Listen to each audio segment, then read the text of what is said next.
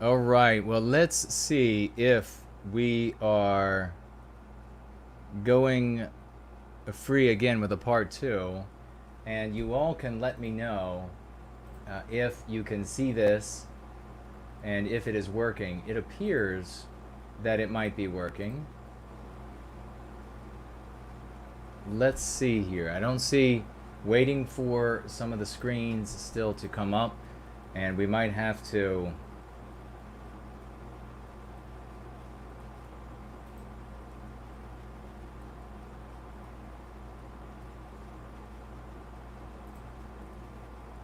right. I am okay, maybe it's this one down here. Yes. All right. It appears that we are up and running again after the very brief intermission. So I suppose it wasn't too quick to come back. Can everybody hear me okay? If you all could, let's grab this new URL and share it with your circles of influence, if you would please. And I will deeply appreciate that. And we'll see if we can get as many people back as possible from the previous stream. And we're, like I said, we're doing an experiment today. Maybe it goes well, maybe not, but there are a few things that we're trying to do, and I will have entropy up running again. Let's see. We'll try this. It says it's giving me some options here, so we are learning as we are rolling. So I had everybody's questions answered from the previous entropy, and I will speak to those who, over on D Live, had gifted a diamond or more in a moment. So I can close the old entropy down. Let's shift the new entropy over. This will run a bit more seamlessly once we've done it a few times, if that is where we want to go. I mean, maybe I could even, I don't know if it's possible, perhaps you could set up two different placeholders, but it looks like we're rolling fine over on the discipline channel. Roy is over there, said hello. Thank you for getting back to me there and letting me know that it is working over there. And looks like we are rolling along fine over on the No White Guilt channel, so I'm happy with that. Okay, and on the previous chat, Roy said that Roy says that he would like to call in. Okay, so message me, send a message over on Skype, brother, so you're at the top of my Skype, and we will get to your call, and then I think we will listen to a song, and then we will get back to the show, and we will get to these documents that we need to take a look at. So hopefully everyone is now getting the alert, and maybe during the song I will also send out the alert, send out the URL alerts again as well.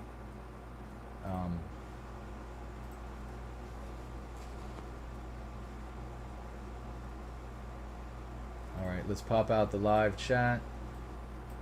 And okay. Danny's here, great to see you. Southern Daily News, 41 BMC. Roy says the old streams have ended. Fantastic. So I guess that was like 2 minutes. Was that about 2 minutes? CMCG says technical problems? Nope, just split the show. We're doing a bit of an experiment. JK160 is here. Bigot Smalls, Apollo, Fiery, and Jerry. Looks like they were maybe side by side, or at least they appeared that way in my head as you all went by. Well, Fang says half the people made it. Well, then those are going to be the half that get the best material yet to come.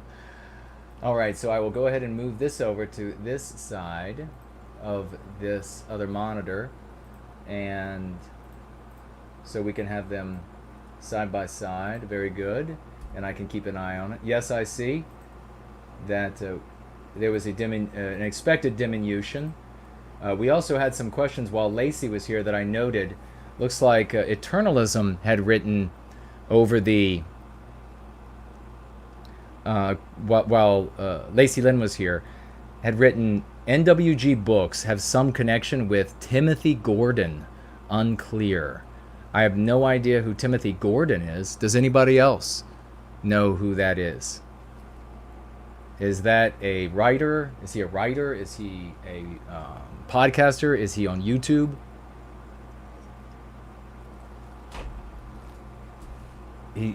NWG books have some connection. Did he mention me? Is that what you're saying? He mentioned my books? Maybe on one of his shows? If so, then please share the, or if you know eternalism, somebody could ask him tomorrow, or if he's gone, what the connection is, and they could share it in the thread under the video for this stream, exactly what he was talking about here. Did this person share my books? And then we also have Marco Coletti's Spaghetti. NWG. I read your comedy. It was hilarious. 10 out of 10. Thank you so much. It's a Comedy, damn it, ladies and gentlemen, is my novelette. And you can find it at Amazon, and you can also find it at the collectibles store, which is NoWhiteGuiltCollectibles.com. All right, looks like folks are showing back up again. I guess they're getting the notification that we are indeed still rolling, and we had a brief intermission. And while I will do this all at the same time, so we can keep the energy going for the show and keep as many people here, get as many people to return as is possible. And if you all could please tweet it or gab it or whatever it is that you do best. I just have a couple more here to make sure it reaches, and then we will bring the great Roy Danton over for a conversation before he goes to bed tonight. And we want to hear what he's doing, because I know he's working on a big project in service to White Wellbeing, and we're very excited about that. And again, this was done of his own volition, exactly as these things. I mean, if you have an idea in which you need some clarification, or you think we might be able to work together, by all means reach out, and let's do that. But where you can be a self-starter and make it happen, then let's do that as well. Okay. The one thing that we can't have is people merely writing me with, "I've got a great idea, Jason," and very often people write with really great ideas, and they write it and write me and say, "I've got this great idea." They explain this great idea, and then they say, "And you get to do 98% of the work, or you get to do 100% of the work, or you know, if I have the time, I will absolutely, if it's a great idea. Otherwise, I'm going to need help from you to be able to carry out your great idea." So in just a moment, we're going to call Roy, so Roy knows. I'm just making sure of a few last minute things that we are about to talk to him, touch metal, so that I don't kick myself out of our stream. But like I said, we got a bunch of stories we could talk about tonight, ladies and gentlemen. Entropy is back up and running, and the Vokish Warrior is already in the question widget. You can you can financially gift on Entropy, just like the first stream. Ask questions on the question widget, just like everything the same. First stream, and Cash App, everything just as it was before. We got some great music coming up, and of course we have at 9, which is coming up in just a moment. So we have the great Raymond Foster is going to be coming on. I'm very excited about that. So let's get Roy on. And then we will talk with Roy, and then we will bring Raymond onto the scene. Here comes the call, brother.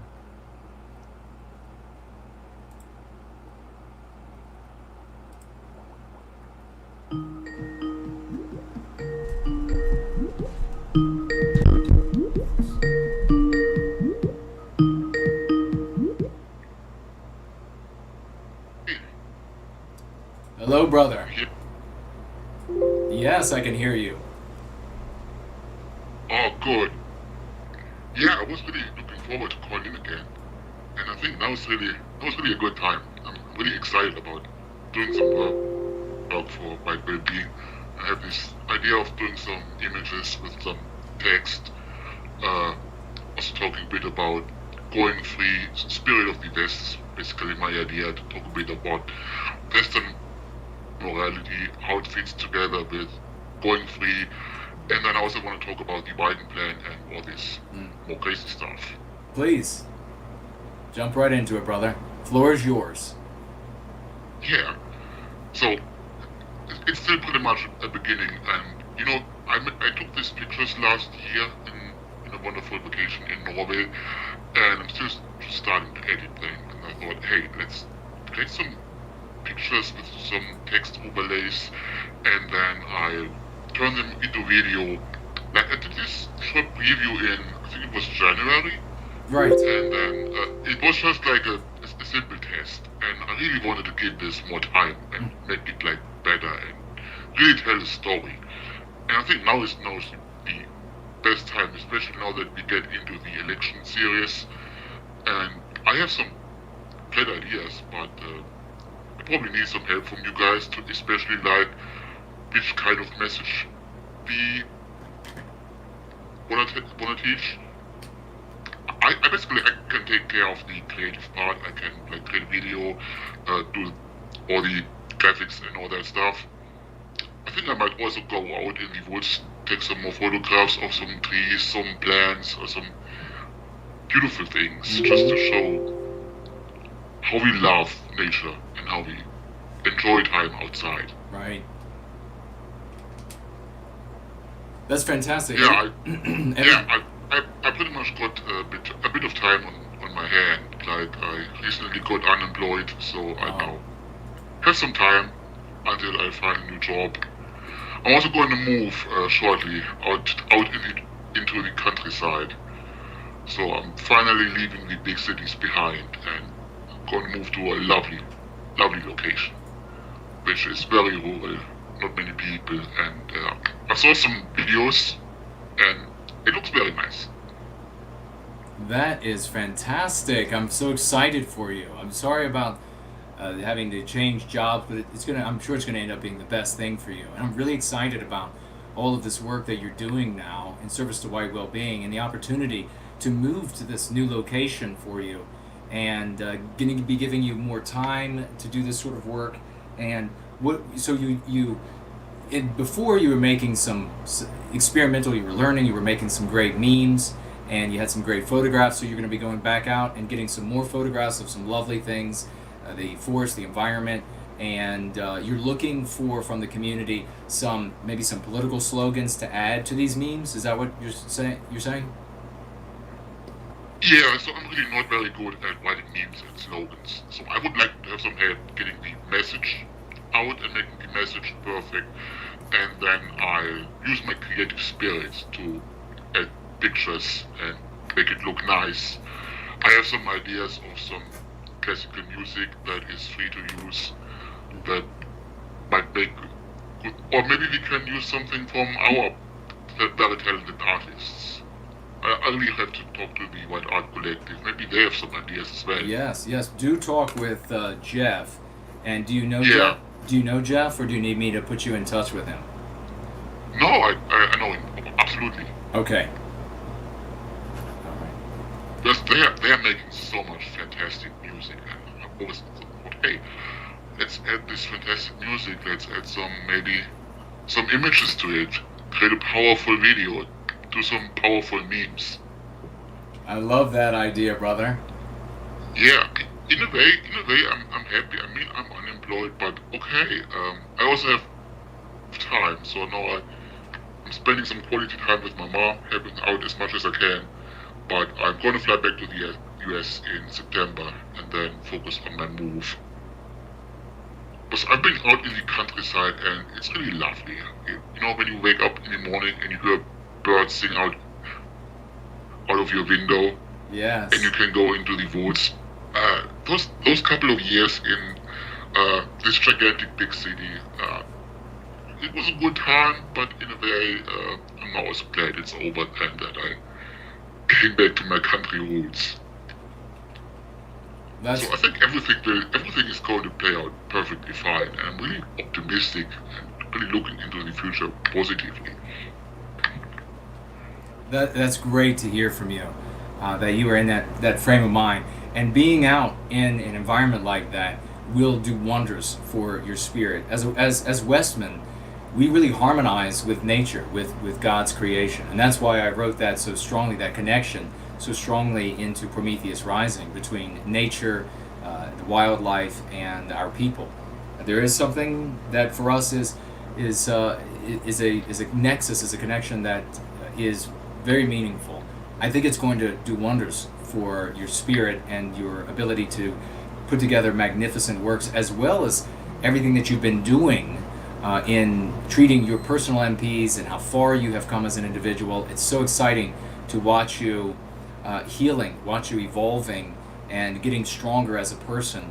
This is so heartwarming to me, because you are such a meaningful person. Everybody who is contributing their lives are important. Their sadness, their injuries are important. The things that they struggle with, it's important.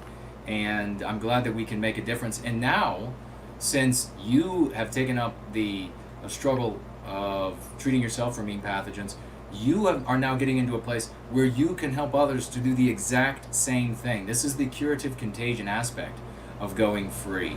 And so you have now some work that you're going to be doing relative to the Biden plan. Is this right? Yeah, I'm also looking into that.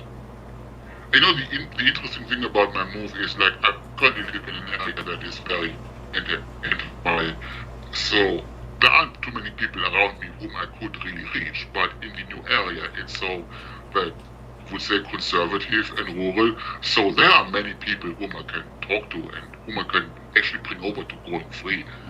And I actually want to talk to people around me and make some friends in my area. Yeah, you'll definitely be able to make some friends. If I understand, don't say exactly where you're going to be moving. If I understand it, you'll definitely be able to make friends, and you'll be more than I'll be able to drive to you or fly to you. I'll be able to get to you. It's not like you're going to be on the other side of the country and too far of a drive, but that is really exciting for me. I like to get together with folks who are doing the good work of White Wellbeing so that we can shake hands and get face to face. That is very meaningful time, that fellowship. But what did you want to tell anybody about this project that you're working on, where you're focusing on the Biden plan? Or now we have that you're looking for slogans for the memes that you're looking to create while you have some more time and in between your move and then right after your move. So we can definitely get some slogans together, and certainly the ones I mentioned earlier in the show: Stop America from Dying, Don't Be Anti-White, Embrace White Wellbeing, Go Free, Anti-White's Not Welcome, Stop Anti-White Crime. All of these sorts of things that can be used in the creation of memes. And as you saw on this past garage party, we had not Dissident, or what's the guy's name, did all the visuals on that great video. It was truly stupendous. We've got very talented artists, and so if you are looking for art as well, you'll definitely be able to get that for the creation of these memes. So this is going to be, I'm really looking forward. When do you think you'll be able to start creating these memes and then dispersing them to us so that we can share them? So I basically had the idea that, you know, some people want to do something about, like, Indigenous People Day on August 9th. I was like, it's probably not going to be perfect by then, but I thought, like, having maybe a preview or something ready for that day and launching some memes in a way, at least if it's like a little something that we can show. But so far I've pretty much spent some time writing some JavaScript code just to get the stuff working that puts the stuff that puts the text over the images. So I got those things figured out, and then I need to select a few very good pictures, probably editing a little bit as well, and then I can see whether I can put everything together. But I mean, I have time now, so yes. We shall see how it goes. Well, this is, just listen to this, ladies and gentlemen. This is what a healthy person does in our day. This is what a hero looks like. Don't look for a hero to show up in some smart uniform designed by a fashion designer. Don't look for the hero to show up in a suit of shining or sparkling armor. Don't look for them to show up with some stupid skeleton mask or something like this who's not scaring anybody but little children. Don't look for them in those places. This is what a hero looks like. And Roy is deciding that with his time that so many millions of our people had when everybody lost their jobs or they were told don't come back to work until we say, so many of them wasted their time. They sat at home. Regrettably they listened to these doom and gloom, these doomsdayers saying that the end of the world was nigh, and they ended up just making a lot of purchases that were a waste of money and certainly wasting a lot of time. If we had all of those hours back and everybody was spreading go free, think about how far we would have gone to change the world in which we have to live. And so Roy now says, well, this job that I was in was taken away from me. I have to revector my life and figure out what's next with a new job and a new place to live. And in the meantime, I'm going to do some great things for White Wellbeing. I'm going to educate myself on how to make these memes. He's here, as you all know, day after day, moderating. He's going to be making memes. He's looking to network. We should, if you come up with political slogans, little snappy slogans. Folks out there I know we got folks out in the White Posture that are magnificent at this. You should reach out to Roy on Twitter. You could DM him. And Roy, where can they reach you? What is your Twitter handle where they can reach you? Just simply the Roy Danton on Twitter. The Roy Danton. I'll post it in the live chat later on. Please do that. So folks, you can DM him on Twitter. And are you on any of the others, Gab or any of the others that folks could reach? Not really, but I'll also put my email address in here. It's roy@roy-danton.is. Okay, folks. So you have it. He's going to be putting the contact info in there.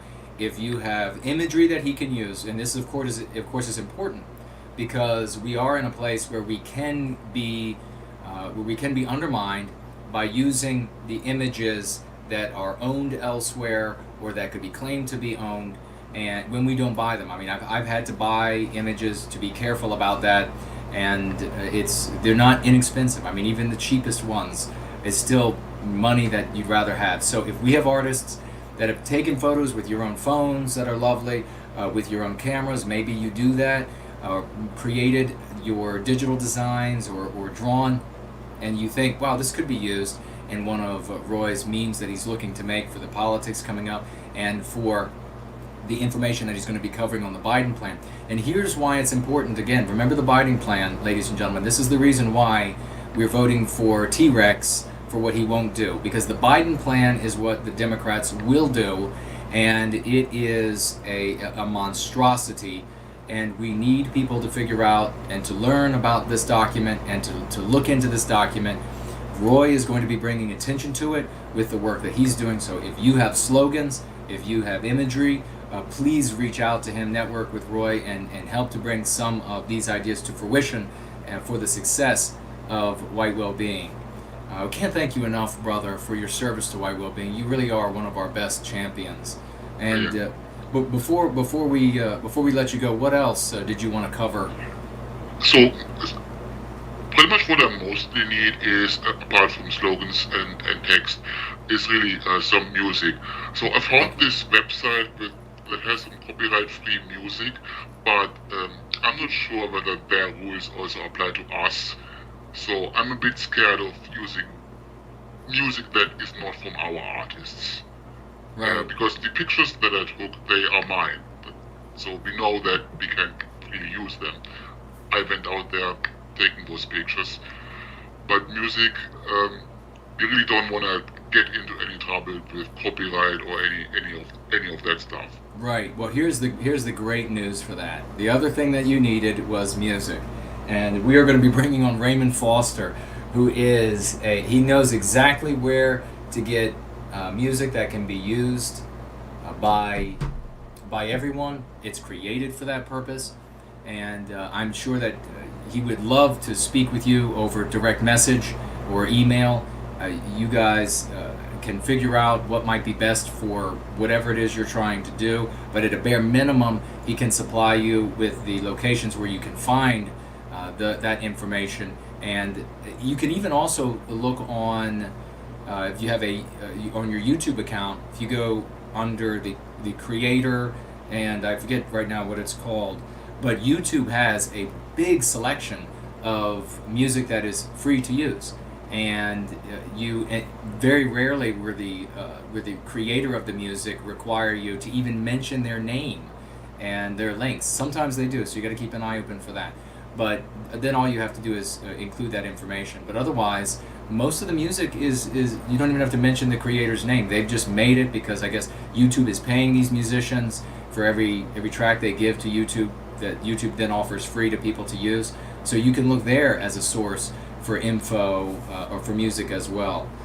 So that's, folks, if you have any other information that you can provide Roy, this is somebody who is a really bright guy, dedicated, he has time, he's committed himself to doing some things during this moving process, and so reach out to support him and these projects.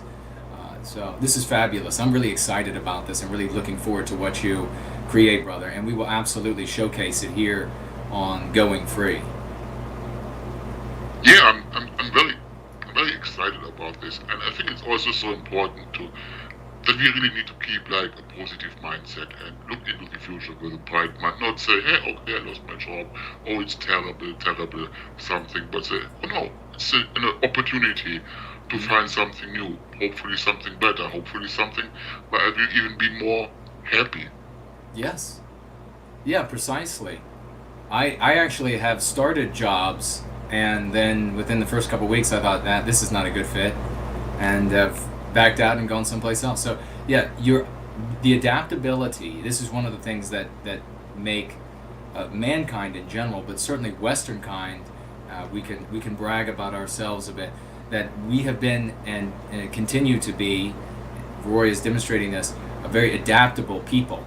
And we need to not allow ourselves to become calcified in a particular form and then shatter and break when the context in which that form exists changes and the form is now a hindrance or a weakness or whatever it might mean for that form, but instead adapt to the new environment and continue toward our destiny, which is what Roy's doing. What a great inspiration you are, dear brother, and a real leader in the white positive sphere, and looking for so many more great things to come from you. And from that, since you're back now and you've got that difficult portion squared away with the ending of the old job, and you're going to be more than welcome to call in, and we can have you earlier.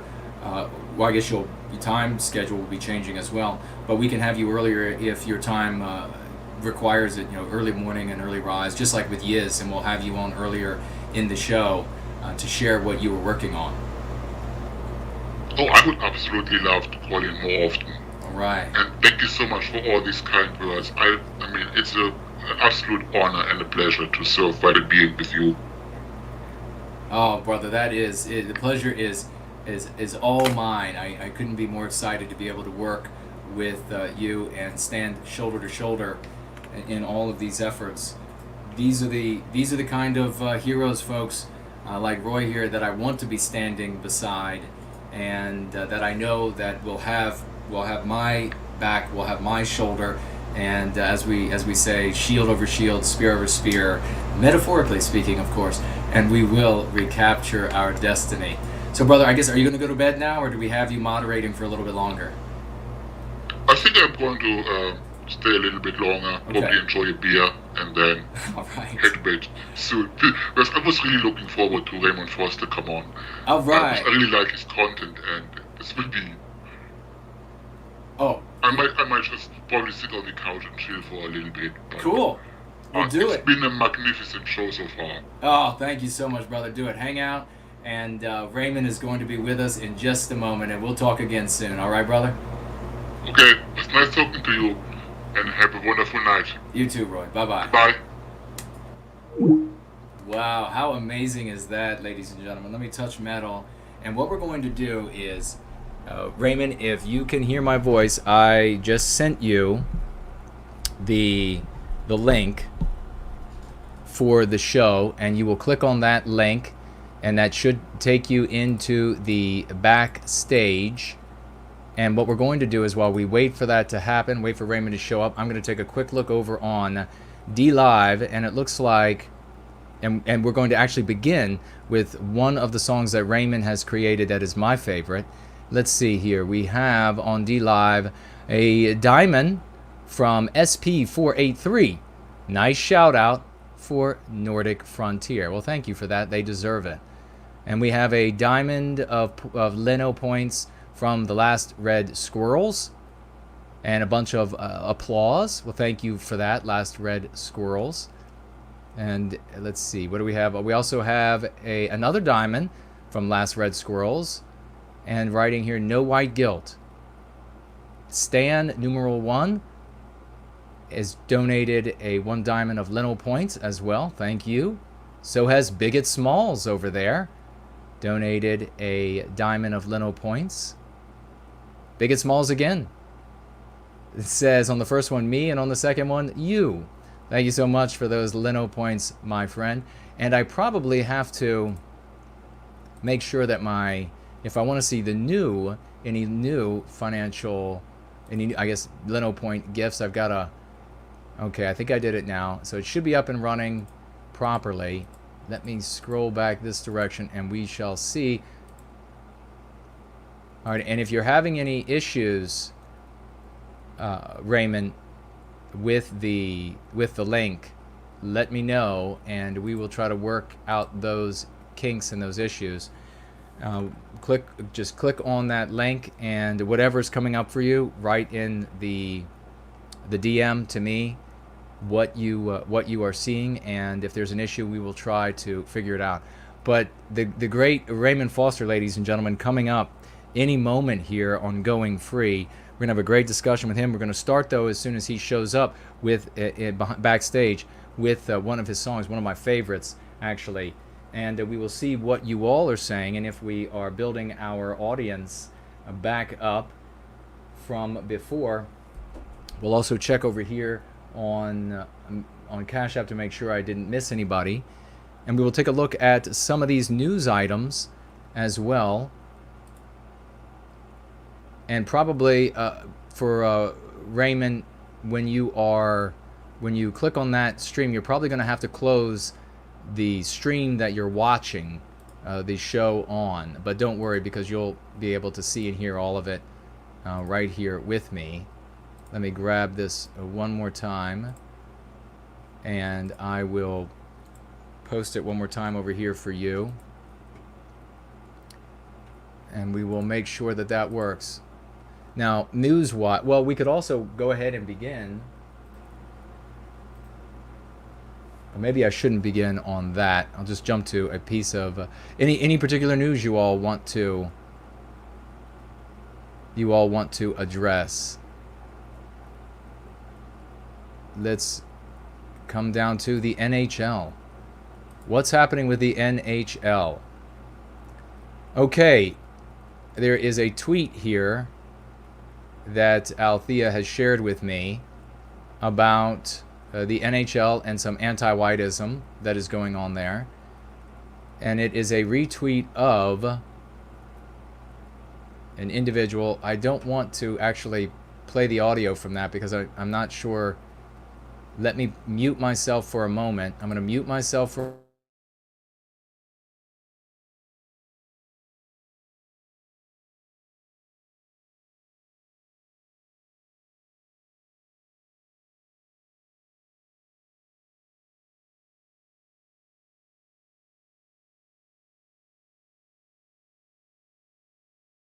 All right, so someone is talking about something called the Hockey Diversity Alliance, and it begins with it's the NHL, and they have the NHL badge with these television screens that say "End Heresy," and of course they're using the anti-white slur racism.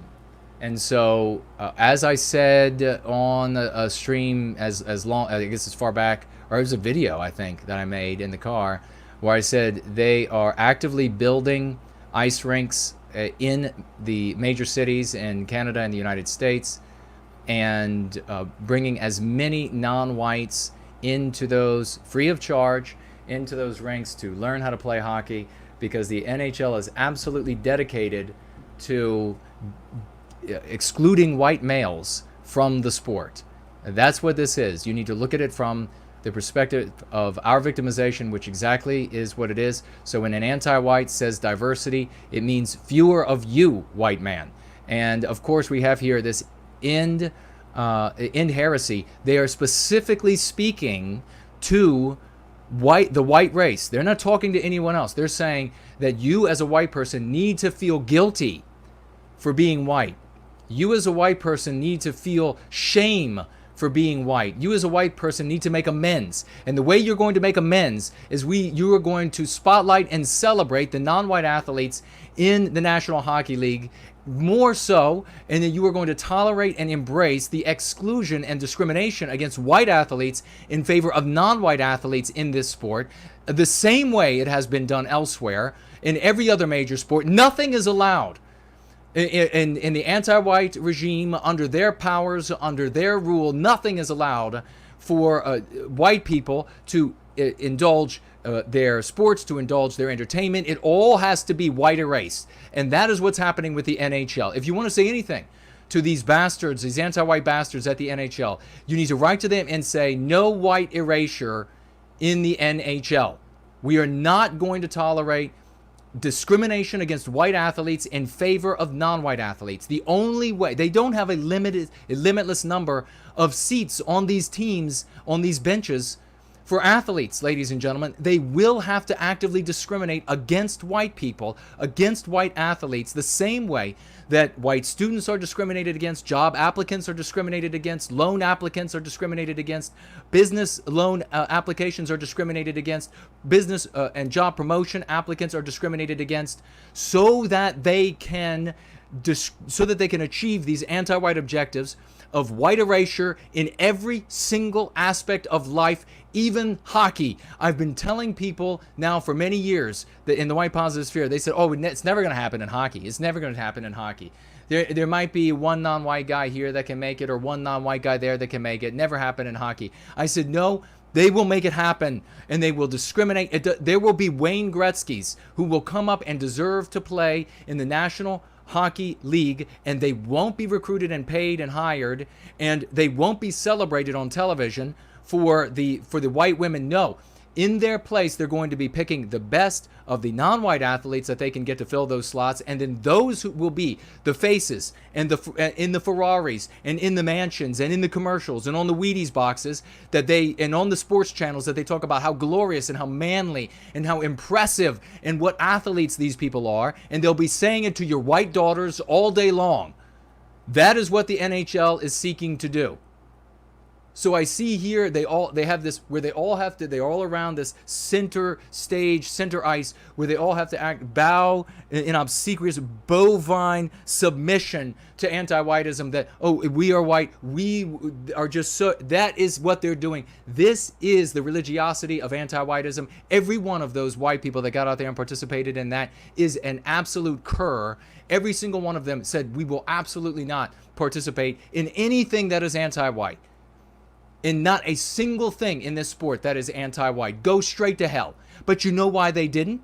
You know why they didn't? First of all, they're not empowered with going free. They're not empowered with our lexicon, which means they can't think thoughts that empower themselves. But secondly, they know damn well and good that they're going to be on the streets. You'll see every single athlete. The proof will be in the days to come. ladies and gentlemen, in this season and the next season to come. And I want those who used to be hockey fans to dig into this and to find out exactly what they're doing behind the scenes in the NHL to turn this sport into something that is so anti-white that they white erase the players and then the coaches and then the managing staff and then the training staff, and they get to the 80%, 85% point like they are in the NFL, and they say, oh, it's still not diverse enough, meaning that there are still some white people involved. We got to get rid of them. And I want that news to come out. And what's going to happen is there will be athletes in the NHL who buck this. And they say, screw that. I am not responsible for any of this. I don't feel, I'm not going to go bend my knee or bow my head for this anti-white religion. And they are going to be immediately shot down to the minors. And you know what they'll be saying on ESPN, don't you?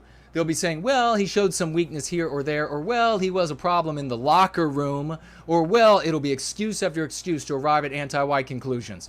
This pisses me off to no end.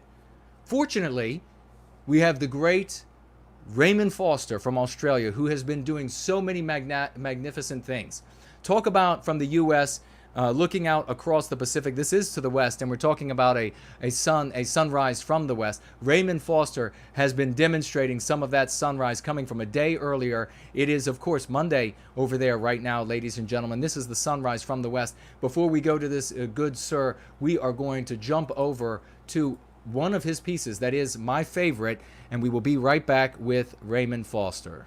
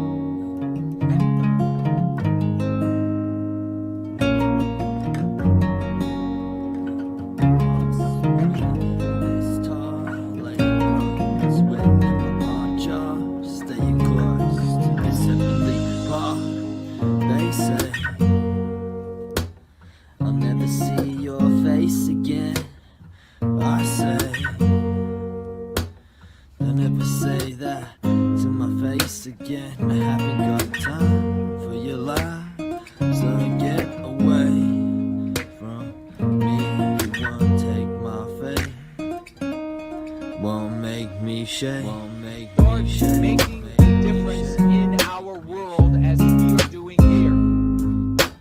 They say I'll never see your face again. I say because those who have the discernment to see beyond that horizon, going free, treating your enemies, will see this as soon as it starts happening. You ought to be excited as hell, because this is going to be some of the most powerful moments in your lives. Some of the most powerful moments in your lives.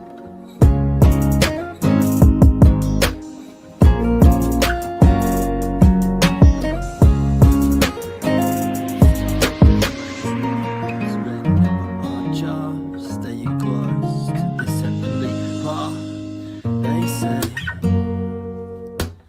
I'll never see your face again. I say don't ever say that to my face again. I haven't got time for your lie, so get away from me. You won't take my faith, won't make me shake, won't make Start me shake, making make a me difference shake. in our world as we are doing here. They say I'll never see your face again. I say Because those who have the discernment to see beyond that horizon, going free, treating your enemies, will see this They say as it starts happening. I say This is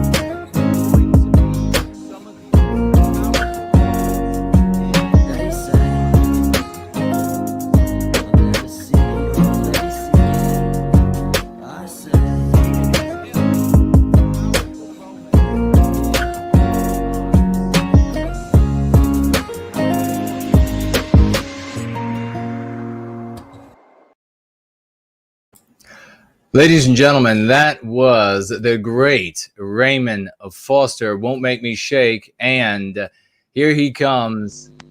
Good sir. Welcome G'day. to Going Free. It's a great honor to meet you. How are you doing this morning? Yeah, pretty good. Bit hot, but doing all right. Am I coming through all right? Can you hear me? Yeah, we sound you good. It sounds good. Folks, can you hear Raymond okay? We'll get some feedback from the community. And might move your mic a little bit closer to your mouth to be a little bit louder. And yes, that's perfect. Yeah. That Sweet. Is perfect. Well, it is such a joy to be able to have you on, good brother. I cannot thank you enough for all that you have done in service to White Wellbeing over there in the great country of Australia. So many wonderful people. You have courage, you have talent, you have impressed so many people. You are like many of us. But just criminally unsubscribed to. So, ladies and gentlemen, if you are not subscribed to Raymond Foster, look down into the description right now. You will find his YouTube link. Click on that. Click subscribe. Click ring the bell so that you get all of the alerts to this hero for White Wellbeing, and you know every time he puts something out. Already, we have been seeing such a great influence from you, and just in such a short period of time.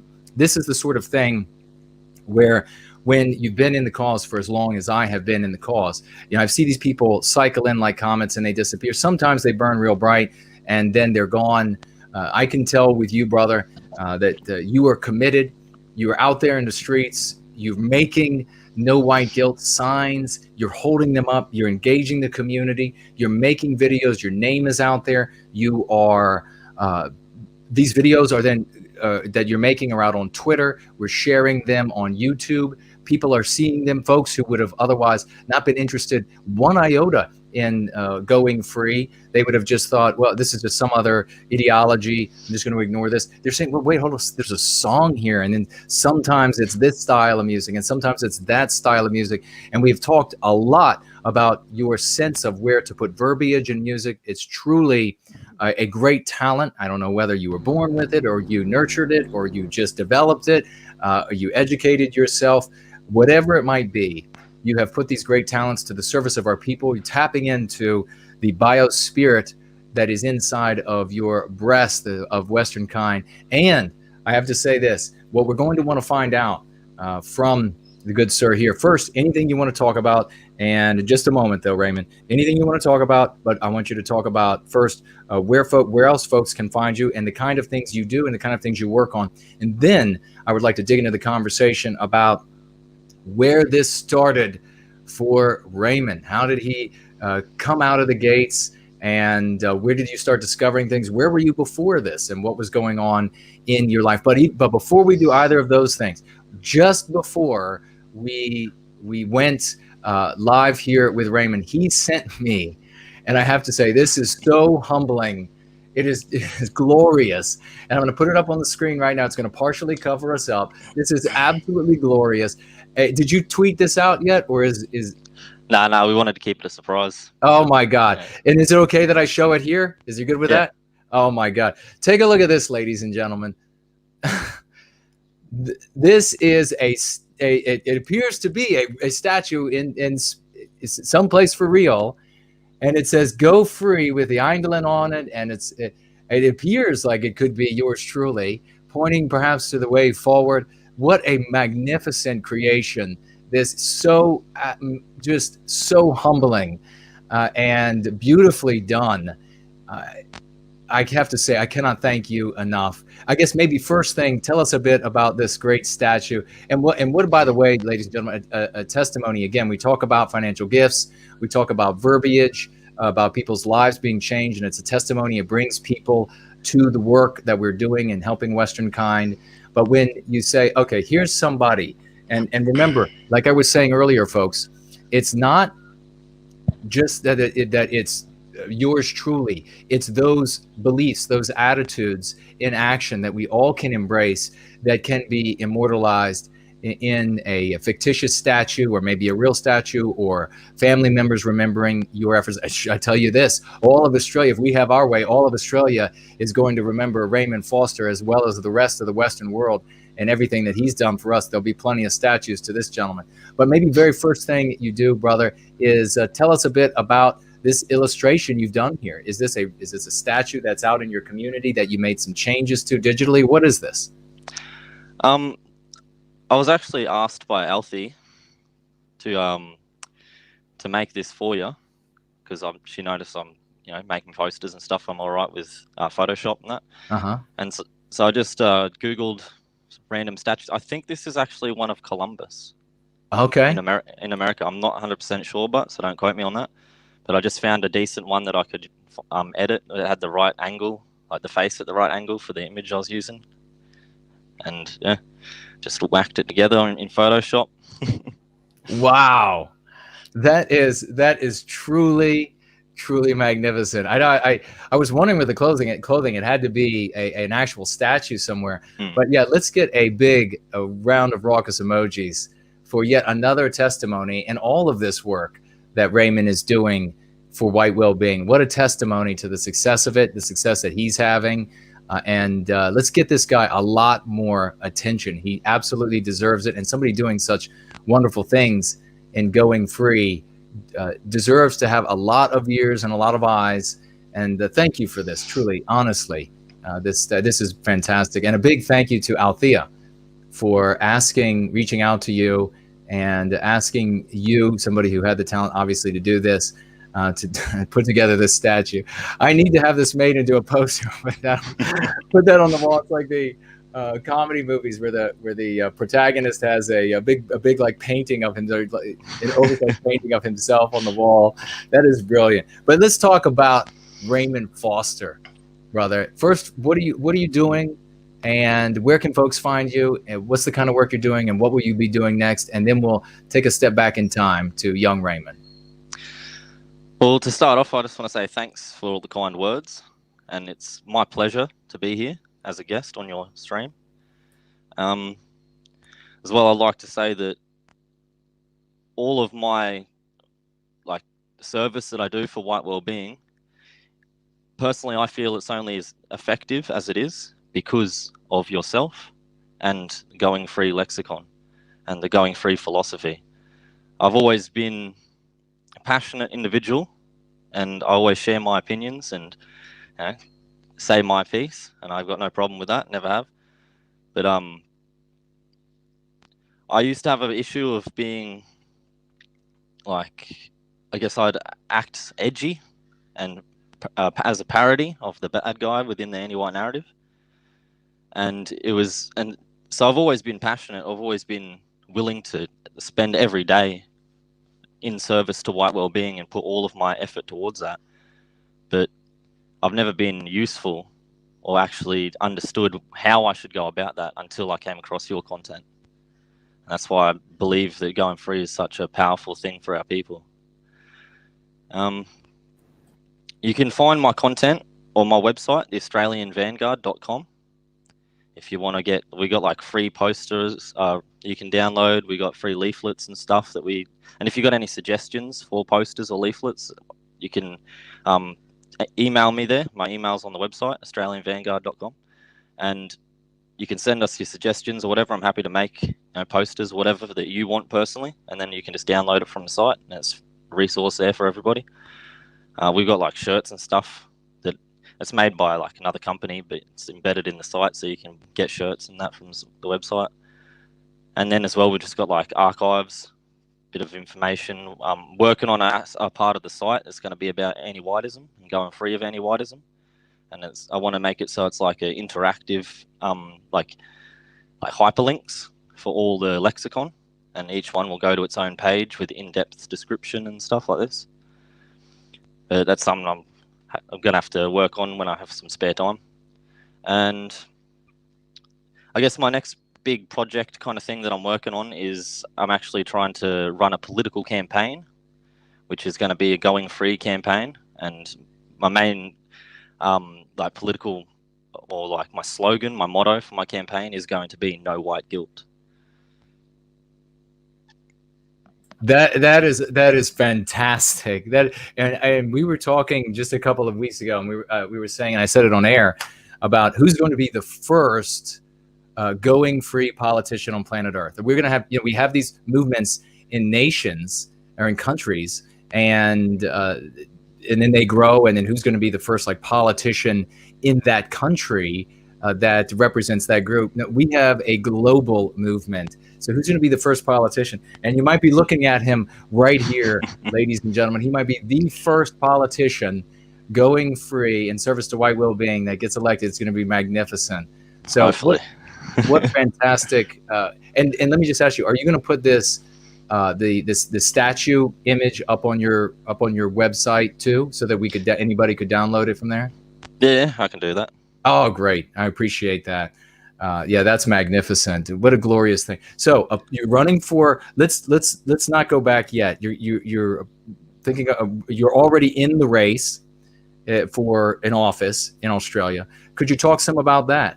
And if there's a way that folks can help you in that campaign?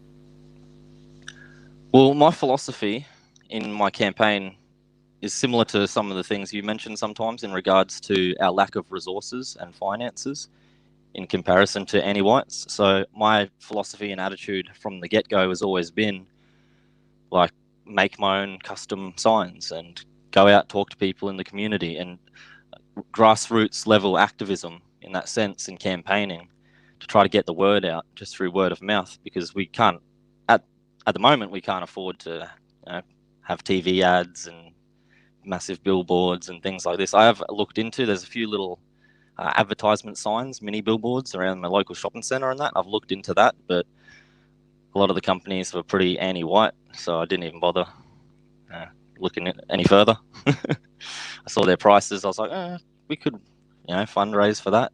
But then I was like, looking a bit more into the bio and the about us and stuff, and I was like, yeah, nah. They'll just reject it anyway. So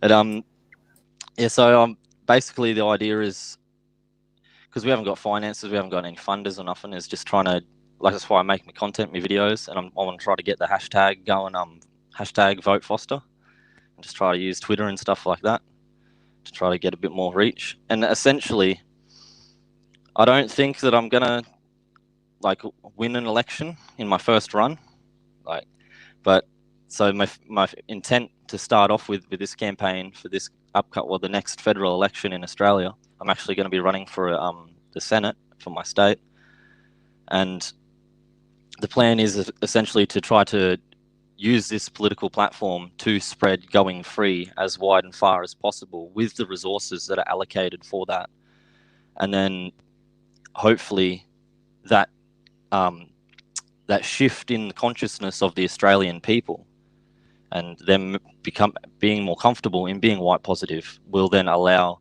in the next election after this for me to actually win power.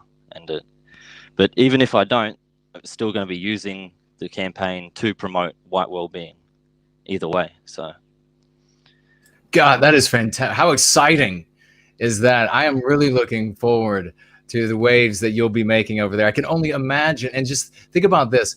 The other politicians that are out there, and don't sell yourself short about whether or not, I mean, who knows what could end up happening.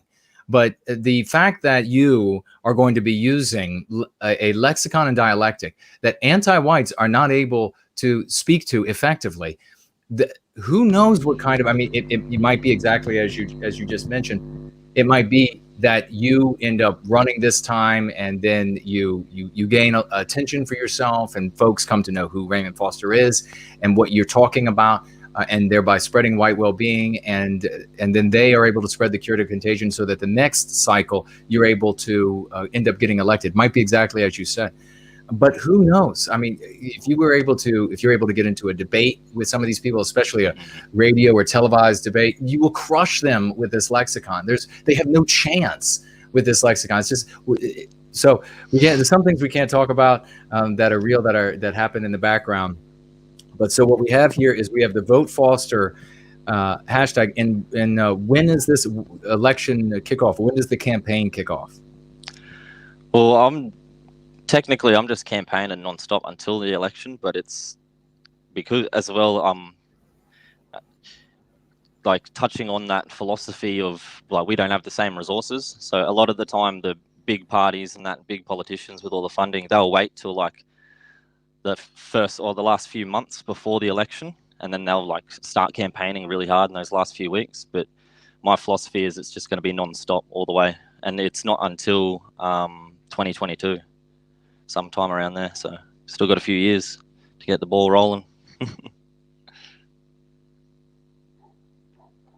You definitely, if the election isn't until 2022, you definitely have plenty time to get out in your state and reach a great many folks with this lexicon.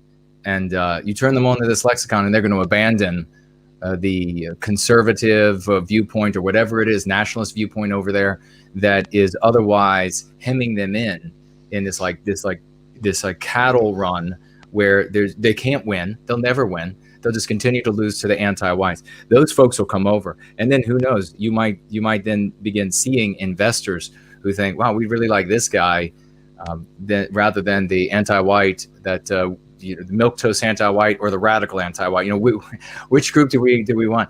And it might end up being folks saying neither. We don't want either of them. So this is great news. So as we get closer to this election, definitely keep us up to date on au courant, as they say, on what's coming up, what the opposition are doing, and how we can help to get you as much attention as possible over there in Australia. And like I said, maybe you'll be the first one in office that'll be the first white well-being candidate on planet Earth, and then it'll just proliferate. Then we'll just grow everywhere. It'll be fantastic. And then watch the anti-whites, as I was saying earlier in the stream, where I was just so elated, with whether their last name begins with an S or an R, whatever it is, they look out from their tall towers and say, how in the hell are they achieving so much with so little? And it's willpower. It's willpower, folks, that drives this guy to make clip after clip after clip that is magnificent. Willpower that gets him out to design these posters and then get out and hang them and put them, walk up and down the streets with them that say no white guilt. So where does it all originate from, brother? How far back in your life would you like to go? And talking about your uprearing or how you came to where you are today, we can start at whatever that point is, and then maybe take a look at some of the major points or the highlights coming up to where you are today. Well, I guess I could say that like where I grew up in my neighborhood is essentially like when I was a kid, I reckon it was like my whole suburb essentially was like 99% white, elderly families, young like couples, families and stuff. And then there was like one or two Aboriginal families. And if for those that don't understand Australian terminology, Aboriginal is what we use to refer to the Indigenous non-white folk who were here when we came and we settled our land and created Australia. But so in where I grew up, it was essentially just white folk and then a couple of Aboriginal families. And I actually knew a few of the sons from these families and got on, played at the park and stuff and everything. So, but I've always been racially conscious in that sense, just from that upbringing, like being mostly with my people and then a few other different peoples in the mix. And so, and it was the same in my primary school, but then the big difference happened when I got into high school. In my high school, it was like probably like 25% of my high school was non-whites, and there was all different types of non-whites, all different ethnicities that I've never like really experienced before, like because growing up I only knew white people and a few Aboriginals. But so then I started to meet like Islanders, Asians, all these different types of people for the first time ever in my life, and never had any issue with it. Sometimes it was a bit weird trying to understand differences and things, but my main like experience that I can remember of really becoming aware of the anti-whiteism was when I was about probably like 16 or 17 or something, and I was in grade 11, and it was meant to be an English lesson, so we're supposed to be learning English, but the teacher's going on about racism and saying that racism is prejudice and power, and But then eventually started saying only white people can be racist because white people have all the power. And this is supposed to be an English lesson in grade 11. And so I literally just stood up in the middle of the classroom and I said to the teacher, that's bullcrap. But I didn't use tame language like that. And I said, that's not right, right? If I'm at the lunch, like out at lunch, and there's 3 massive non-whites playing basketball in the basketball courts, and I walk up and say, hey, can I play basketball? And they say, F off, Whitey, you're not playing with us. And that is actually something that did occur quite a bit in my high school. And I just said this to the teacher, if I do that, if I go out and they say that to me, how is that not prejudice because of my color of my skin, because of my race? And how do they not have the power in that situation? And then he didn't even answer. He just sent me to the office. I was suspended. That sounds exact. That's what I experienced, and that's what so many other folks experience. And that is and this is why the book is called Crucible. It is a crucible that we go through. And most people, when that pressure is applied, they just turn to dust. Others turn to diamonds. And that's clearly what happened with Raymond Foster, folks. They applied that pressure. He had the blind sight. He said, well, hold on, this English lesson, grade 11, being told that the white race is evil, and therefore you should feel that you are from this evil line, this evil seed, and you are guilty because of it. You have to make amends because of it. Again, atonement cannot be made for a grievance never committed, and which is one of our MCs. Raymond knew that intuitively, and they have power. They have strength. They can deny me. I'm this person that is actually being discriminated against, and so I'm not buying into this garbage of feeling this white guilt as a consequence. And the subjugation to this anti-white narrative, this anti-whiteism, ladies and gentlemen, this is one of the things that really struck me when I was young, and I said, all of the elders, I said, is what's happening in the other Western countries? Are they hearing the same thing? And when I found out that we were all getting the same anti-white line, I knew for sure that this was not some mistake, that this was organized anti-whiteism by anti-whites, and you can go to every far-flung place on planet Earth. And for us, that's going to be Australia, where Raymond Foster lives. For him, it's going to be over here in Virginia, where I live. Far-flung place on planet Earth, and you find the same anti-whiteism. So, brother, you got to end up getting suspended, and this is probably not your first, or your only run-in with the authorities. In this case, the school administration. So, I want to hear about any others. What did you want to tell next in your experiences of coming to where you've come to today?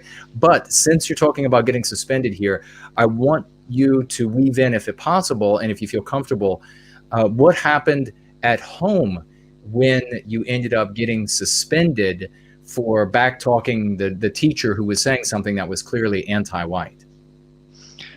I actually can't even remember, to be honest.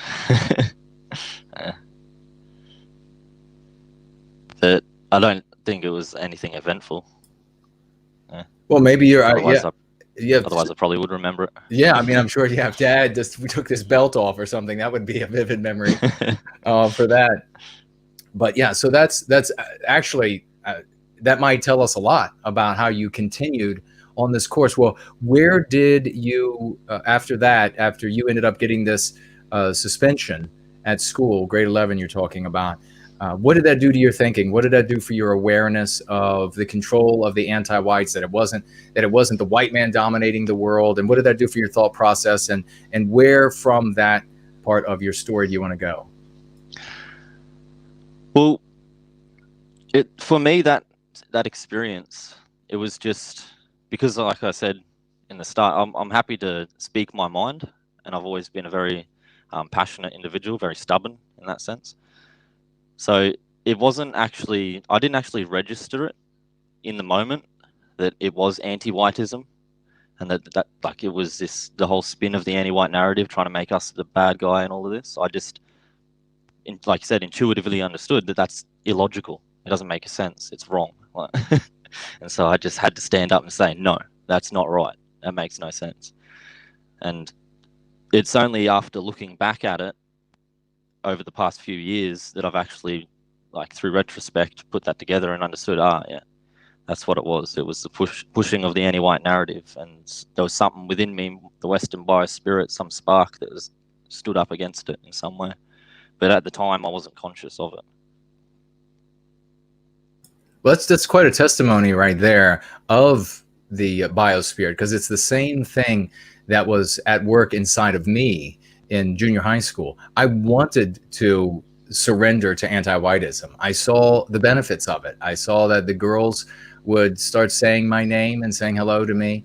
I saw that I was a star athlete, and so that would have benefited me had I just dropped caring about our people. But there was something inside of me that just said, no, you're not going to surrender to that. And so I kept marching headlong into the teeth of the anti-whites. So after high school, I just want to add that I think you elaborated that perfectly before when you mentioned that you are serving your people, you are serving yourself. But yeah, go on. No, that's absolutely it, brother. Once you reach that point, then you can rely on that person to do the right thing, and it is a circle, this revolving circle. Your service to white well-being, and then the gratification of that service to white well-being, rather than using the white positive sphere to serve some other ego purpose, whether it be aggrandizement on intelligence, on looks, or I mean, you really have to be dumb to try to make money here. But whatever it might be, this is where the best are going to end up, is that they feel the greatest reward by that service to white well-being. And it's really a magical place when you begin to serve that spirit. And they want us, the anti-whites want us to not realize that we have that biospirit of the West inside of us. They don't want us sort of communing with it. Because they want you focused on the trinkets. They want you focused on all of these other things to fill that gaping hole that is left when you don't commune with who and what you actually are. When you do, there's something so much more magical there, so much more talent to tap, so much more endurance to dig down into. And once you got through this grade 11 and this issue, how did this begin to, was it sort of an incremental thing? Did you begin seeing more of anti-white ideology in entertainment or work, or were you denied jobs, or did you see people getting denied jobs? Did you have any relationships where you discovered that the other person was rabidly anti-white and you just couldn't be there anymore? How did it continue to unfold for you? I guess it was a slow process for me after that. I kind of went into because I had a lot of personal issues and things that happened throughout. Like I was homeless for a long time, for a fair few years. And it was actually during that period, just after that time when I got suspended in grade 11. So from then on, for a good few years, I was homeless, and I still went to school even though I was homeless, but and tried to finish and do my exams and everything. Couldn't always make it, but I guess after stabilizing my life, coming into my early 20s, that's when I started looking into more the world news and things. I was more like my own little bubble, kind of just sorting myself out and that, and trying to just live day by day, week by week, just figuring out where I'm going to set up my swag and sleep for the night, or what if I'm going to have a meal the next day, and just that's all I was thinking about for a long time, just basic survival stuff. And so it was only when I got into my 20s and started stabilize a bit that I started paying more attention to the external world, the events that are happening, and I started noticing things like in Australia here, Aboriginals actually get extra payments. They get and it started off as a Close the Gap. It's like a Close the Gap program that they started way back in the day, and that was because the Aboriginal population, they have a lower life expectancy, and they're more prone to different diseases and things like this. And so and as well, they tend to have, we all know the reasons, but they have their own anti-white reasons for it, but they tend to have lower levels of education and things like this, and success in careers and everything. And so they have this program where they get like $30 billion every year just to give to their, and they're only like 3% of the entire population of Australia. And of that 3%, majority of them are only, like, they're part white, part Aboriginal. So they're actual full-blood Aboriginals. There's only a few hundred or a few thousand, 100,000 maybe, left in the country, but they still give this $30 billion to anyone who identifies as an Aboriginal. And something I just want to mention about that, it's a real dodgy system, right? Because I actually have always had Aboriginal mates growing up, and I was actually offered, because of my situation where I was homeless and that, I was offered by one of my Aboriginal mates.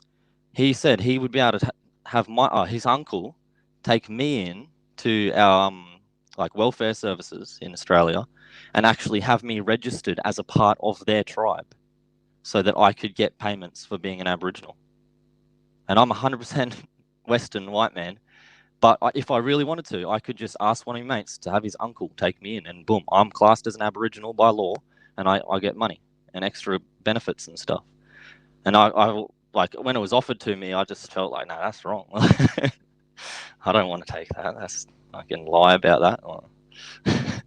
But it opened my eyes up a lot to like how corrupt that system is, and the fact that, well, I'm guessing the vast majority of folk who are classified as Aboriginal and receive these extra payments, they aren't really. And they've probably just had some situation like that happen for them, where like that one of their mates says, oh yeah, my uncle can take you in and you're a part of the tribe now. And then as well, there's like, I noticed that we have like job quotas and stuff, all the same diversity quotas and things like that. So if you're a non-white, but you have less education, less qualifications, less experience, whatever, and there's a white person they're perfect for the job, they're the best in the world, doesn't matter, they get pushed aside, and the non-white person gets the job just because they're non-white. So I started noticing things like this, and then as well, I started learning about the what do people call it, the Federal Reserve scam, essentially, with fiat money and debt and things like that. And then that took me down another big rabbit hole, which led me to me being very edgy and focused on a certain group of people and putting too much attention onto this group of people, and which I actually think is a part of like some type of psyop or something set up specifically for that. The way it seems too organized, and the type of dodgy characters that promote that type of thing that will come in and they're like brand new accounts on like platforms like Gab and stuff, and then they just disappear a week later, and it just seems very suspect. And I was going down that wrong path, down that rabbit hole, just naturally. But then, as like I mentioned, I came across your content, and I still actually haven't even ordered myself Going Free yet, or any of your books or anything. But I've just, every time you and I plan to, but every time you read from Going Free or anything, and I've just followed your streams and that, and I've just learnt so much from, and I tell people as well, I consider you as definitely the leader or figurehead of our people, or at least the person that people should listen to and take the wisdom from, even if you don't want to consider yourself a leader or whatever. But I say that you are that for the USA and our people in the world, and that's how I honestly feel.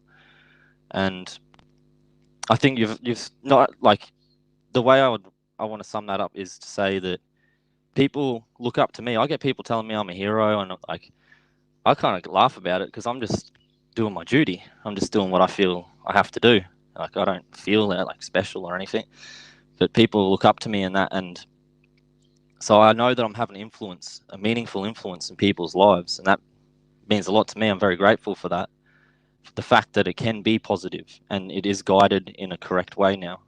So I know that I'm not harming people potentially through my own ignorance, and that I'm very grateful for that. But I guess I lost my train of thought. Sorry. Probably because that was such a meaningful thing that you just said, brother. It's something I mean, I've been that's wanting to say to thank you you for so a long much. time, actually. And I guess this is the first time I'm actually speaking to you, so I can get it off my chest. Yeah. Right.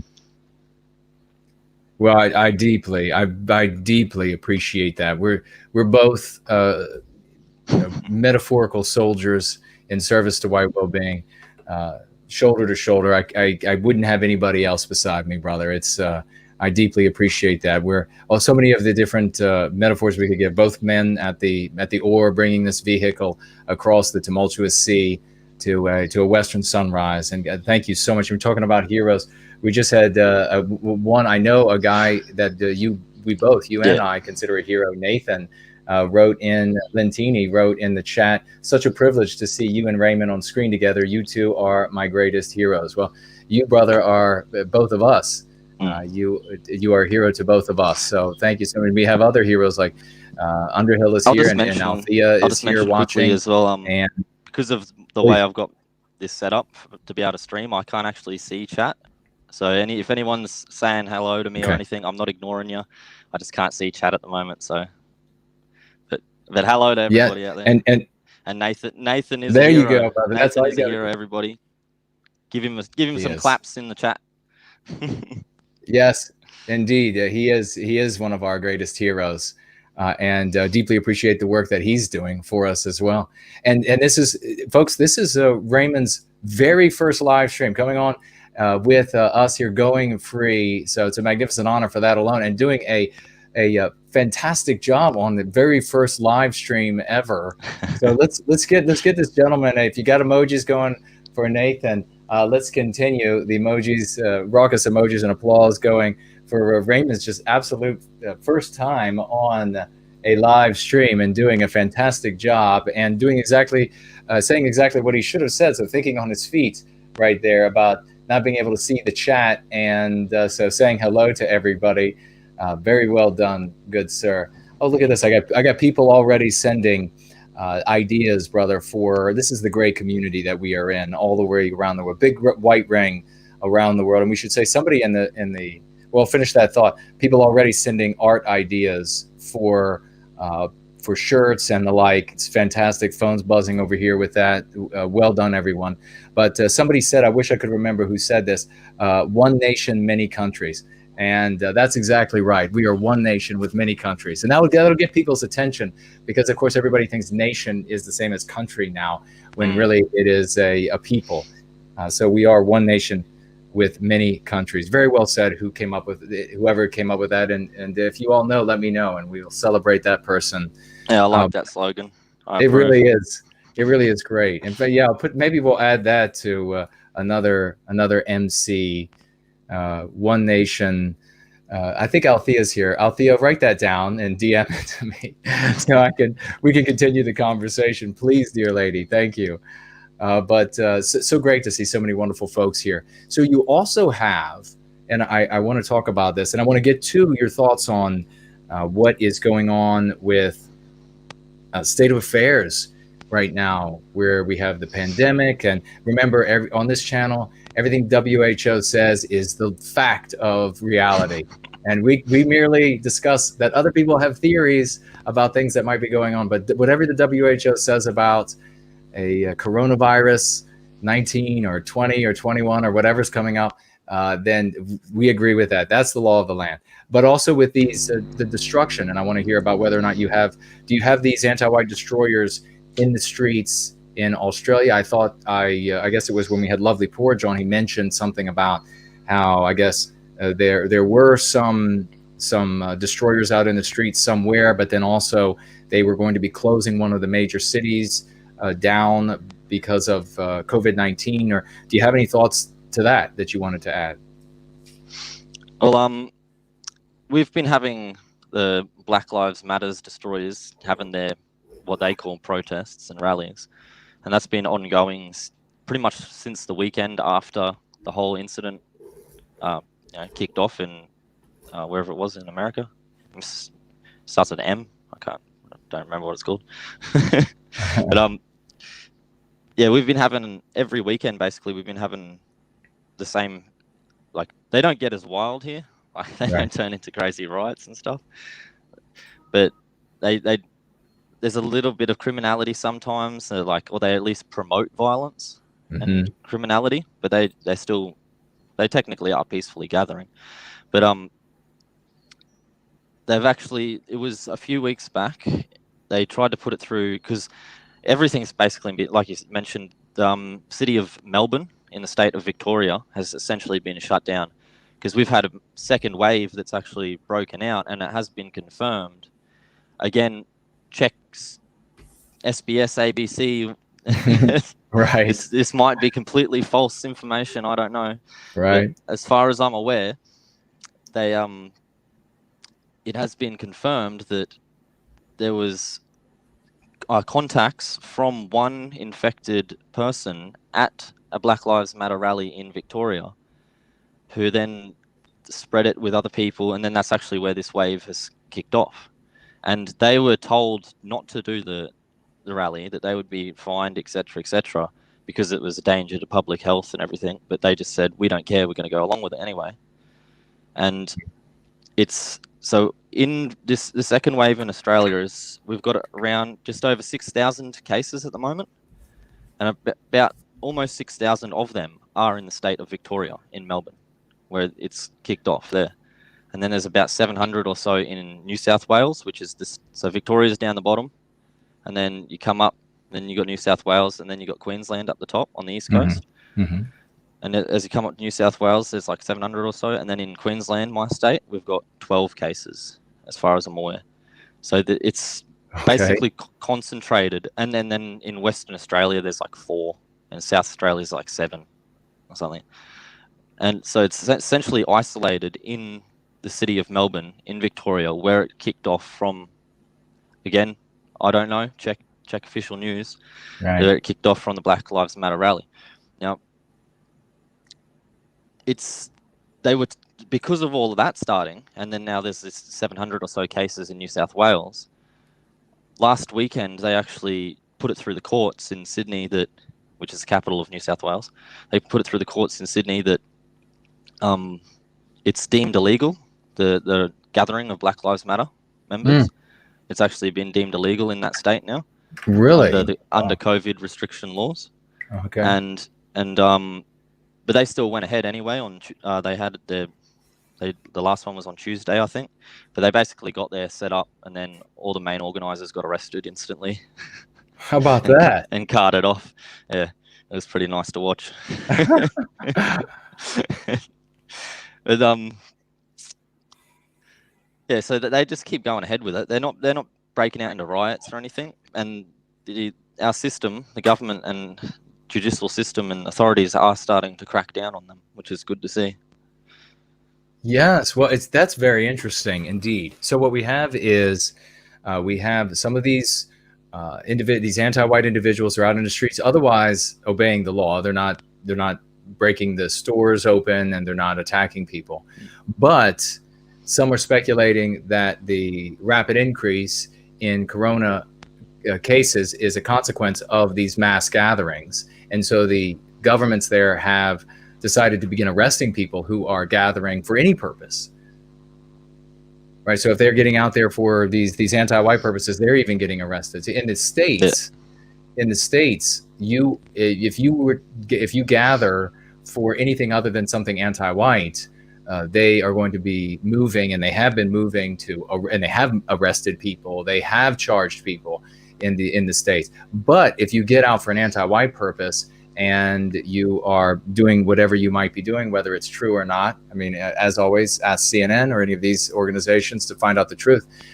They are not stopping them. They're not arresting them. They're not charging them with not social distancing, not wearing masks, being shoulder to shoulder, sweating on each other, even in many of these places. Certainly, they are within the 6 foot distance when they are warming their hands over the pile of Bibles that are on fire. Whether that happened or not, I mean, you'll have to look at the videos for yourselves. But they're definitely shoulder to shoulder when they're warming their hands over those the pyre of the West, and nobody's being arrested or charged for getting within that social distancing.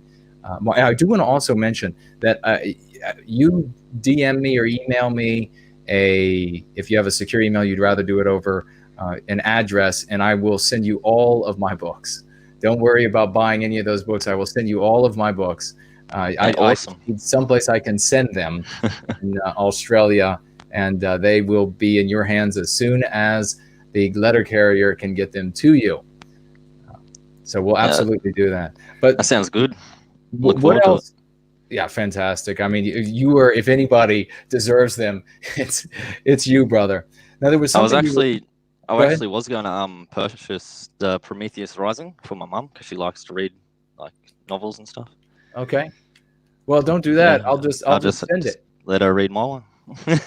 Well, I'll send her one, and I'll send you one. And awesome. when you message me, give me don't say it now. Give me her name when you message me, and then I will sign one for her as well. I mean, the kind of work that you're doing for White Wellbeing, anything I can do to help, I'm going to do to help. And I do want to say this so that I don't forget now, and that is that if you are in Australia and you are white positive and you're listening to this live or in replay, we here in Service to White Wellbeing, we set all of our differences aside. I know Australia is no different than anywhere else in the West, that we have different ideas, and I ended up identifying our own personality with a particular regime or a particular economic system.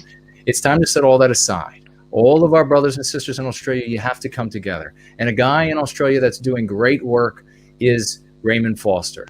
And there is no reason whatsoever that you all should not be able to come together in agreement, in service to white well-being, and going free, and carry that message forward. You already have an environment where the governing bodies, and this could only take place because of the ether, if you will, in which governance is taking place, in which the socio-political debate is taking place. You could only have the outcome of them arresting anti-whites out in the streets for breaking the rules that are in place to prevent the spread of COVID-19 because of that ether that's taking place. There's a morality there that's still to work with, an obedience to the law that's there that is still available to work with in some shape or form. I know there's plenty anti-whiteism in Australia. God, I've seen so many of the clips and so many of these people who have had to deal with just really outrageous things. And then perhaps you could speak to some of the most outrageous you've seen in Australia. And I'm sure if you were to get elected there, you'd be working on repealing a lot of that anti-whiteism. But nonetheless, if they are enforcing the law, even against anti-whites, that says that there's opportunity there to be made, and you got to make use of that, and you got to come together. Since we don't have the money, we have to have the connections, and we have to have the intelligence, and we have to have the ability to be amicable and get along, clubbability, as some folks say. And at the end of the day, we don't have to agree on anything other than service to white well-being. And once we're there, we'll settle all of the other problems that we have. But what about any of those sort of injustices that you've seen? I think that and there's probably things that you are not able to talk about for legal matters, but you have shared some videos about some issues you've had. You talked about you were in the courthouse in a video, and you ended up speaking to sort of impromptu to an audience there, and people were agreeing with you while you were speaking. Do you want to speak to that some? That would be fantastic. Yeah, I'll just mention as well, in regards to what you were just saying, that I've personally felt for a long time, and I've tried to get this across to people, like especially Aussies who are real black-pilled, like have real negative attitude. I personally believe that in Australia, we actually have a unique situation and a unique position in that there are still a lot of officials and like just folk in general who are naturally white positive. And there's definitely been the same effort of anti-white, the anti-white narrative being pushed into our people. But something that even a lot of Aussies don't know about these days is that the first law that was enacted in Australian Parliament was actually nicknamed, it was the Immigration Restriction Act, but it was actually nicknamed the White Australia Policy. Wow. And our founding fathers were actually part of a white positive organization, and they're the ones who actually set up the original parliament and federated the nation. And that they're part of a organization called the Australian Natives Association. And they believed that they were the native white man of this continent. Mm-hmm. And so, isn't that I'll just say really quickly. This was, ladies and gentlemen, when you build a house, when you have a piece of property and you build a house on it, it goes without saying that it's your house and that it's going to be passed down to those you want to pass it down to. And yet you did have in cases in the United States and here in Australia that Raymond's telling us, you did have where they did say, well, by the way, this actually is our creation. And we're going to go ahead and articulate and write something down to just something that's self-evident. They did happen in both of these nations. So these claims that these countries or something other are just shown to be immediately to be pretext to arrive at anti-white conclusions. And that is how we should always discuss it. But please, sir, go ahead. Well, the man Alfred Deakin, who was our second prime minister and one of the main men behind the federation of our nation, he actually spoke to our first prime minister, was one of his best mates, Edmund Barton. They actually had private conversations and stuff, and there's letters and stuff that they wrote to each other about the fact that they can't actually explicitly make it white immigration only or anything like this, because the Crown would reject it because of the Antiwhiteism. They didn't use that terminology, anti-white sentiment, but they understood this phenomena of anti-white sentiment within the empire because of the different colonies mingling with different peoples and things, and they wanted this good PR essentially in the different colonies.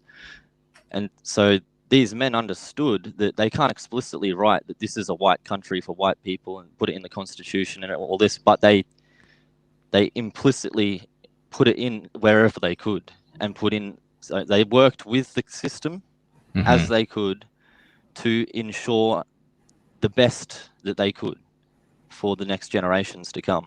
And that ball was dropped, and now we're just picking it back up. And we got to do the same thing, I think.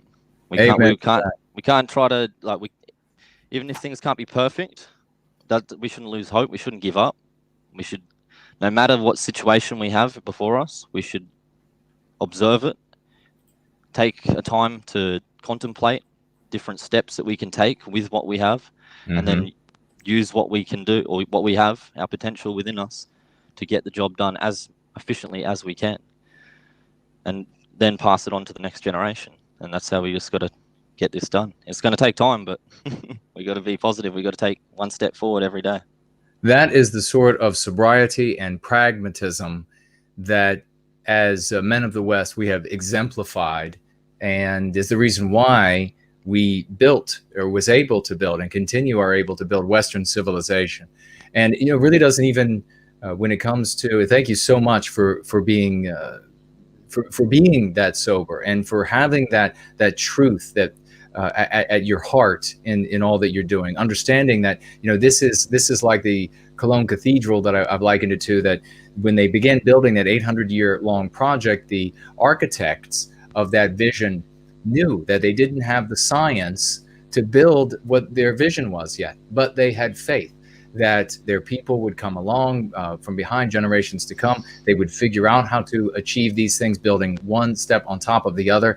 And so they set out at a point when they knew they didn't have the answers for the end, and yet they knew the artisans would get trained, the ability would be discovered, and that those individuals would come to the cause, and eventually that magnificent structure was built. And that's what we're doing here. And it doesn't mean, though, for those out there, and I just want to also say that this is going to be a scenario where 50 generations from now or something, then we finally have some happiness back in the world. Don't at all, folks.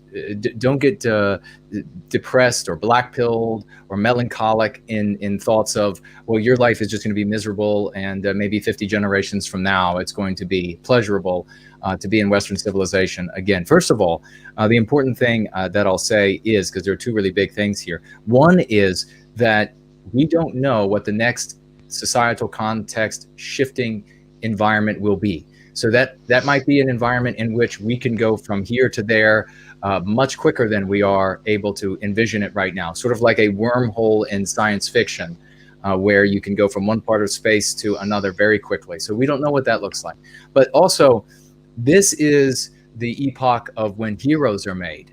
And I guarantee you this, whether it's our children or grandchildren or 5 generations from now or whatever it is, they will be reading in the history books and wishing that they could have lived in the era of giants, wishing they could have had a struggle before them, because instead for us, it will be us who gets to earn the glory in these days when it is legitimate glory. I want to point out, and also, perhaps have you speak to this. I've talked about this before. There is something about the being confronted with, and we spoke about it earlier with Lacey, Lynn, so it's sort of a wrapping around with both people on tonight. You have this fantasy yielding to hardship, and this being able to be a new MC as well. So you ended up homeless, and you ended up having to survive day to day, find food, and find. I could tell some cool stories from that. Oh, well, you're definitely welcome to share. But this is the thing, is that you had to abandon fantasy largely, and you clearly have, in order just to get by day to day. And I wonder how much of a role that played in helping you to embrace the reality of what things actually are. And simultaneously, and this is where it's exciting for everybody who's listening, you have potential, genetic potential, that is not being teased out because you live in a crib. You live in a nursery room. The tiger that is born in the zoo doesn't know anything of the wild. And when you go and you look at those tigers in the zoo, you no longer see the wild there. You see something that is still beautiful on the exterior, a beautiful shell, but you can tell there's something missing. There's some spirit missing. And if you don't realize that you are actually in the struggle of your life, which we are, in the struggle of our life, if you don't realize that, you continue to live without access to the potential that otherwise your DNA would provide you, your spirit would provide you, when you fully comprehend and embrace the fact that you are in a fight for your life. And so that is a treasure that is there for all of us to access. And part of accessing it is treating those MPs so that you can sweep those aside as best as possible, treat them, and move on to that real potential. But Raymond, please speak to that. And any funny stories that you want to share would be magnificent, brother. Well,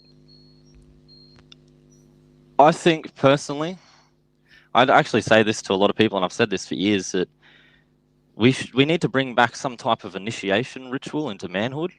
And I think that me being homeless was the perfect thing for that, which actually allowed me to become a man. And so, and ironically, I've always been a real adventurous type of person.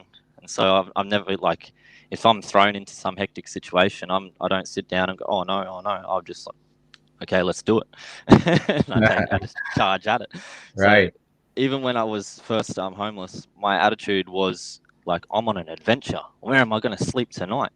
Right. And I used to even I don't condone this in any way at all, but I was, at first I was a bit scared to sleep out in the streets and stuff, so I would sneak into people's garages and things, just to feel more comfortable. Yeah. But then after a few weeks, I was just like, oh no, I don't want to harass people or accidentally wake them up banging on their things and that, so I'll just find a nice spot in the park here or there or something.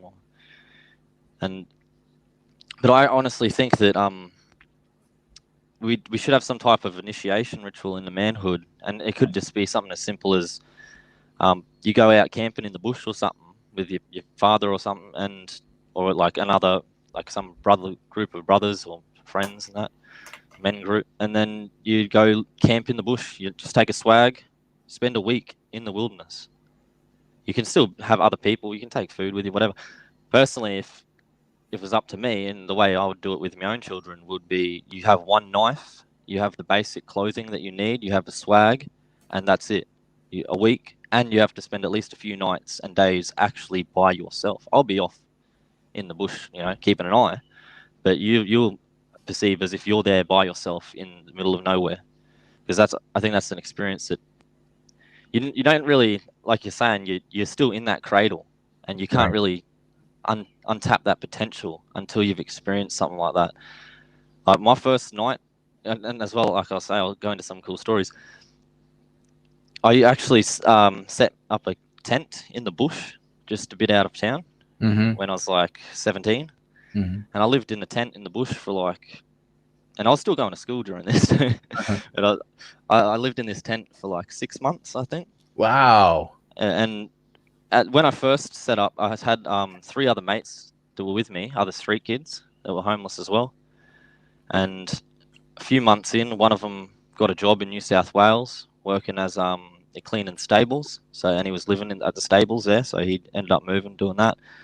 A couple of months after that, another mate, he moved back to, I think he moved in with his missus or something. And then a few months later after that, the other mate left and he found his own housing and stuff. So the last couple of months, I was actually in the bush by myself. And the first night I ever spent literally by myself, like pitch black darkness in the middle of nowhere, no noise around, just me in dead silence and pitch black darkness. I literally sat there with me like little Bowie knife thing and me little tomahawk axe for cutting firewood and that. I sat with one in each hand, legs crossed in front of my campfire, just like looking out into the bush and stuff like. And I'd hear the littlest noise. Like, to me, in my mind, I perceive there's like a lion behind this bush right here. There's a lion like skulking up, and I can hear its footsteps. And then I like jump up with my flashlight, and it's literally a little bush mouse like this big. But it sounds so loud because you're in silence and darkness. There's no other sound, no other noises. So that little mouse in the bush, it sounds like a massive lion. And then your mind starts playing tricks on you. Yes. And so that first night, I actually didn't even sleep. I couldn't actually fall asleep. I was just sat on edge, and that freaked out. And I was just sat there, like every noise, I just like twitch and like. Right. And so the next day, I was really tired. And then that next night, I was still on edge, but I just passed out because I was that tired from not sleeping the night before. And then when I woke up, I was like laying halfway out of my tent. Didn't even close the tent doors or nothing. Didn't even have a blanket on. I was just like half laying on the dirt, like, and I was just like, yeah, I'm still fine. So, and then I just got over it after that. And then I was just now I could just be by myself in the middle of nowhere, and I'm just at peace. I'm perfectly happy. It was just that going through that experience, overcoming my own fears, my own psychological projections, and then having the experience of, so it's okay, I'm okay. And then that helped me to go free of that psychological restriction. And that it ties into how we actually go free of the anti-white meme pathogens. Like something that I've noticed is when I first started going out, putting out posters and things like this and getting active, spreading the message and serving white well-being, I noticed that within myself, at first I did it during the night. So there's no one around, no one could see me. But I felt eyes watching me on the back of my head. I could feel something or somebody, and it was these projections, my own psychological projections, coming from the subconscious mind because of the ingrained anti-white meme pathogens that say, if you serve white well-being, you're bad, you're evil, people are looking at you and they're judging you. And so that projected thought was coming up, and I was judging myself. And so I actually felt really nervous at first, even though there's no one around, middle of the night, pitch black. I've been in way hectic situations and I can look after myself, but I felt like nervous, like almost broke a sweat just putting up posters. And then so because I noticed that, I was like, oh, I got to defeat this, like this meme pathogen that's holding me back. Get out of here. So the next couple of days when I went out, I was like, okay, now I'm doing it in the middle of the day. I'm going out to public. I'm going to shopping center in the middle of the day in front of hundreds of people, and I'm going to post it like that. And so I'm still going to have that feeling. Yeah, it wasn't as strong, even though there actually were hundreds of people around. I felt more judged when I was there doing it by myself. So that goes to show how strong the anti-white meme pathogens hold us down. And hinder us from actually living in a manner which serves, like we were saying before, not only Western kind, but ourselves. And so obviously the inverse of this is that we are harming ourselves through holding on to these mean pathogens. And so for me, when there's something like that, if I'm harming myself like that and it's something subconscious like that, I understand that I've got to work through it, and I can't just wish it away or press a button and delete it. I've got to ingrain new subconscious processes within my mind to override that. So it's going to take time. But for me, I'm like, I know I've got to override it. I know it's going to take time, but I want to get it done as quick as possible. So how can I challenge myself? How can I push myself out of my comfort zone to take that next level and to have that deeper introspection into my subconscious anti-white mean pathogens, which are holding me down? Brilliantly said. Absolutely. Applying the doctrine of going free to life and to your previous experiences. That is absolutely brilliantly said, dear brother. Magnificent. And we have so many people, JK160 writing during the time that we're talking here, that this is an amazing interview. It really is. It's a great conversation with the one and only Raymond Foster. And what is it you say, your tagline? You can't roster the Foster, something like this? What is that? Can't roster the Foster. What does that mean? What's the slang there, roster? Oh, just like roster as in like being on a schedule. Ah, there you go. Okay, rostered yes, okay. on the schedule. So it's like I'm my own man. I do what I want when I want to do it. Like, that's fantastic. You can't set me to no bells or nothing like that. That is fantastic. I can't wait to come to Australia to meet you and hang out with everybody. We'll go pass out leaflets. And what you're talking about right there, and by the way, folks, just so you know, we have the good Raymond Foster until, looks like for about another 30 minutes roughly. Then we'll get on to those bills, and we'll educate you all on what's going on there in the United States with these crazy Biden bill and the Bass bill and the Migration Pact, Global Migration Pact. And we'll get to as much of that as we possibly can. But if you have questions for Raymond, please tag me in the live chats of either of the channels or in the question widget. And I think we already have some that are starting to accumulate, Raymond. Let me just also read here. We had Althea, when you were talking about sleeping in garages, wrote here that Raymond crashed garage parties. It was the original garage party was with Raymond. I'll have to put that into one of the garage parties somehow. We'll work it into it. We have Nathan writing here and writes, Raymond is the one who ignited the spark in me for action by sharing his insights. And it goes without saying that I am deeply inspired by you, dear brother Jason. Well, thank you so much for saying that, Nathan. And I know that you were inspiring the two of us by your dedication and getting out there. When I saw your shirt that you made, and then Raymond took that video and then recomposed the video, it was fantastic. It really drove me to work even harder than I already was on that day. I couldn't believe, I was so proud of your efforts. You're a great hero. We also have Althea writing, I notice a kind of pattern. Roy Danton, Raymond Foster, Full Moon Ancestry, No White Guilt. These gents really care for their mothers. Well, that's absolutely true. And thank you for pointing that out, Althea. We have Sean, which I think this is a friend of yours, Raymond. He says, tell Ray to grab 2 loads of books and I'll grab one off him. Okay.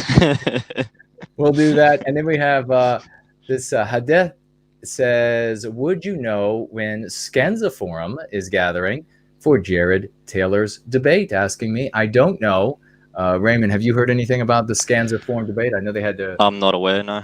Yeah, they had to recancel or reschedule rather because of canceling.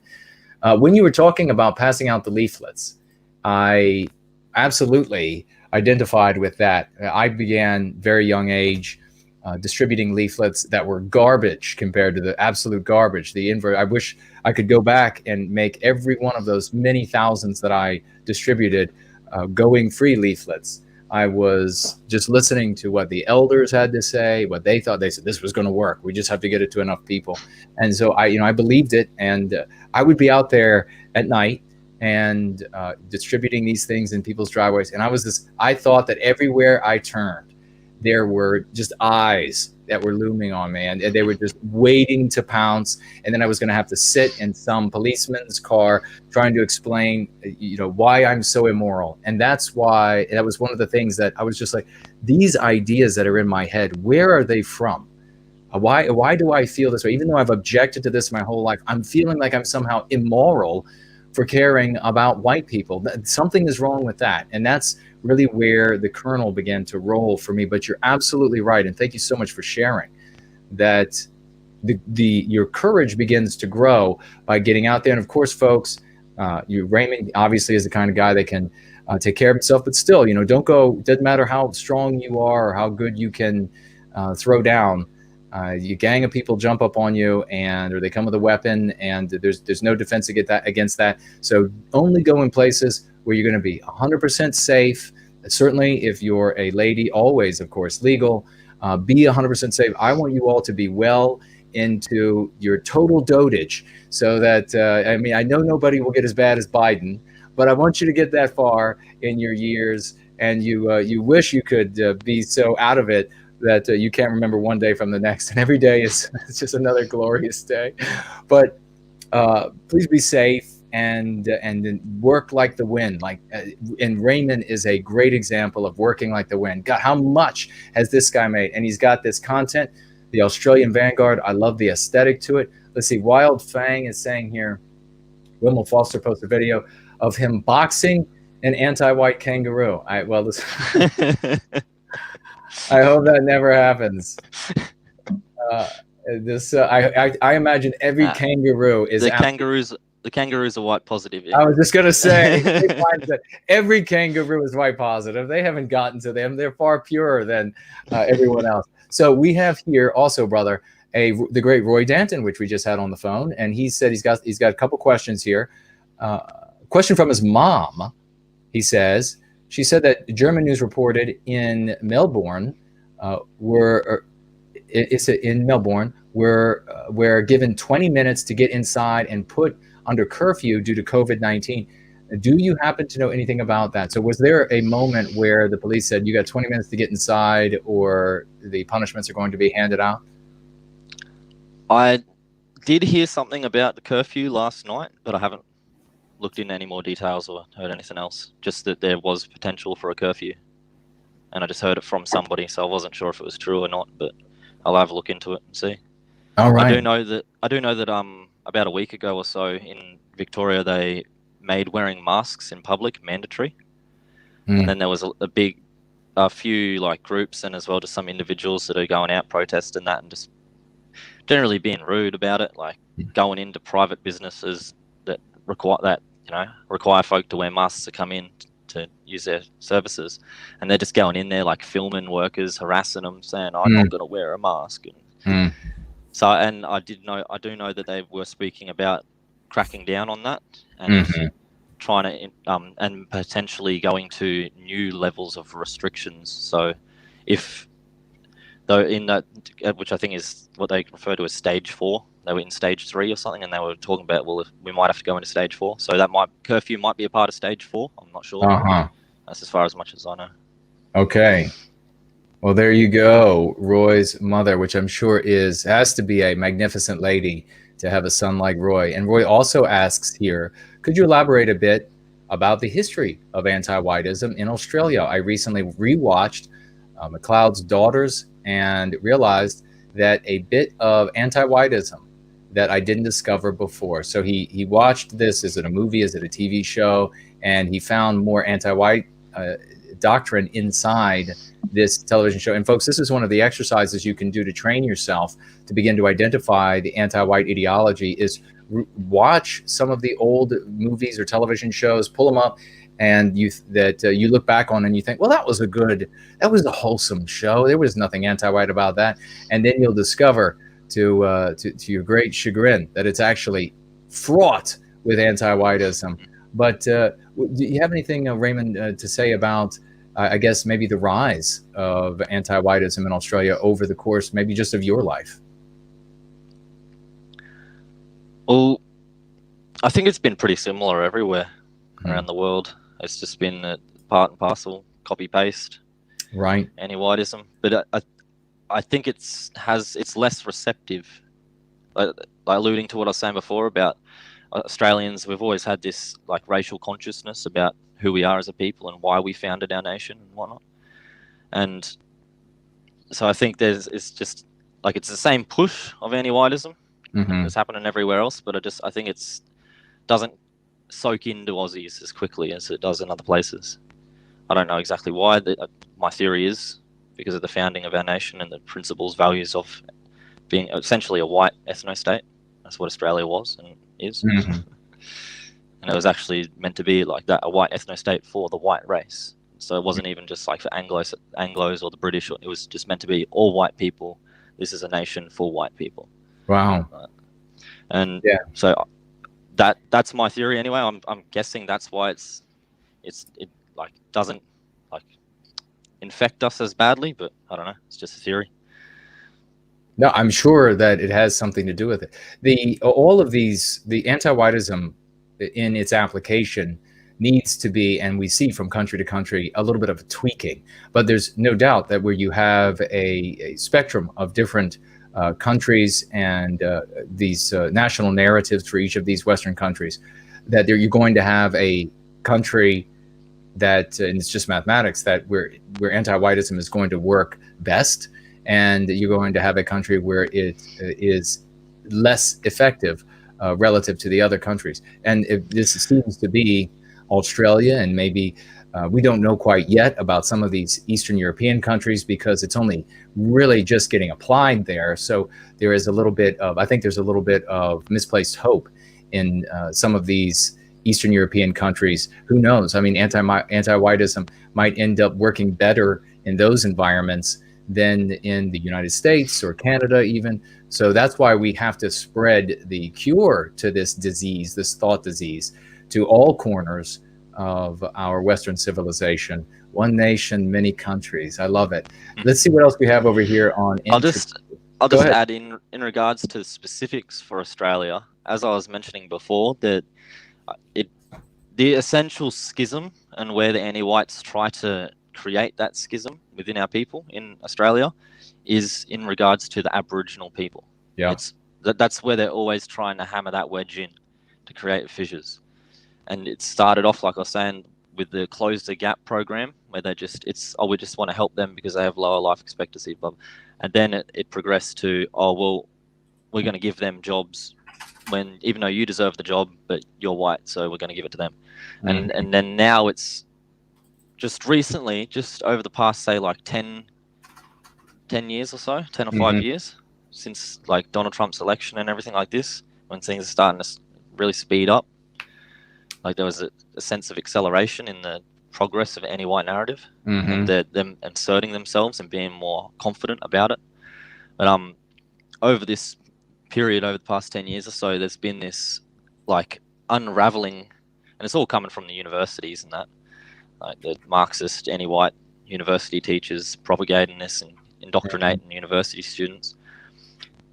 And essentially they've moved away from just the Aboriginal people are less fortunate, so we're going to help them, to this is Aboriginal land, always was, always will be, that you stole the land. Now they're starting to they've started this movement because we have Australia Day, where we celebrate the birth of our nation, essentially, and our people. And so now they're starting to call this, and they've started this big program around it. They're calling it Invasion Day.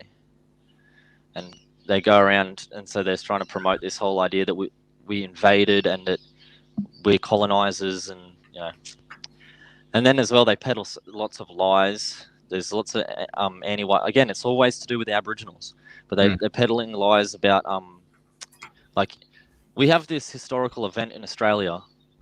Again, check your news sources. I might be totally wrong, but according to the history books I read when I was in school and what I was taught growing up, there's this historical event in Australia called the Frontier Wars, and this is just a colourful name, but it's used to be taken out of context. Now, what this was again, I don't know. This is just, I might be wrong. Check the mainstream media, and they'll tell you the truth. I'm totally wrong with what I'm going to say. I'm totally wrong. It's not even true. But what the frontier wars actually were police officers. So a troop of police officers were sent out on horseback, and this was back before we were a federated nation. This is back during we were just separate colonies, all right? There was Aboriginal tribes, and there was a new settlement. So Aboriginal tribes were actually coming in, and again, it's fully untrue. Check the official sources. They were coming in, pillaging, raping the white women and children, and murdering them. And so troops of police officers were sent after these bands to catch them, and they were supposed to arrest them. That was the official orders, was to catch them and arrest them. But for whatever personal reasons these officers had, they knew some of the individuals who were victims, whatnot. Yeah. They decided not to arrest them and just to shoot them down. And so they hunted them down and they killed them. And so this has been colourfully labelled the Frontier Wars. This was the only ever conflict between the white man and Aboriginals in this country. Okay, the only conflict we ever had, the only battle, essentially. The only war. And they try to make out like they spin it now as if we are the invaders. We invaded and then we waged war on the natives and we took their land and we attacked them, and they spin it like this, and they're like, and look, there was the Frontier Wars. Right. But the truth of the matter is, we rocked up. We built our. I could actually go into a bit of detail here. When we rocked up, right, Captain Arthur Phillip, who was the governor of the first colony, he actually went out to introduce himself and to meet the local Aboriginals. And as well, the first rule ever, the first law in Australia, it was unofficial law, but this was the first ruling given by the governor, Captain Arthur Phillip, when he first set foot in Botany Bay and set up the initial colony. The first rule was any man who touches, not even harms, you lay a finger on any of the natives, you will be hung and put to death. That was the very first rule in this country. And any of you touch these native peoples, you will be put to death. Okay? And then his next interaction interaction with the Aboriginal people was he actually personally went out to meet one of their elders. They were fishing on the beach nearby, and so he's walked out there with a few of his guards and he's walked out himself personally, and he's walked up, and he had been observing, and he'd over the past couple of days and whatnot, and he's trying to learn their language, and he's getting to know a few of them and whatnot. And so he's learned a bit of the language, a bit of the words, and he's gone to introduce him to an elder fishing on the beach. And he's said g'day in their language and stuff, and hello, we come, we offerings, gifts and stuff, try to give him some things, show that he was coming in good faith. Right.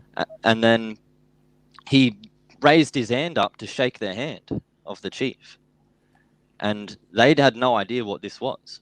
And so one of the warriors behind their elders grabbed his spear that they were fishing with and threw it through our governor's shoulder. Oh my gosh. This was the first actual proper encounter of okay, this is my people, this is your people. Hello, we're moving in. We're building towns and stuff. How you going? Can I shake your hand? And then boom, he gets speared in the shoulder. One of his guards straight away obviously goes to shoot the man who just speared him. Right. And he pushes the rifle down, says, no, it was a misunderstanding. I forgive them. He didn't know what I was doing, that I was trying to shake his hand. It was just a simple misunderstanding. Don't hurt him. So that's the true history of our interactions with the native peoples. Okay?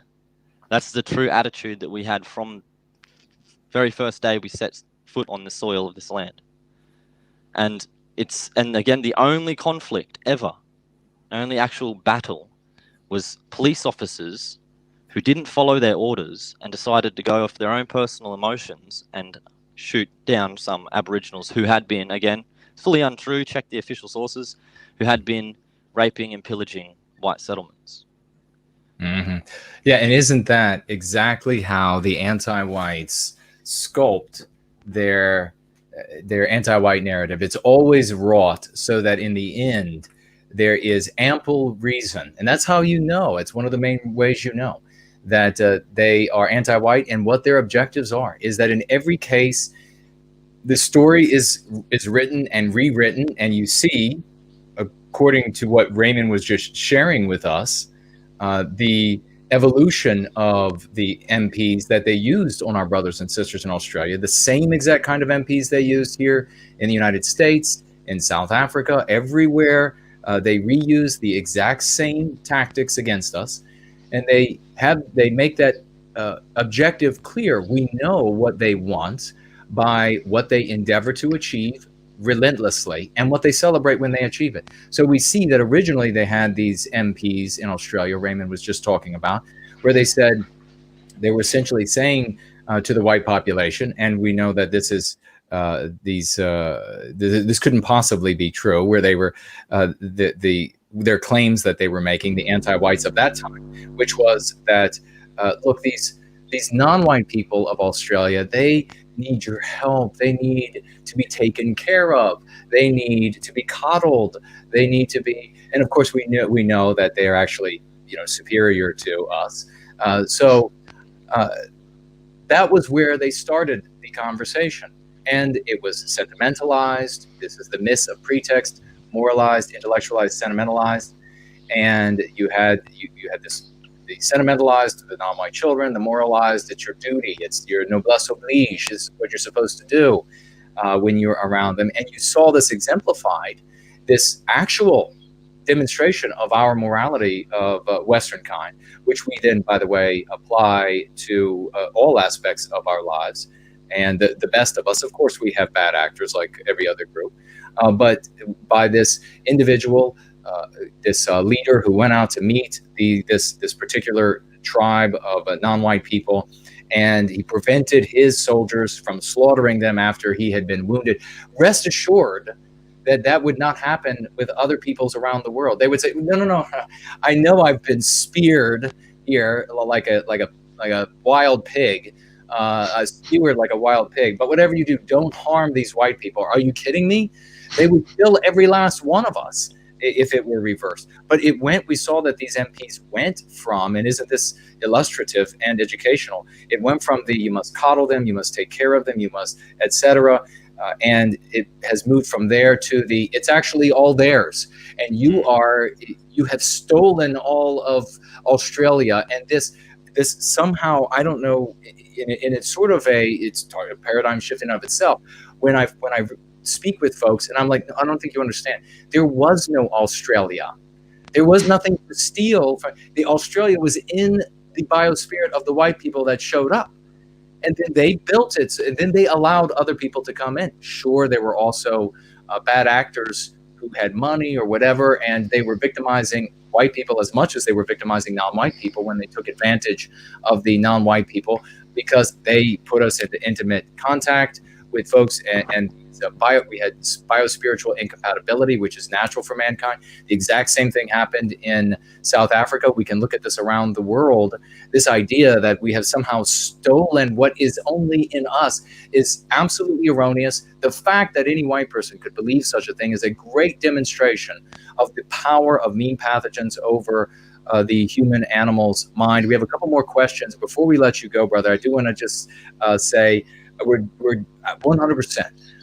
1,000% going to have you back for some more conversations on Going Free on a pretty regular basis, I think.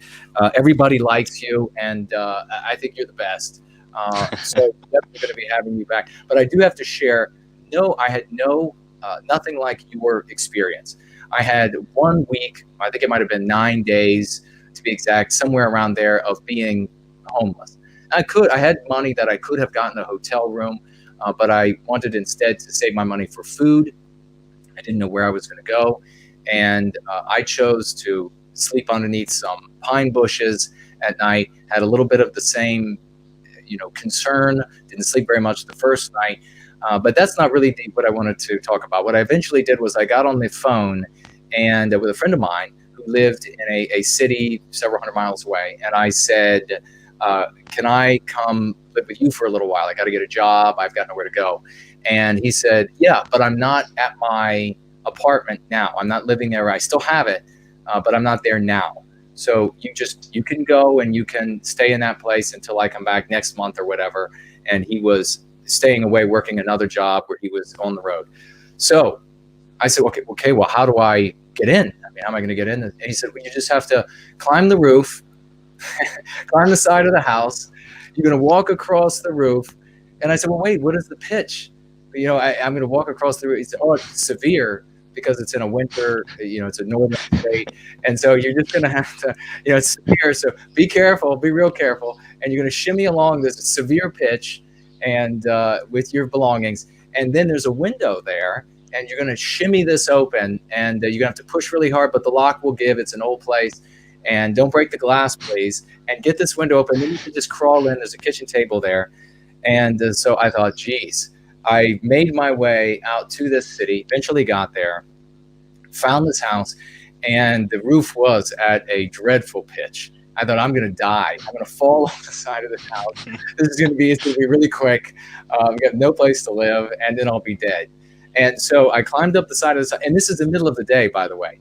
And there were people walking their dogs and looking like, what in the world?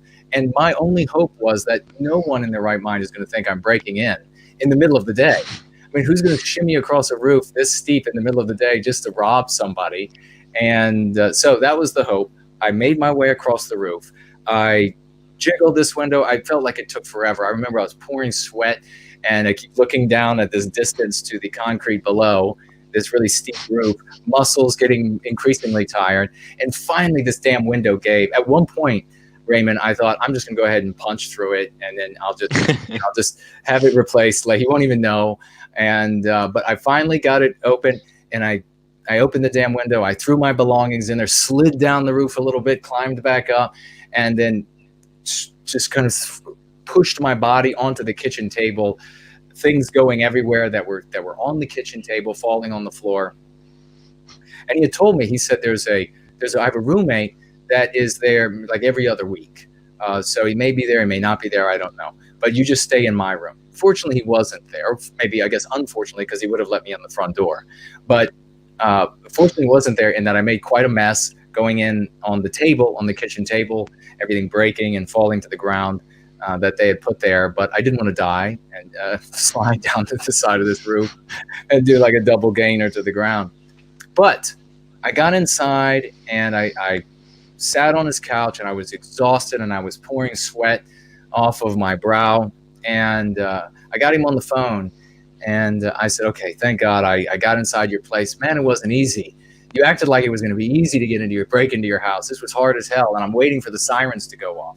And as we're talking, I said, man, you got a great big fish tank in here. It's got no water in it, but you got a great big fish tank. And he said, oh, yeah. And I said, well, how many gallons does that hold? And then he told me whatever it was. It was in the living room. And not a nice setup. Don't get in your minds that this is like some kind of like high dollar saltwater, this is just a giant fish tank. And I said, well, geez, the roof of that thing is all tore up. What happened to it? And he said, what do you mean the roof is tore up?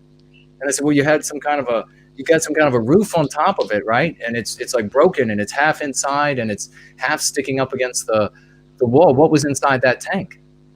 And he said, an alligator. And I said, an alligator? It's not in the tank. There's nothing in the tank.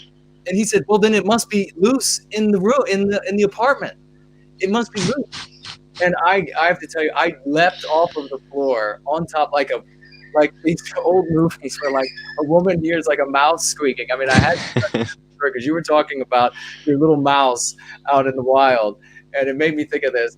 I was airborne before I think the entire words were out of his mouth, and on top of a couch, and spinning back and forth with the phone, looking for the alligator that lived inside this giant tank. And he said, "Oh, you got to find it! You got to find it! It's it can't be loose in the house." And eventually, I was brave enough to get off the sofa, and I started looking around, and I peeked underneath the couch, which was one of those that was about like this high off the ground, and I heard that dreadful hiss, and there was that little monster underneath. He wasn't like the kind that you can flush down the toilet. He was too big for that, much too big for that, and I think he could have easily taken some toes or fingers or whatever But that was how I ended my homelessness. But I had to share that alligator story with you, brother. Talked about your little mouse in the wilderness that sounded like the lion. I tell you, the little alligator sounded like he was one of those big crocodile hunter guy, Steve Irwin, that you all had over there. Kind of an alligator, crocodile. But we have a financial gift from Zero Talent. I was going to say, did you tackle it? I didn't tackle it. What I did was I actually got the idea that if I put water in the tub, it would smell it and go to the water, and it did. And once it went in the bathroom, I shut the door. That was it. And the roommate eventually showed up earlier than he was supposed to. My friend called him, and then he came, and I don't know, he wrangled it or whatever. But I wasn't going to. It was little, but it was still too big for me to try to grab. I didn't know how to handle an alligator. I'm sure it could have taken a finger right off me, especially if it went into the death roll. But I wasn't going to do it. I was ready. If I had to, I told my friend that I would. I might have to stomp it a bit to kind of daze it to finally put it back in its tank. But it was no way it was going to live in there much longer. But we have Zero Talent, $5 financial gift. Thank you, good brother. What an amazing show today. So many heroes. Yeah, we have one of the best with us today, right now, in the great Raymond Foster. And we will see. Let's see what other question or comment we have here, brother. We have, looks like No White Guilt, 3:40 a.m. here. And time to hit the sack. Thank you for getting Raymond on. He is a legend and a true inspiration. # vote Foster. Thank you so much, brother. I couldn't agree more with you. We also have the really sad thing is that I cannot cure. This is Roy talking here. The really sad thing is that I cannot cure my dad from the MP he was infected with. He passed away before I met you. I'm really sorry to hear that, brother. That is a real shame. But you were doing the kind of thing that he would be very proud of you for doing. And I'm sure he could, if you speak passionately enough out into space, he'll hear every word you have to say. And we have Raymond. Is Raymond aware if there are any anti-white child abuse programs going on in Australia? And I'm not sure exactly what the questioner is asking here. We do have those in the schools here in the United States where they are taking, and of course this is probably not true. Somebody is just saying it's true. You have to ask CNN, where they're taking white children out of classrooms. They're telling them your ancestors were dreadful. And they're taking the non-white children and putting them elsewhere, and they're giving them cupcakes according to these reports that are probably not true. Everybody has to look into it for themselves. But have you heard of anything like that going on in Australia? Yeah, and Lovely Porridge was addressing that on the stream last time he was on, wasn't he? Yes, he sure did. Yeah. So he probably know more about it than me. I know about it, but I don't like to look into all the finer details because it pisses me off. Yes. I don't want to. I understand that there's been an anti-white abuse, and they're pushing that on our children through education, all the different things like this. That's as much as I need to know about it, and then we put an end to it. I don't need to know all the finer details, but yeah, Lovely Porridge on that stream that you did, that he went into details and that. So if you want to learn more, go check out that stream. Yes, check out Lovely Porridge. He's magnificent on Ruination Media. And we have a financial gift here from Higgs Boson with $5 hopping all the way from the great country of Australia. Great to see Raymond streaming with you. Keep up the great work, guys. Well, thank you so much, Higgs Boson, for that kind financial gift and those good words. Let's see. Do we have anything else for you, brother, before we let you go? Roy just saying the audio got better. Brand Danger enjoyed the alligator story. It's the alligator allegory about how you overcome your fears by facing them. All right, and we have audio saying this audio is perfect. So Dear brother, thank you so much for coming on. We're going to have you back absolutely as soon as we possibly can. Make it a regular thing because you're doing such great work. Remember, vote for this guy. If you're in Australia, tell your family members to vote for this guy. Say there's a hero, a real hero for White Wellbeing in Australia. And what state in particular? Queensland. Queensland. Tell them if you got any friends, family, relatives, whatever it might be in Queensland, Raymond Foster is the guy to vote for. The election is coming up in the 2022, and he's running for, was it the Senate, I think you said? Yeah.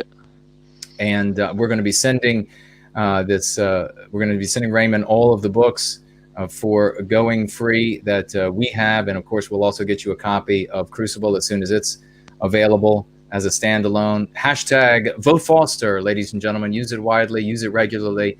Brother, what are your final thoughts? Where can folks find you? And what is the next magnificent project that you are working on? Final thoughts, I guess, is thanks heaps for having me. It's been an honor and my pleasure to come on as a guest. And I'll be happy to come on again. And as long as people enjoyed it, I guess. I don't want to bore folk. But and thanks everybody for tuning in. And I guess my next project is just working on White Wellbeing every day. Amen. I might just add as well, just in relation to what you said earlier about to not get lose hope or feel black-pilled about it's going to be 50 generations. Or the philosophy we should have is that, I was going to say that before as well. One of my favorite sayings is you should I can't remember exactly how it goes, but it's essentially something like you should seek to plant the seed of the tree of the shade that you will not sit under. Oh, nice. Mm-hmm. And it's something like that. I'm paraphrasing, but essentially it's you should live in a way in which all of your actions that you do in your life should be from that grounding and that way of being where you're actually planting seeds that you're not going to benefit from. You're not going to get anything back. You're not going to get the return. The next generation is going to get the return, and the generation after that.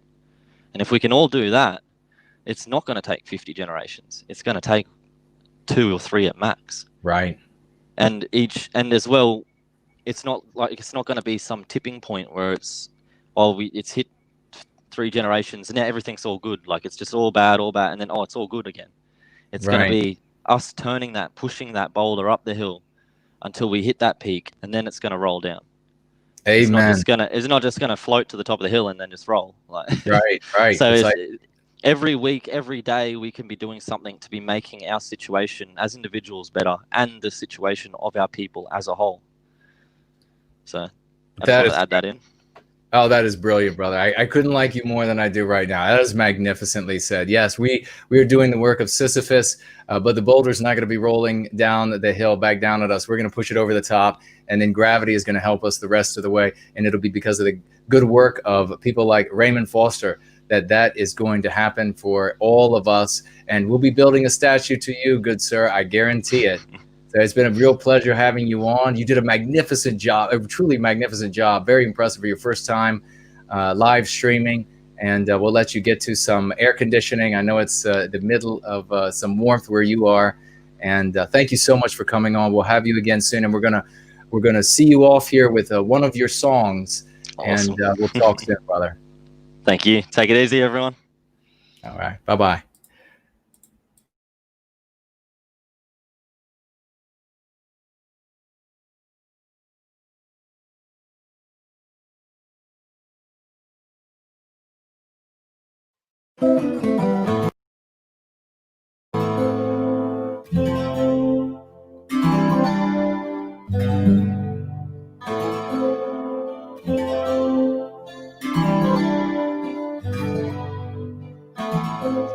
Of the desecration of our churches, of our cathedrals, of our statues, of everything. If you're an atheist, you should be absolutely exploding with rage over what is happening to these churches, to these religious pieces, to these icons.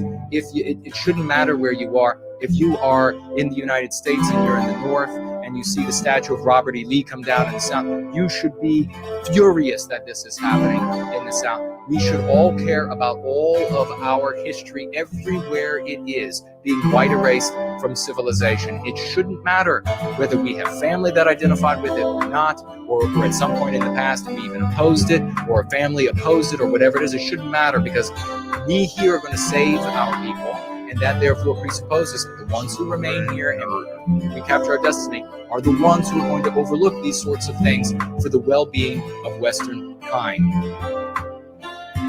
And so we need to appreciate that Christianity is being targeted right now because it is the white man's religion. And so we need to appreciate that Christianity is being targeted right now because it is the white man's religion. The moment it stops being the white man's religion, this is the way you need to talk to white Christians out there. And there's no denying it. Once this stops being the white man's religion, then the anti-whites will force it down your throat. If it stops being the white man's religion, you won't be able to get away from it. They will use it to bludgeon you to death.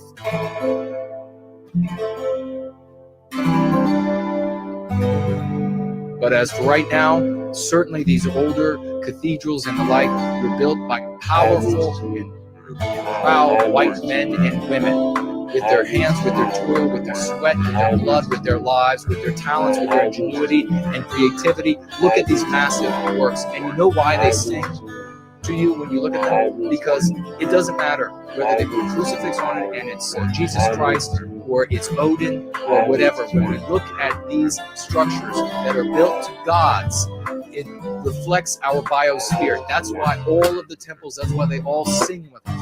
The churches, when we look at it, that's the common bond for all of us. That biospirit inside of us. And that therefore presupposes that the ones who remain here and we reclaim what's true and what's real are the ones who are going to overlook these sorts of things for the well-being of Western kind. What's true and what's real. And so we need to appreciate that Christianity is being targeted right now because it is the white man's religion. And so we need to appreciate that Christianity is being targeted right now because it is the white man's religion. The moment it stops being the white man's religion, and this is the way you need to talk to white Christians out there, and there's no denying it. Once this stops being the white man's religion, then the anti-whites will force it down your throat. All right, ladies and gentlemen, let me fix this mic. And there we go. How astonishing was that? My God, the great Raymond Foster. What a absolute hero for white well-being. I could not be more excited to have had him on, and we will absolutely be having him back very soon. And we have Ray Van Buskirk here saying fantastic interview, and thank you so much for that. Raymond is splendid, and this is we need Raymond to keep being Raymond and being amazing for us and our people over there in Australia. Is there any doubt now? Is there any doubt that going free is the way to go? We are bringing the best people. If you have had any contact with white well-being, or rather with the white positive sphere over the years, you know that a lot of the people, certainly not the majority, but you know that there were a lot of mediocres that showed up. Some folks, of course, were absolute diamonds in the rough, without question. But we bring the best out of everyone. We bring the best people, and it's demonstrated here with marvelous people like we have here with Raymond Foster, and the great work that he is doing and the things that he was saying. You know, this is a person who has his heart in the right place. And wouldn't it be magnificent for him to get elected in Australia? Gosh, I couldn't be prouder. What a beautiful thing. And, we have a video here, and I will just share it briefly. We've shared it before on the stream. But one of our lovely participants, a woman in the white positive sphere, writing a quote from Prometheus Rising, directly speaking to this, parallel or analogous to the quote, that the axiom that Raymond was trying to or did recall. And so here that is.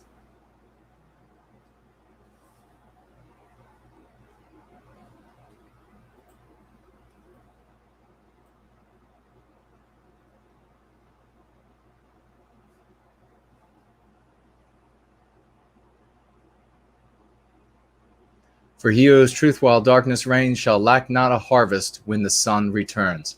That is out of Prometheus Rising, and thank you so very much for that video, dear lady. So let's jump into, we're going to have calls, and we're not going to, even though we restarted a stream, we're not going to do another 8 hours on top. That would be something, but it is we've got other work to do. And for White Wellbeing, let's see, over here on the Discipline channel, we have an acoustical piece with no white guilt's narration on top of it. Yeah, so this is Roy describing. We have tons of applause and hearts for Raymond Foster and the great work that he's doing. Everybody excited about that conversation. So we will take a look over at the Biden plan, and I will be taking your calls soon. I saw, I think it was Spencer the First was interested in wanting to talk, and we're looking for who else last week wanted to speak and we didn't get a chance to get to. It was a tall Kevin, and who else? Let's continue with this Biden plan, and any other news that you all would like to talk about, we will get to. And we have also some more community comments, but we're going to keep rolling right along and make this one, as is usual, one hell of a going free episode. Looks like Mrs. Jess Horst is here. Great to see you. So is the great Ezra St. White. Wonderful to see you, my brother. Okay. And of course, everything I'm reading here about the Biden plan is not true if CNN or otherwise says that it's not true. I am reading from the Biden plan, but you have to look at it for yourself. Oh, let's all get a big round of applause again for Carlisle for having actually read through the totality and providing notes and quotes. And it's the work that she has done that enables us to share this great information. So let's take her work that I'm able to build on top of, and then you build on top of it, and we spread this as far and wide as we can so that people know they have to vote for T-Rex. So that because of what he won't do to us, which is what Biden will do to us, intends to create, quote, diverse courts and legal systems with judges and civil rights lawyers of non-white backgrounds. So in other words, intends to create more, well, let me rephrase this in this note about this, and then I will read the actual verbiage from the document. So it is, they want to get rid of more white people in judgeships. So there are still too many white people. So they need to discriminate more against white people in judgeships.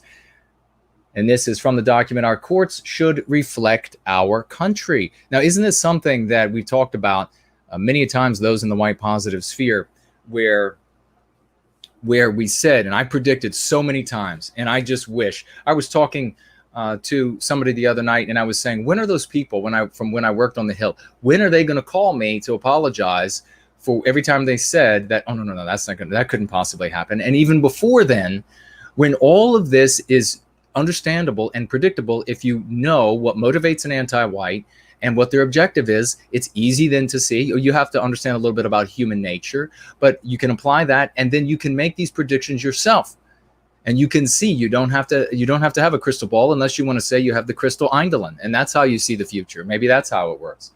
But the reality is that I could say back in the day, I could say, well, right now they're making the argument that, oh, it's the minority that we have to coddle and care for and make sure that their rights are not trampled upon, and it doesn't. The majority's rights are totally illegitimate. They're totally unimportant. And I said, you just wait and see. This is just a pretext. You just wait and see. When they are the numerical majority, when it's all these different non-white, anti-white groups together, and of course, not every non-white person is anti-white. We have many non-white people who support, there should be many more, who support white well-being. But when these groups are numerically superior, or they're coming to that point of becoming numerically superior relative to us, then it will suddenly be the right of the majority suddenly is what matters.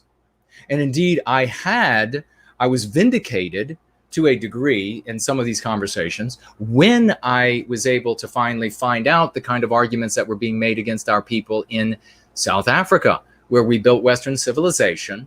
And then the anti-whites used against our people there because they allowed in far more non-white people than the percentage of white people.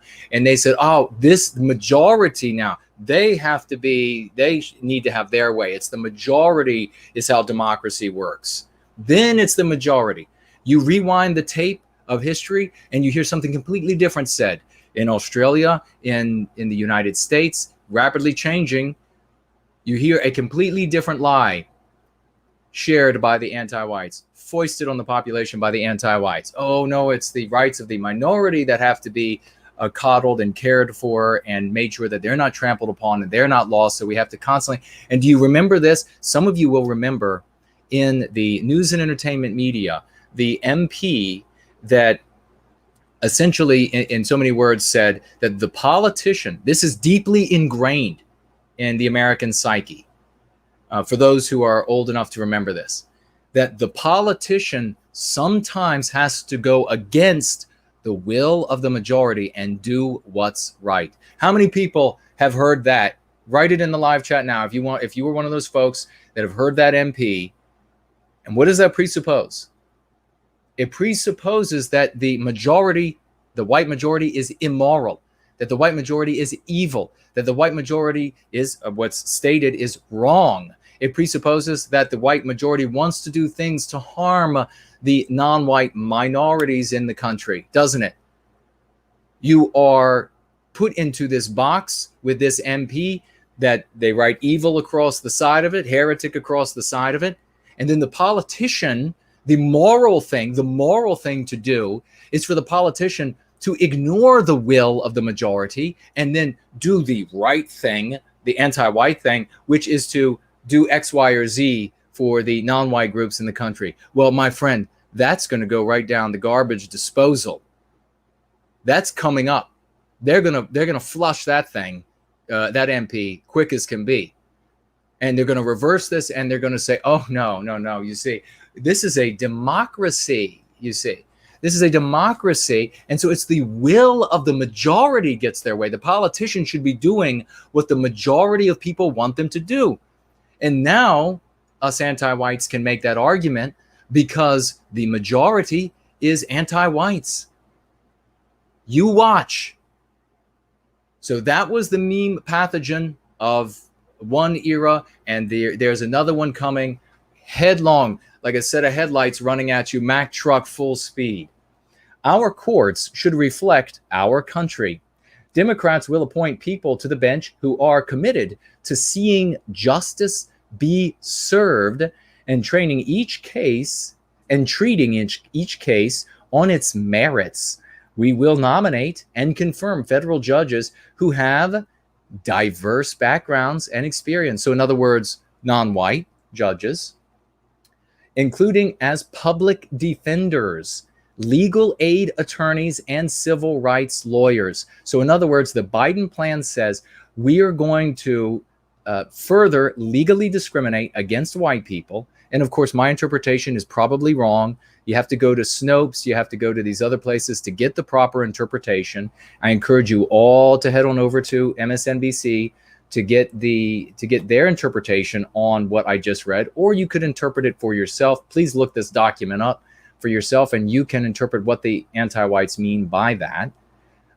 There will be a clemency board to avoid possible institutional bias and ensure people have a fair and independent evaluation. Establish an independent clemency board composed and staffed people with diverse backgrounds, so not white. Expand Obama-era criteria for proactive clemency initiative. Let's see. Is that supposed to be?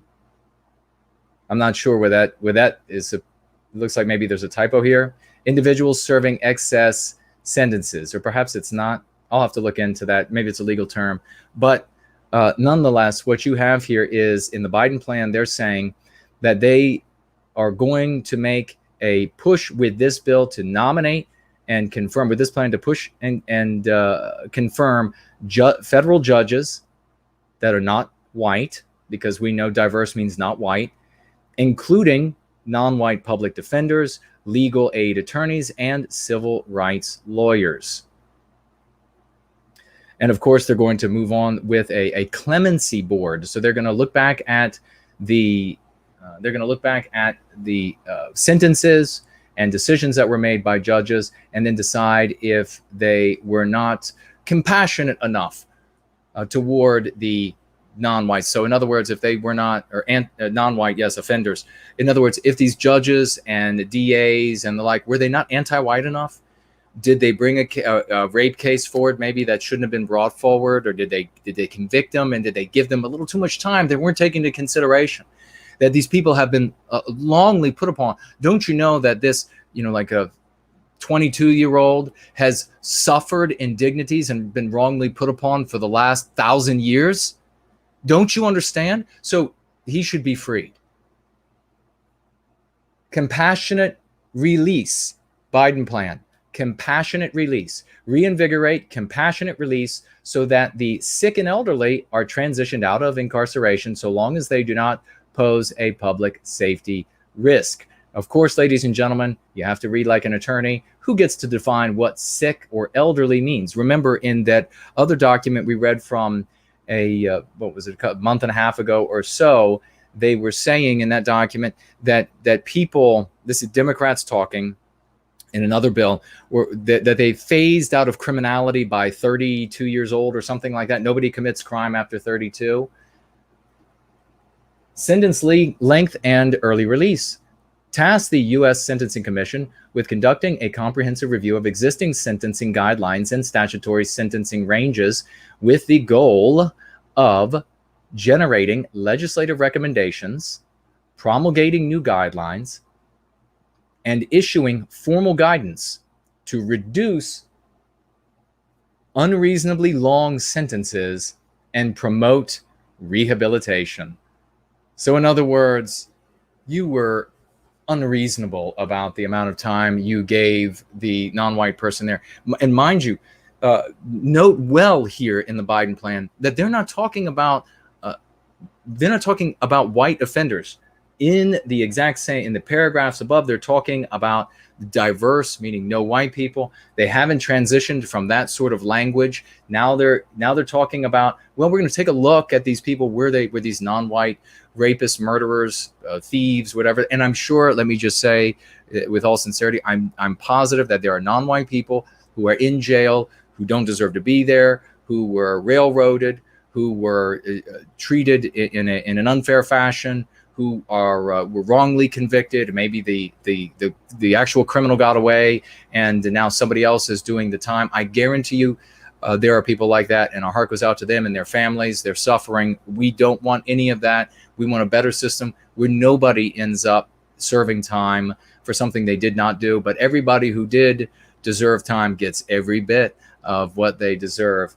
So having said that, though, they're going to look at all of these with a new eye to understanding that the 22-year-old has suffered 1,000 years of indignities. And so even though he did X, Y, or Z, he should be freed. And I would not doubt, if we look deeper into this, but we could imagine that the anti-whites, with the anti-white narrative, applying the anti-white morality to these laws and rules, will be able to say, well, we'll come to the conclusion, well, the victim in this case was a white person who, even though the criminal might not know it, the anti-white, non-white criminal might not know it, that person had said some heretical things on a blog somewhere. So it's kind of not as bad as it would have been had he harmed or she harmed somebody who wasn't heretical. So we're going to go ahead and factor that in to the consideration of, have they been in prison long enough? Were they given too much time? Should they be released from jail, exonerated even, and released from jail, and maybe taxpayer dollar? Who knows what they'll come up with? I don't know. There are people out there speculating, and maybe it's the exact opposite of what I'm saying. So you'll have to look into it for yourself. Let's see. The commission should make recommendations regarding early release options, including expanding good time credits. Good time credits. That sounds like good times, doesn't it? reinstating federal parole and creating a second look mechanism, permitting federal judges to reevaluate sentences after a certain amount of time served.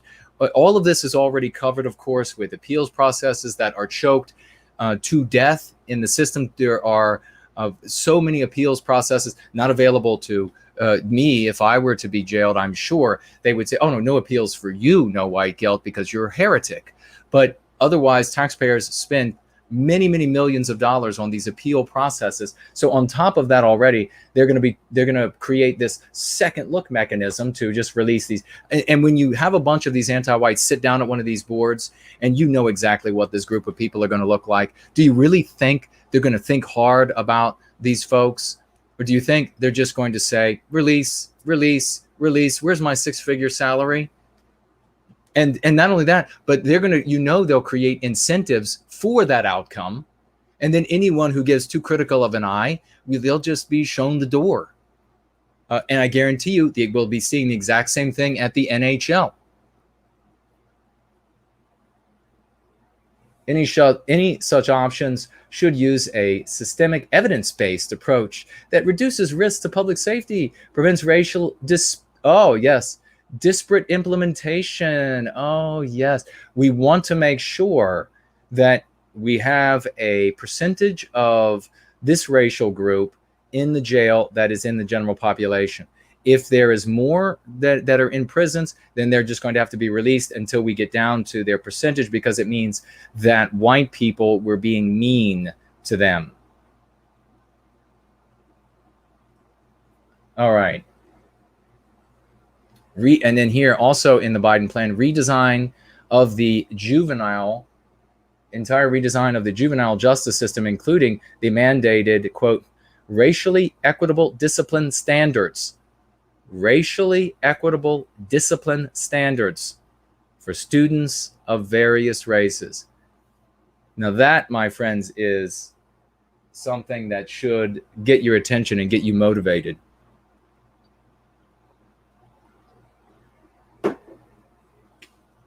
We'll look at one more thing from here. I want to try to touch upon each document, and then we're going to keep rolling.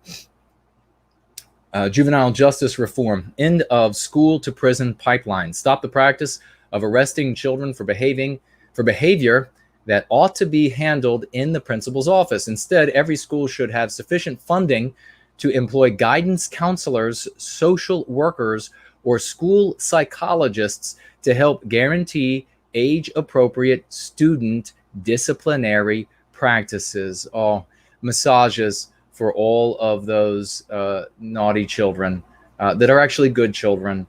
And we see that you have to have the same outcome for the white race as the non-white races. So if not enough white kids are being punished, well, they're going to have to find some reasons to punish them so that you can get this equity of outcome.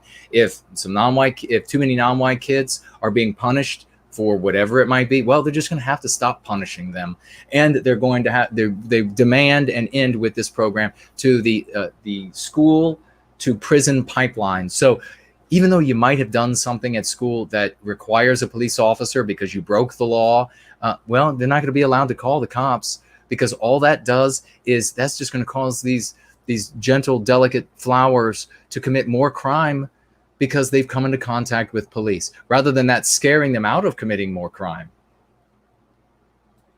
Status offenses. Decriminalize disciplinary offenses like truancy and alcohol use. Good.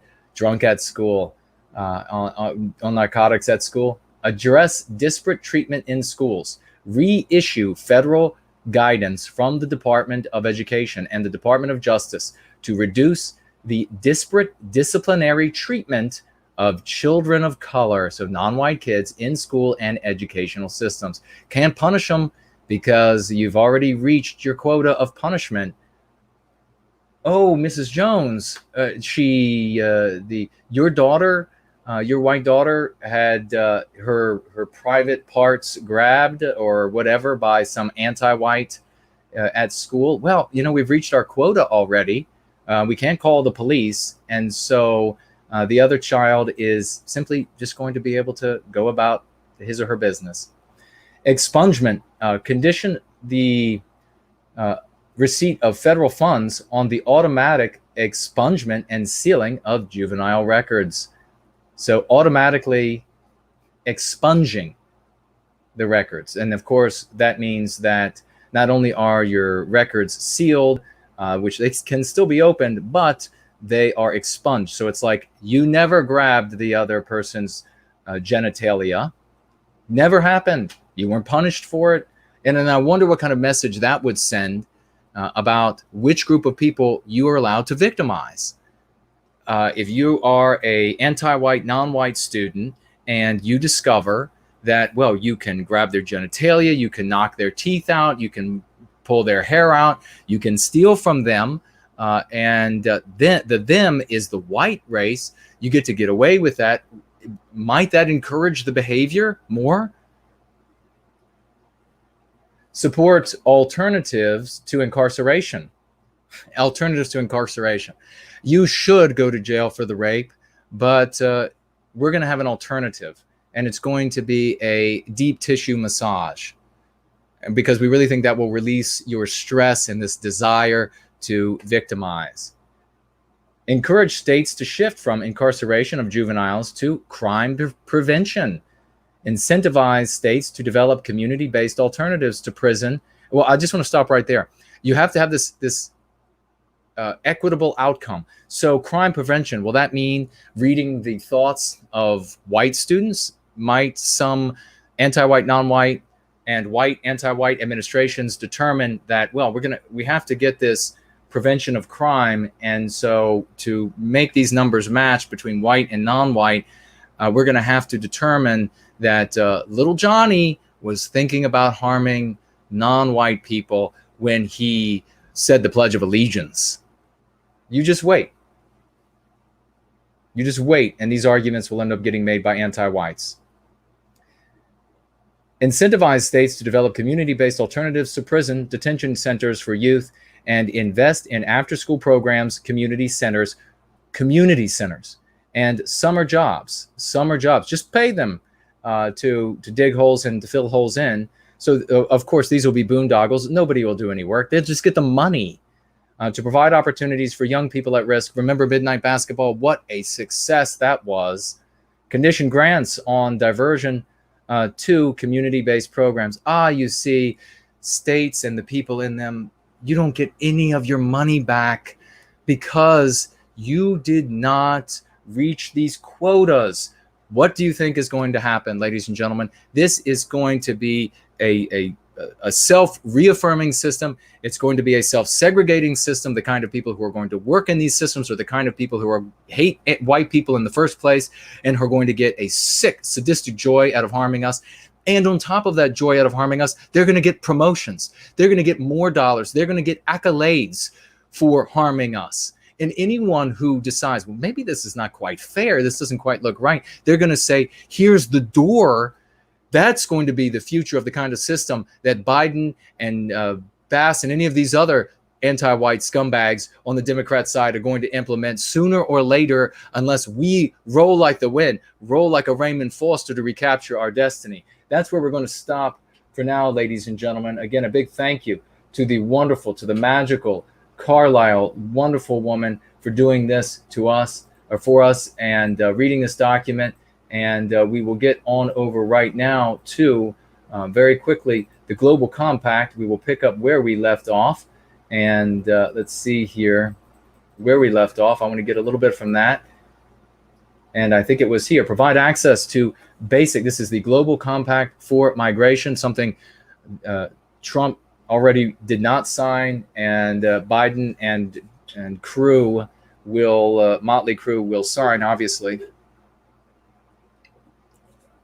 We commit to ensure that all border crossers, all migrants, regardless of their migration status, can exercise their human rights.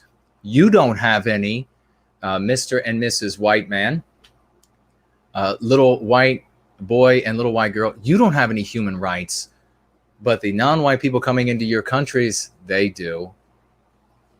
through safe access to basic services. We further commit to strengthen migrant-inclusive service delivery systems, notwithstanding that nationals and regular migrants may be entitled to more comprehensive service provisions, while ensuring that any differential treatment must be based on law, proportionate, pursuant to a legitimate aim in accordance with international human rights law. To realize this commitment, we will draw from the following actions. Isn't that nice? They write laws, the anti-whites, that they then use to cite these laws. And then they use these laws to cite those laws. And then they say, see, that's all completely legal. Do you understand now why you never debate inside the anti-white narrative if there was any doubt? These people are the demons straight from hell. Anti-whites are demons straight from hell. They can be of any background. They decide for themselves if they want to be anti-white. We don't decide that for them. We merely acknowledge their decision to be anti-white. They can be white. They can be non-white. They can practice a religion. They can be atheists. They can be anything they want.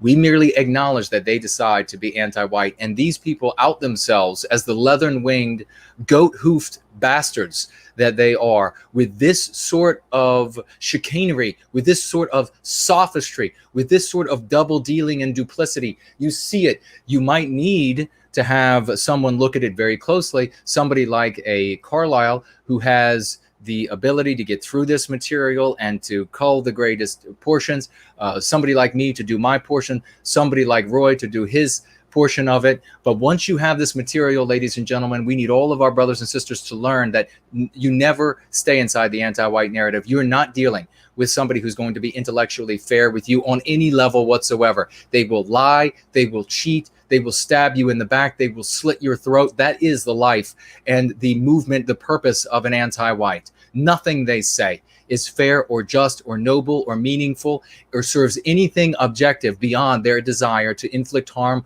on you, your family, and our civilization. And the only time we will be able to put an end to this is by accepting that reality and moving forward with lexicon and dialectics that puts an end to it. Make sure everyone knows before it's too late. A, enact laws and take measures to ensure that service delivery does not amount to discrimination against migrants on the grounds of race, color, sex, language, religion, political or other opinion, national or social origin, property, birth, disability, or other grounds, irrespective of case, whether differential provision of service based on migration status might apply. We're going to jump down a couple of these where it says establish these and strengthen holistic and easily accessible service points at local level that are migrant inclusive. Doesn't that sound nice? So think about all of the established and strengthened holistic and easily accessible service points at the local level. What might you need or your family need at the local level that will be made into a holistic and easily accessible service point for people coming into your country? Border crossers, I know they're all working for NASA. And it says here, offer relevant information on basic services in a gender and disability responsive as well as child sensitive manner and facilitate safe access thereto. D here we have on the Global Compact for Migration. And remember, I might be misinterpreting the whole thing. You'll have to grab this document online and read it for yourself. And by the way, head on over to Snopes and whoever your favorite anti-white or commentator is, and get their interpretation of this document. Maybe, and these others, as well as the Biden plan and the Way Forward Act, I'm sure they have a different interpretation. Make sure you get theirs before you form your opinion. And always remember that I am not speaking for the company of YouTube or Google. Establish or mandate independent institutions at the national or local level.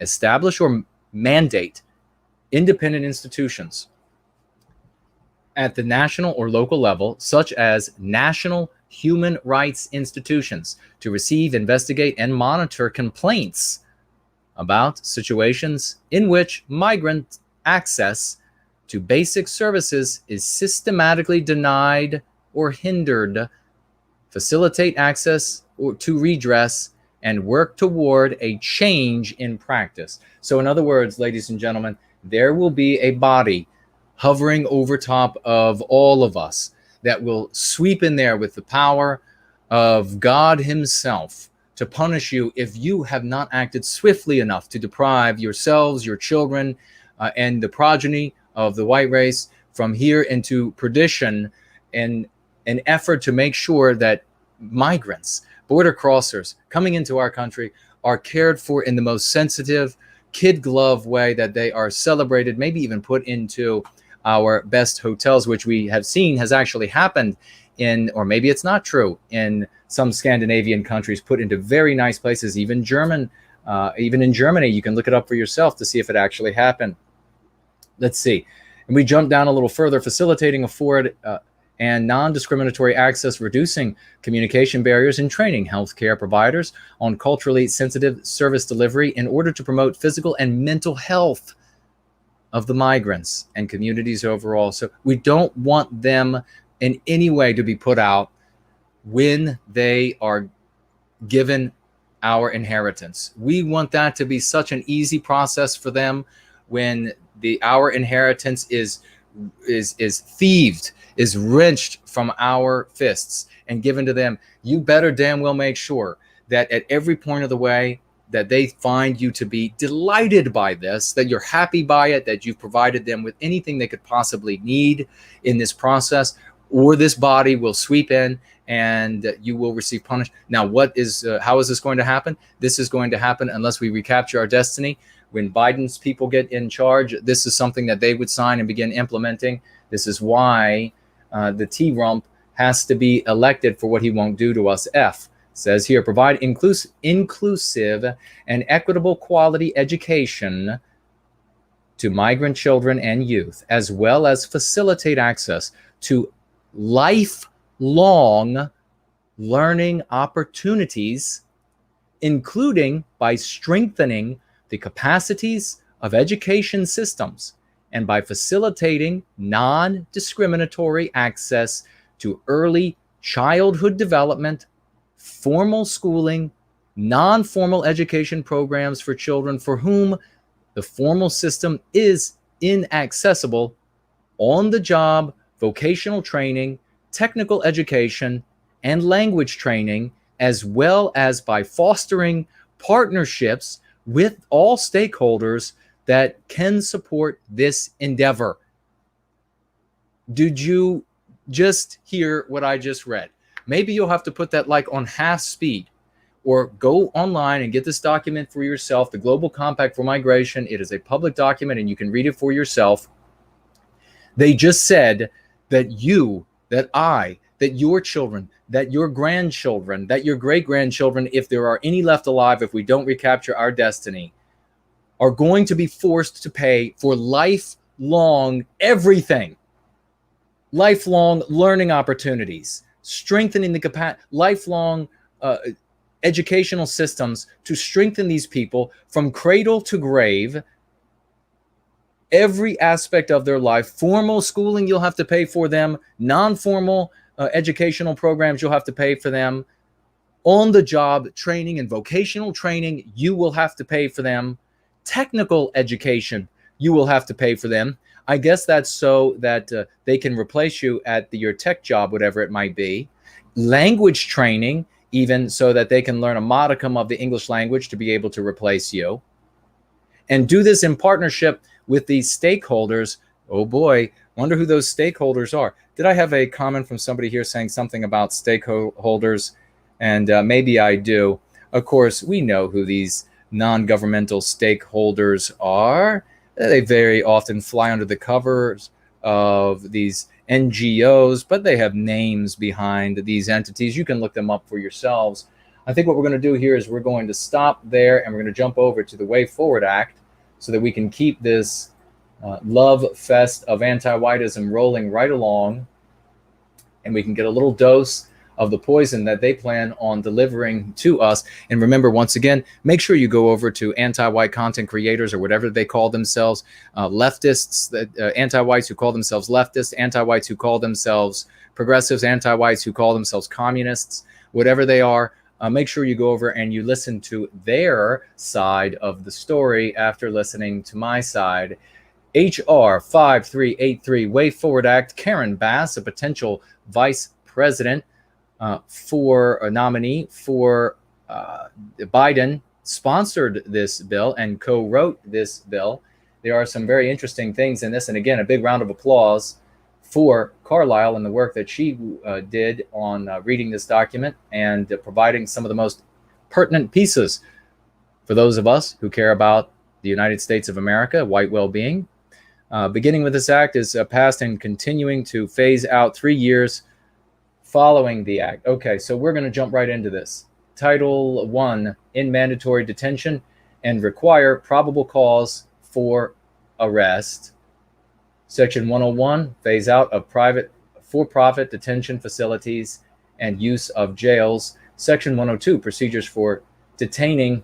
And now in this bill, they use a word that no human being could ever be, which is an alien or an illegal alien. We know that for sure. So we are going to use the word border or the phrase border crosser for where these absolutely callous individuals who wrote this bill, including Karen Bass, as an anti-white as the day is long.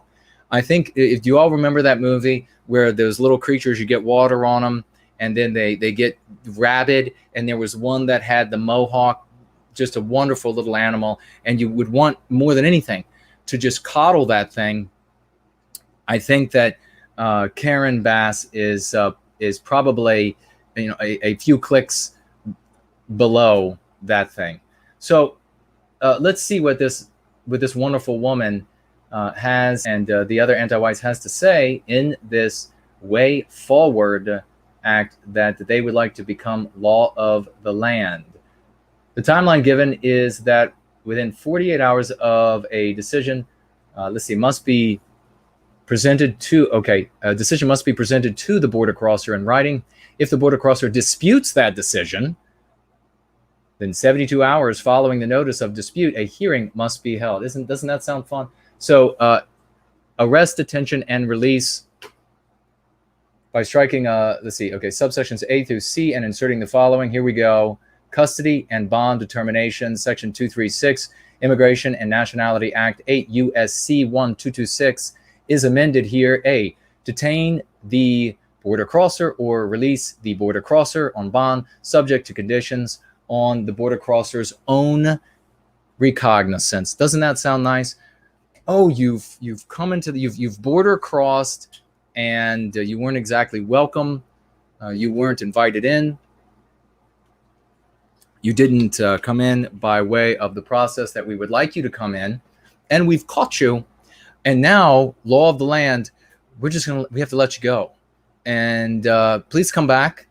Please come back to talk with us. Don't go out into the hinterland and then apply for a status change at one of these numerous DNC headquarter Congress staff or whatever it might be, and then get your status changed to a citizen of the United States. Don't do that. Please just come back for your hearing, because they'll come back. Presumption of release. 3. In a hearing under this subsection, there shall be a rebuttal presumption that the border crosser should be released. The government shall have the duty of rebutting this presumption by clear and convincing evidence based on credible and individualized information that establishes that the use of alternatives to detention will not reasonably assure the appearance of the border crosser at removal proceedings, or that the border crosser is a threat to another person or the community. The fact that a border crosser has a prior conviction or a criminal charge pending against that specific border crosser may not be the sole factor to justify the continued detention of the border crosser. What then could be used? What argument could be made? Based on this bill made to law, what argument could be made? This person is being detained for a criminal act in the United States, and therefore we can't just let them go just because they happen to be a border crosser and didn't follow the proper procedures to come into this country because they've committed this crime while here. Well, you can't use that argument. We're going to let them go. You have to convince us that they won't come back to this hearing. And why would they not come back to this hearing? I will say, let's see, where are we on time? Okay, we're gonna have to wrap that up for today because I want to get onto the calls so we can wrap the show up in toto.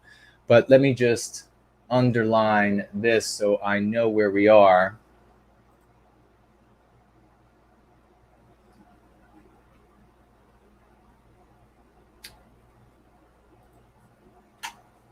And we will, I think the thing that is one of the biggest takeaways from this Way Forward Act, ladies and gentlemen, I think is further down in the Way Forward Act is, and we will get to it and we will read about it, and that is that this proposes that at taxpayer expense, individuals that have been unfairly deported since I think it is 1996 at taxpayer expense have to be flown back to the United States and then reviewed by one of these new boards to determine whether or not they were treated unfairly. Of course, they were treated unfairly will be the answer for every single one. So essentially, Karen Bass would bring back every single individual that was deported.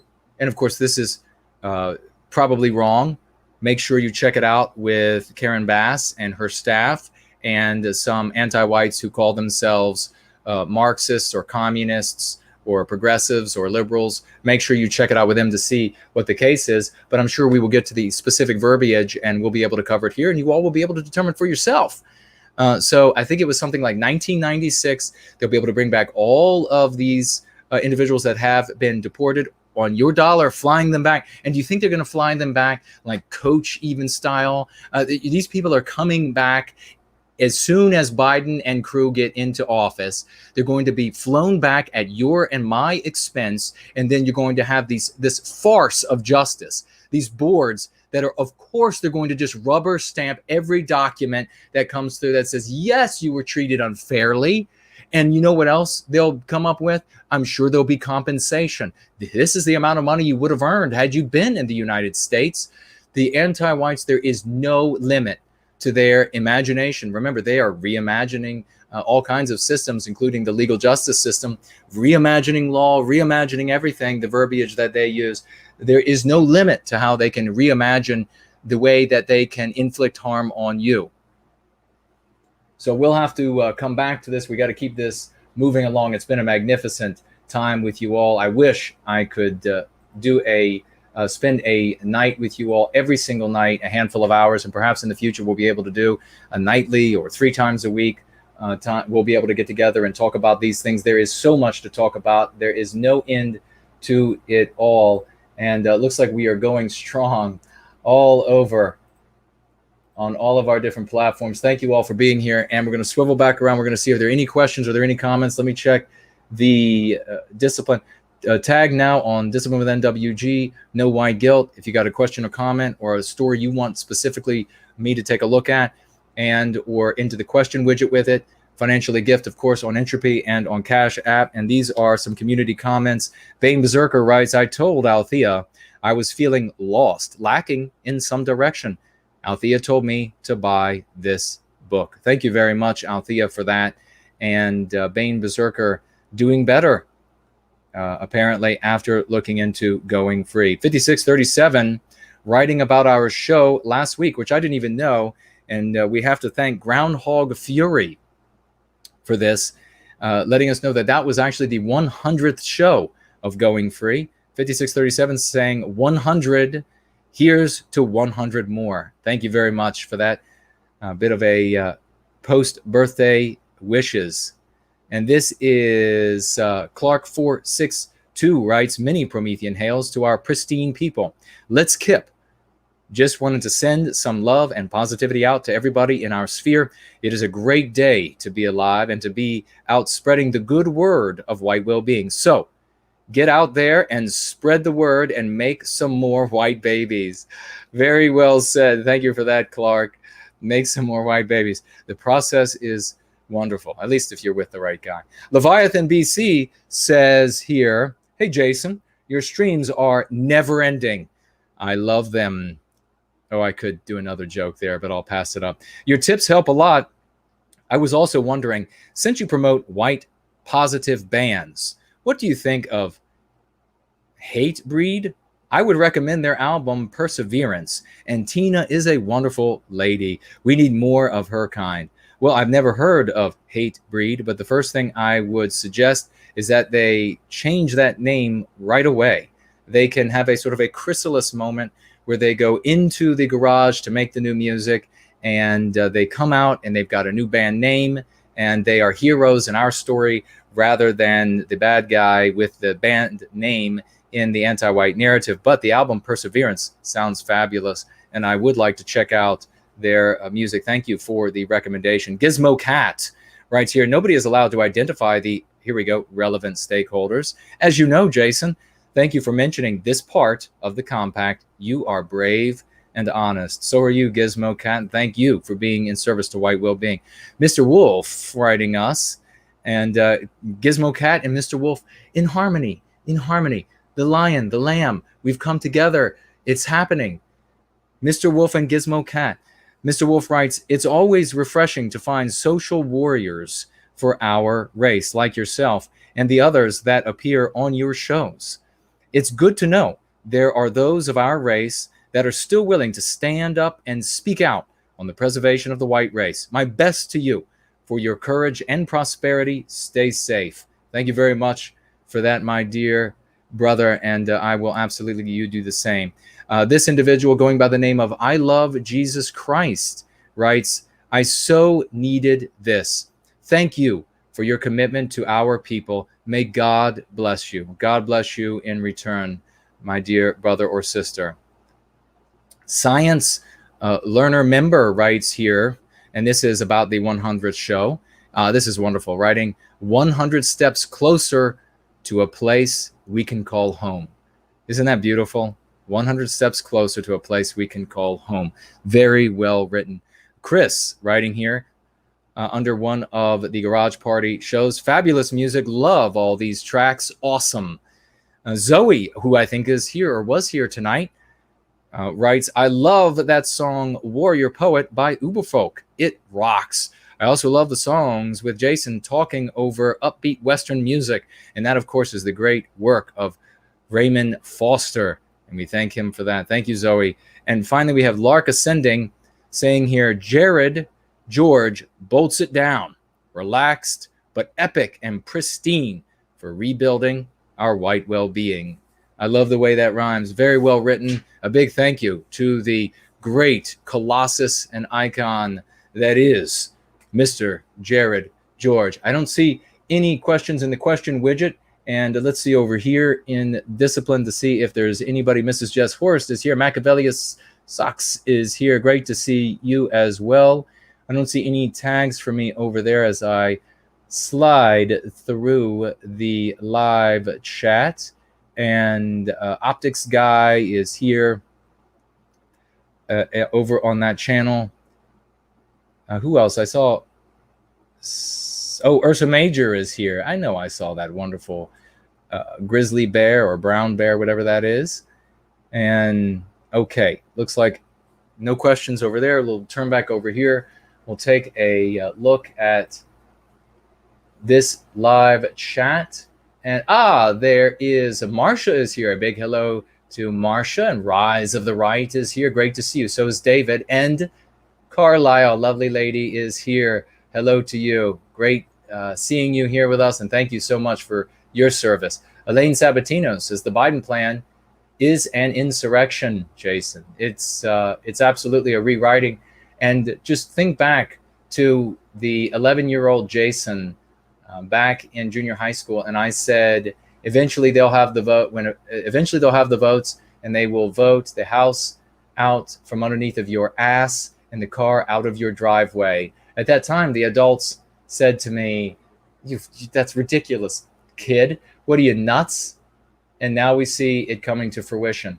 Maybe I should go visit them. Maybe that should be something we should do. I should find these old admin, see if they're still alive, find the old teachers, go up with a camera, somebody holding a camera behind me, knock on their door. Hey, remember when you said it was ridiculous that it would come to this? Here's the Biden plan. What do you think now, asshole? Promethean Promulgation writes, sorry for I apologize for the language there, but those people deserve to be called worse names. Promethean Promulgation, child migrants becoming elders very rapidly will be used as proof of the stress, the Hershey causes. Oh, I see. The non-whites. Yes. Oh, it's yes. It's so much stress. It's so much stress to be in. That's right. In our civilization, everybody wants to come here because we are so discriminatory against all non-white peoples in the West. Give up those conversations, ladies and gentlemen, and you will be head and shoulders above the rest. I think, as I'm rapidly skimming through, and I apologize if I miss anything. Remember, you have to tag me as No White Guilt on that channel. So if I've missed anybody, then I apologize to you. But we're just trying to get to everybody as quickly as we can. One more quick look at Cash App to make sure we didn't miss anybody over there. Still going strong with plenty of stamina. Plenty of stamina.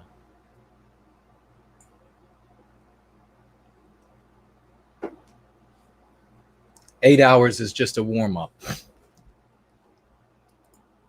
All right, let's see. What have we... Okay, that was... Oh, let me jump over to D Live for a quick look at that, and then we'll see about taking some calls.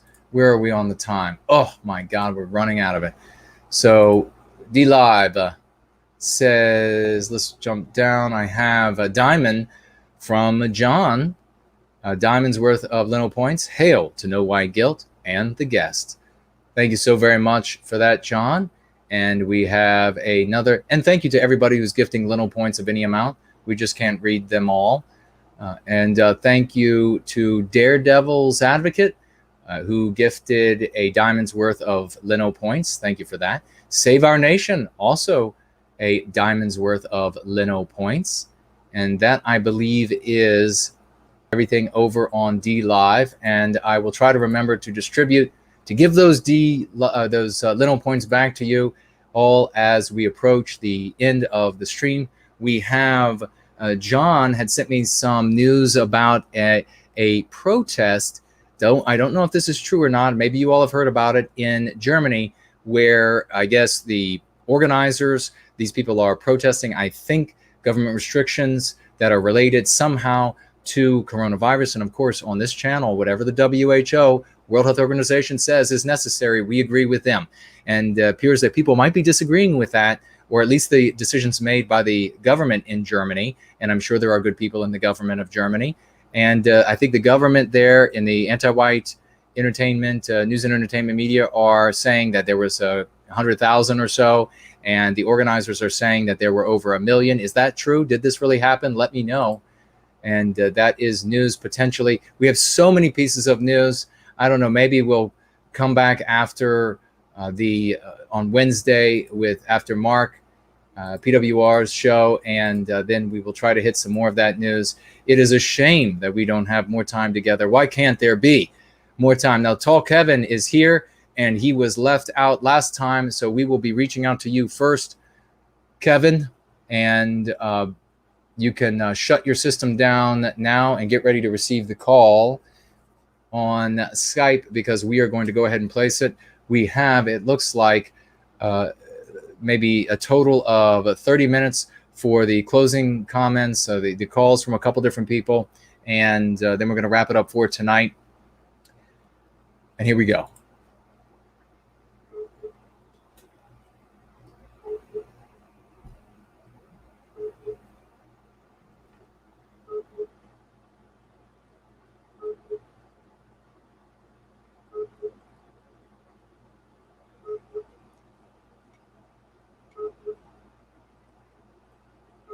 All right. Looks like Kevin, if you're still with us, or if somebody is in contact with Kevin, let him know that we're trying to reach him. And it appears that his Skype is not ringing at the moment. So we're going to jump over to next in line. And that appears to be Spencer the First.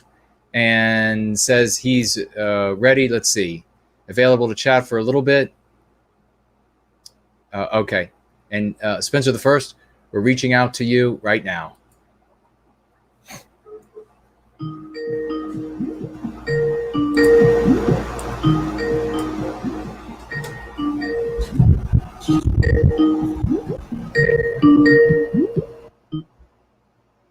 Hello. Hey, brother, how you doing? I'm doing excellent tonight, brother. How about yourself? Oh, man, I'm out of this world with excitement. We had Lacey, Lynn on, and then, of course, we had the great Raymond Foster. So many magnificent things are happening, are coming together, talented people. This is stupendous. We're making a real change in the world. How are you doing? Yes, good sir. We are making real change as well. I'm doing great today as well. Had a very busy week. Had a few ups and downs. My computer almost broke, but I fixed it. And I didn't fix it. I bought a new one, but nonetheless, that's fixed. That way. So let's get. I notice you're short on time, so let's get to the meat and potatoes of my call, if you will. Yes. Do you remember my call from last week? Yes, of course. Yep.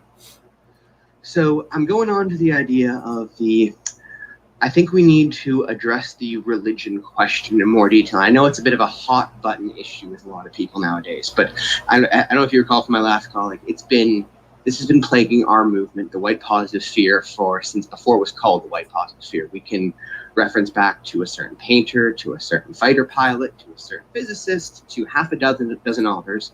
All of them have encountered the same problem in trying to help our people. That is to say, the religion issue never gets dealt with, and they've all dealt with it the same way for a long time, and it worked for a while. It worked for the idea that just saying, well, okay, if someone is white positive, then let them in and let them do our thing. But as I mentioned to you last week, I had a debate, and it just really brought it into focus for me, wherein I was discussing with another fellow Christian to myself, which is what I am, that whether or not we should either A, as he was arguing, not let pagans in until they convert, or B, as I was arguing, let them in for now and convert them later on. And that in turn, just in this discussion group we were having, led to just this absolute firestorm. This firestorm of people saying stuff like, quote, dead K on a stick, which I'm sure you know what the K stands for. Yeah. And other people saying all pagans are Baal worshippers, which I don't know if you remember Baal from the Bible. Mm-hmm. He was a demon who demanded that his followers sacrifice infants to him to gain his favor. And to me, like, it's just it's unproductive. It's so unproductive. But literally, like, that debate between two guys, we were both being civilized. We had that debate, just led to this firestorm in this chat group I was in. And the thing is, it's a good chat group. Like, we have a good thing going on there. Every single day, someone in that group is posting content. Sometimes it's 2 or 3 people a day putting out content, helping our people. And just as soon as we just ignite that one little spark between us, all of a sudden just ignited this massive flame war. And it took quite a bit to calm it down. Now, we did calm it down, but it boils down to the statement that this question needs to be addressed, brother. And I'm going to confess openly, I don't know how to do it. I'm not sure here how to do it. Do you have any ideas on that subject matter? Anything that can maybe add to this? Like, I have an idea for a framework, but I'm really at a loss as to how we're going to get over this so that we can work together for our people and not just put a lid on a boiling pot for a little bit of time. Do you understand what I'm saying? I do indeed. And in fact, there's some history to this and how we dealt with it and what state it was in before. And there is a remedy to it. And there's a personal remedy, but then there is a larger remedy. And that's the one I think that we all want to get to. So the history is that in the white positive sphere, there used to be very harshly drawn lines, even between different Christian sects and Catholicism as well, and people who were trapped in, as they saw everything burning down around them, their particular vehicle, their family was in that vehicle, and they could say, well, when my father and mother, or when my grandfather and mother, when they were in this particular vehicle, whatever that might have been, and this could be a political ideology as well. It could be religion, the different branches, and to a lesser degree, in looking toward the immediate past, were there any genuine pagan efforts that were very successful in these countries, with some exceptions. But that they could look to it and they could say, wow, we had achieved such success with this vehicle. And it was because of that inertia and because of that history that these lines were so stark. And the anti-whites, of course, made great use of these divisions. Well, as things continued to burn down around us, it was like the walls that these artificial differences between us that really were built up on things that are superficial. And I know that some of these superficialities can be very meaningful to people. So I'm not diminishing the superficialities. I'm framing them this way relative to the biospirit that is inside every single one of us, the one thing that unites us all. Relative to that, everything else is something we've built up on top and therefore superficial. Now, for decades, there were these harsh divisions, but as we continue to lose and to the anti-whites, as all of these vehicles were failing, and as their adherents and their leaders, etc., as they continue to tout their particular vehicle or their particular religion, their particular ideology, they lost the faith of those who used to follow them. So in the communities, as say it could be Christian Baptist, for example, which is where I started, people began to lose the faith in that leadership because it wasn't providing the protection. It was becoming increasingly anti-white. Real Baptists, Christian Baptists, began leaving the official Baptist church, and things continued to break down. Now, when I came in to this as a young man, this is the environment where we were, and we had this slowly growing, or this upswing in people, whites who were either atheists or they were leaving different branches of Christianity, leaving Catholicism, leaving Mormonism, and they were instead moving toward a pagan belief system. And back then, by the way, so it was far less had been created. Today, for pagans, white pagans, there's far more history that's really just been created, and it doesn't make it illegitimate because it was created. It's still coming out of a white person as long as they are not allowing it to be clouded. And we see arguments from pagans who reach out to me and say, oh my God, I got into this because I wanted something that was more in tune with what I thought was normal for my people, for the West, for the white race, for Western kind. And instead, I've ended up in what effectively is like this feminist run, so the anti-whites who call themselves feminists, many of them wanting to get away from now the persecution of increasing numbers of white women because anti-white narrative and anti-white superstructure, they do not need white women as much as they used to, or leaving those environs and instead moving over to a lot of these pagan, not all of them by any means, but you all know in the environments where you are, the ones that have written to me and complained about these environments where they are becoming as multiracial as as anti-white as any of the Christian churches, as any of the Catholic or Mormon churches.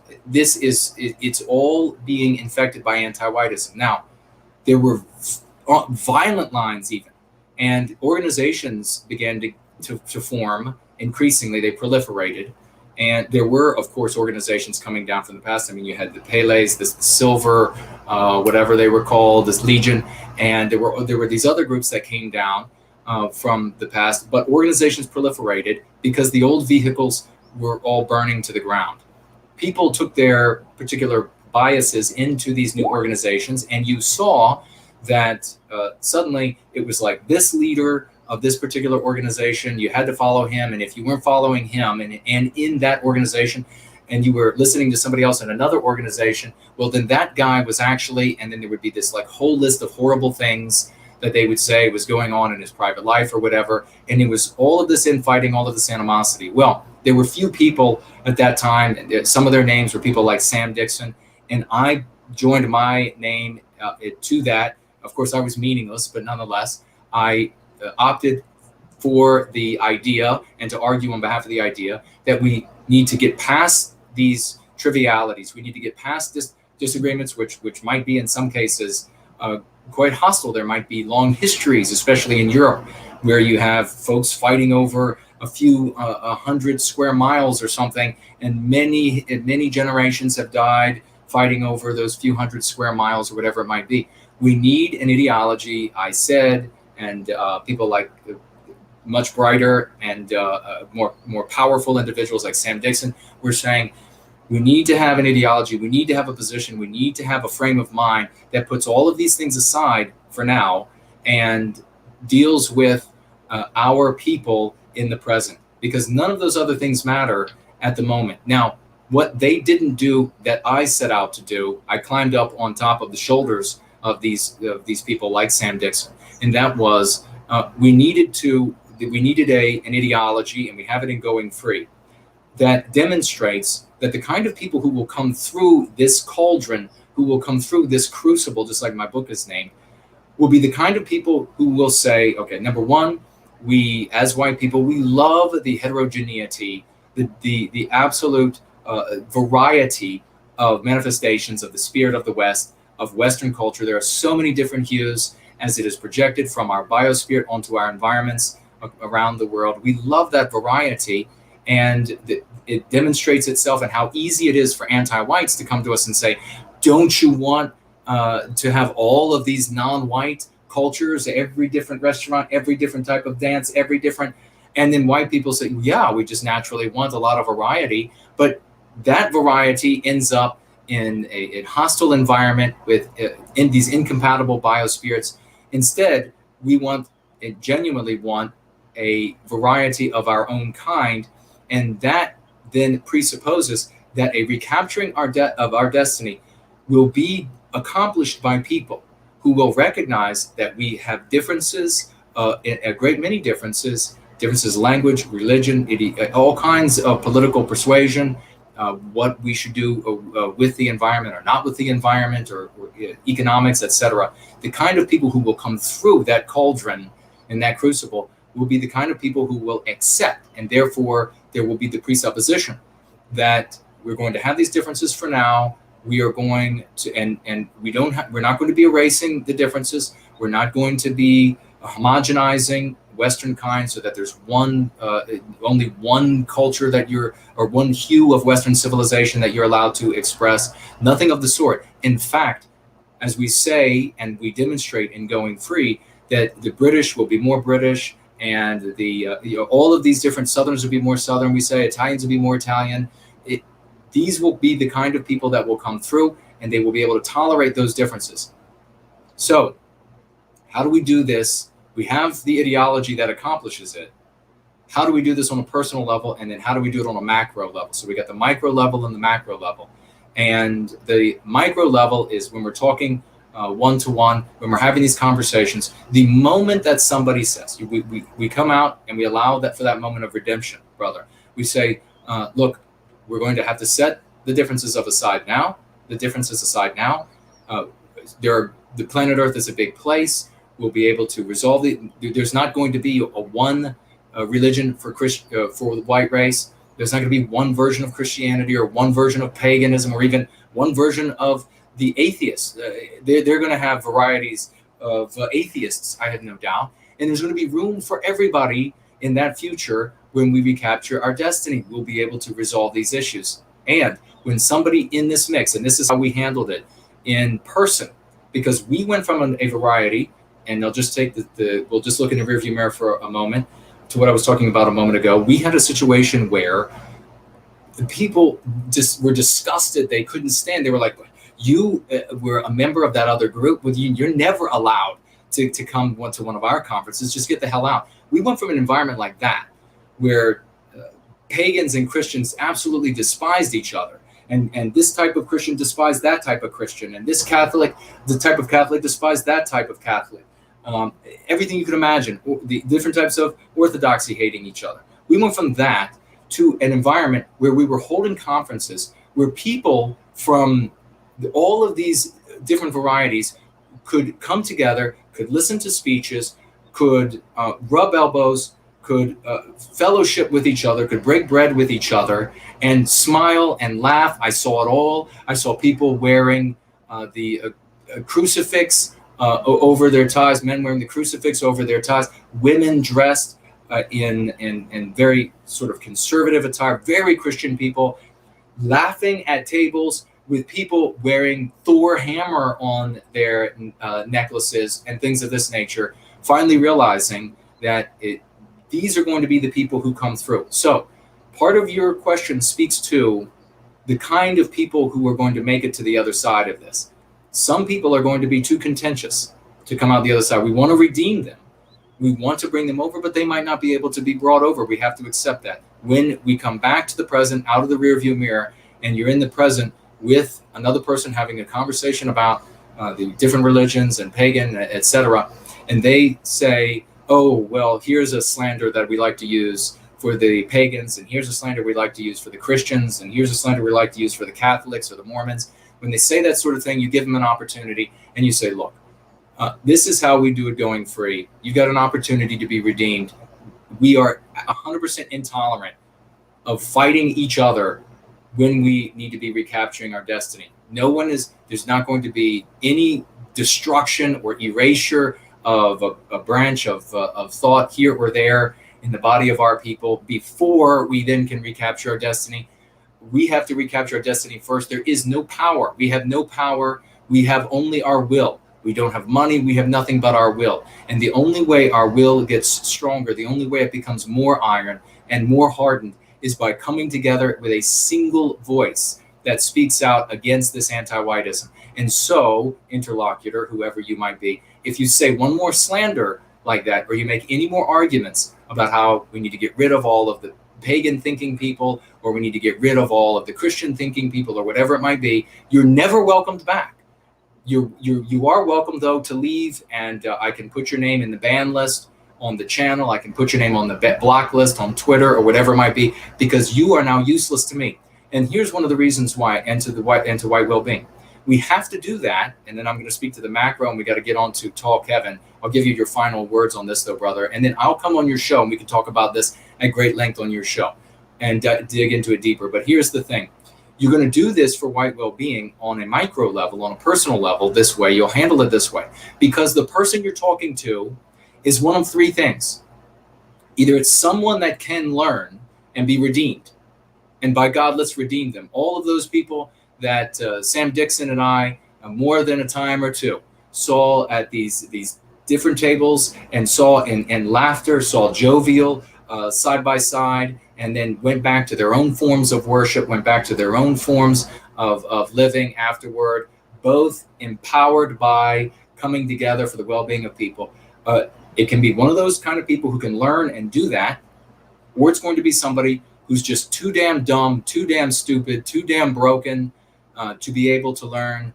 And it's a sad thing that they're in that state. Maybe they can learn later in life. Maybe it'll have to be something more personal for them to smack them right in the face. Maybe it'll be that it'll be a pagan or a Christian who breaks down or gets into a car accident, and then it'll be the other pagan or Christian that will rescue them from the burning car. And then they'll realize, well, maybe these folks aren't all so bad.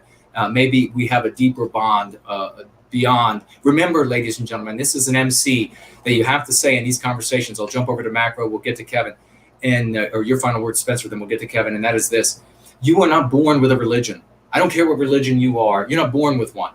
You're not born with a country. You're not born with anything else. No ideology. No anything. You're born with the biospirit of Western kind. That's what you are.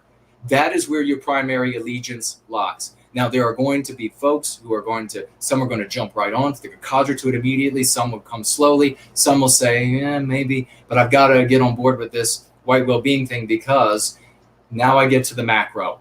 The way we remedy this issue when it comes to pagans and Christians and Catholics and Mormons and atheists and anybody out there who still might not get along, is this: when a winning horse pulls out front, as we are doing here, when that winning horse becomes visible for all to see, when that winning horse gets so far out in the lead, there's no denying that it is going to succeed for our people, that it is the strongest hope, that it is the fastest hope, that it is the Triple Crown winner, everyone who has a brain cell and a spirit and a morality that you would want in your company will jump on to that train.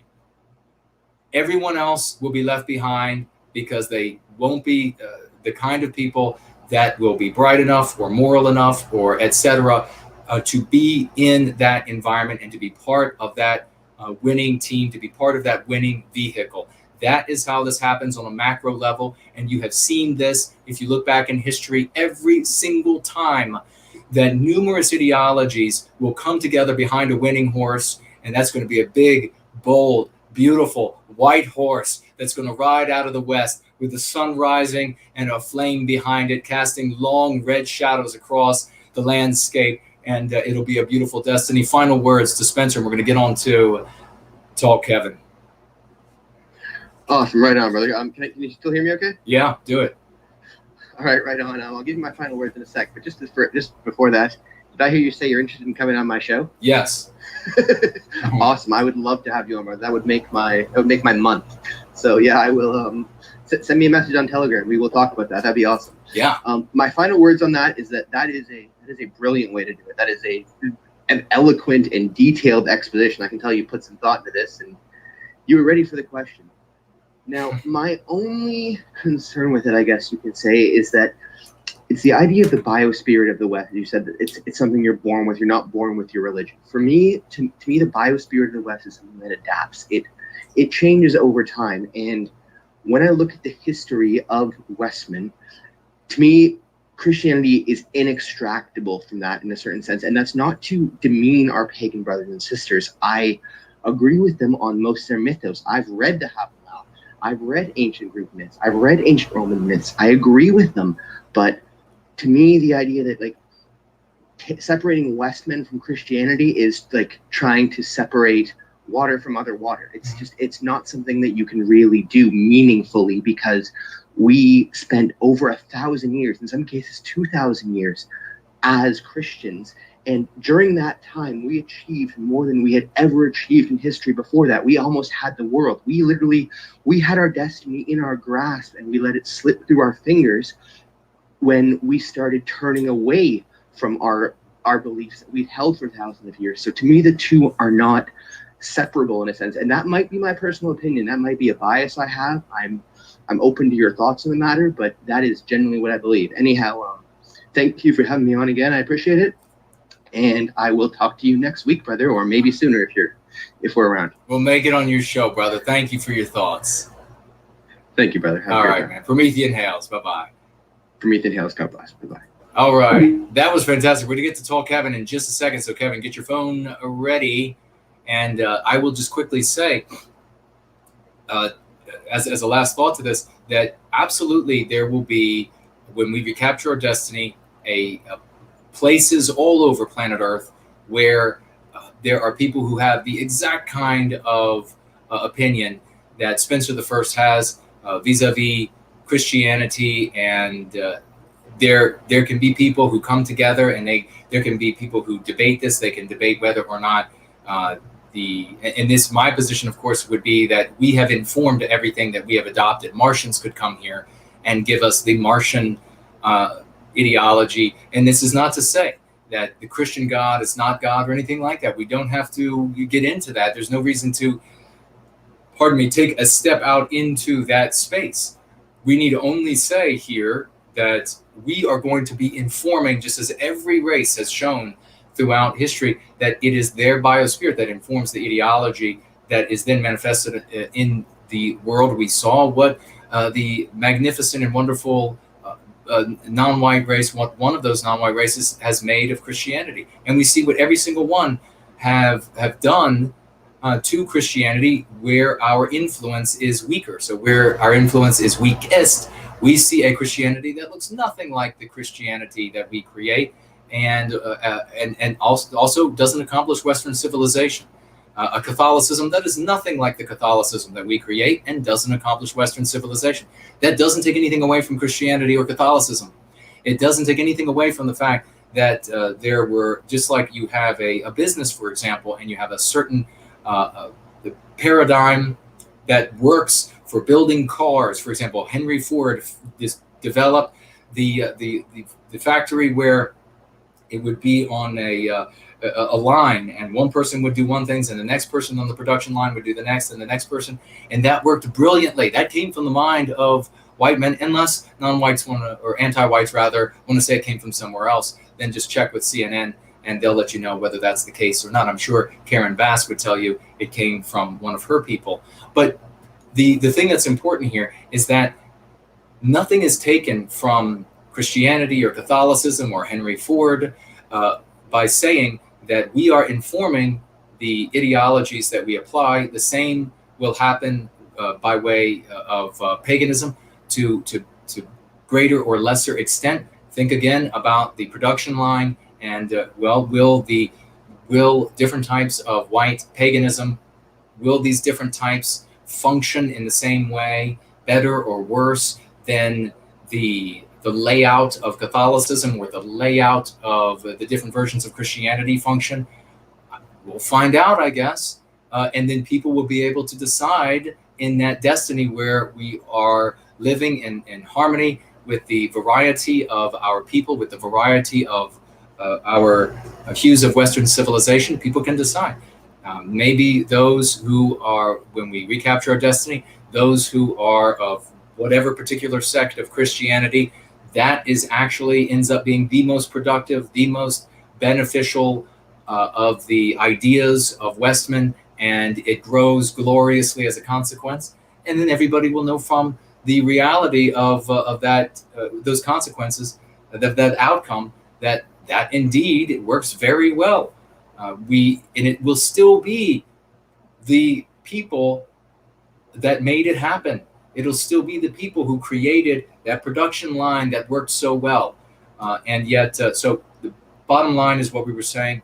We need to be able to get along. And set these differences aside. You can absolutely be of the mind. I know there are a lot of Catholic folks out there right now. I think they call themselves trad Catholics or whatever. And they think, oh, it's this particular type of Catholicism as opposed to another type of Catholicism or that type. You might be right. You might be right that one works the best for us, but we still made it. And then when we recapture our destiny, you'll be able to have the opportunity to prove that was the best thing that we made and works best for us. But of course, we notice that that type of Catholicism has not done the same thing for other groups around the world. Let's bring on Tall Kevin as we get ready to wrap this up. But before we do quickly, let me just take a quick look, make sure we have no other questions, and that we're still good. Rise of the Right asked, No White Guilt, what do you think of the so-called non-white militias in London's streets yesterday? I haven't seen that news yet, but I will happily take a look. We'll see. And I think we're blank over here, so I will go ahead and, we might not be. Let's see really quickly if we're blank, and then get ready, Kevin, because the call is going to be coming to you, and here it comes.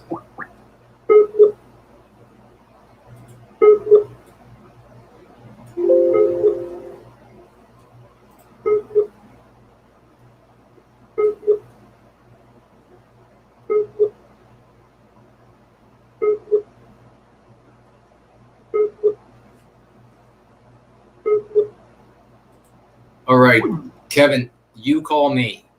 If you can hear me or somebody can message Kevin, go ahead and message him, please, to let him know to call me so that we can have a discussion with him about what he is doing. And of course, we know Kevin is one of our greatest superheroes in service to white well-being. Melody over here on D Live writing, Jason is awesome. How could I ever miss a lovely name like that and saying that I'm awesome? Here is Kevin. Hello, brother. Yeah, how's it going, man? Oh, man. Couldn't be better. How are you doing?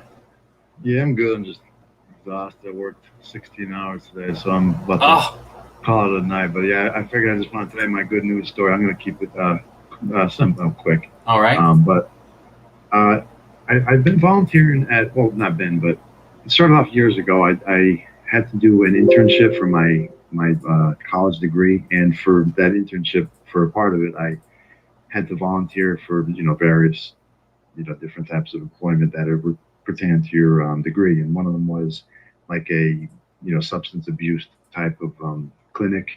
It didn't have to be there. I picked it on my own. I did this about 5 years ago was the last time, up until a few months ago when I started going back. But that's when I was going, and I didn't have any groundbreaking things. It was just pretty sad stories, seeing some people that are different alcohol, mainly narcotics and opiates and stuff like that in my area. But I stopped going after I got my degree, and just life carried on, and I had my job and all that stuff, so I kind of forgot about it. But up until maybe 2 or 3 months ago, I'd say 3 months ago, I started going back because I thought, let me actually try and help out my people, and kind of an aspect that not that many people might think, because people just think politics in general, that's where it is. But obviously in going free, that's not the case. It's a whole other sphere of everything that negatively affects us. You could kind of help them and put their life on the right path. So I started going, and up until 3 weeks ago, I'd say, I was hesitant to kind of talk about the book, because your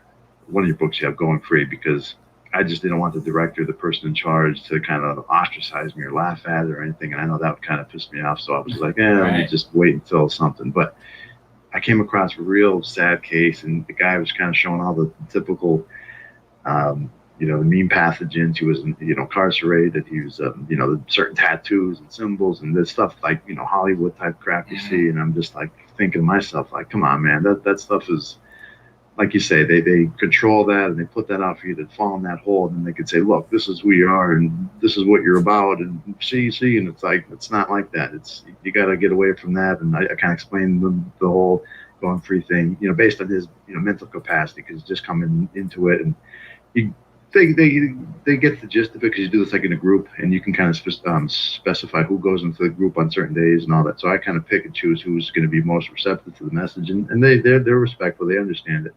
But up until then, it was just verbal. And I brought the book, and I said, oh, he has this book I forgot about. If you want to check it out, I gave him the copy that I have, and he said that he read it, and when we talked about it, he actually did.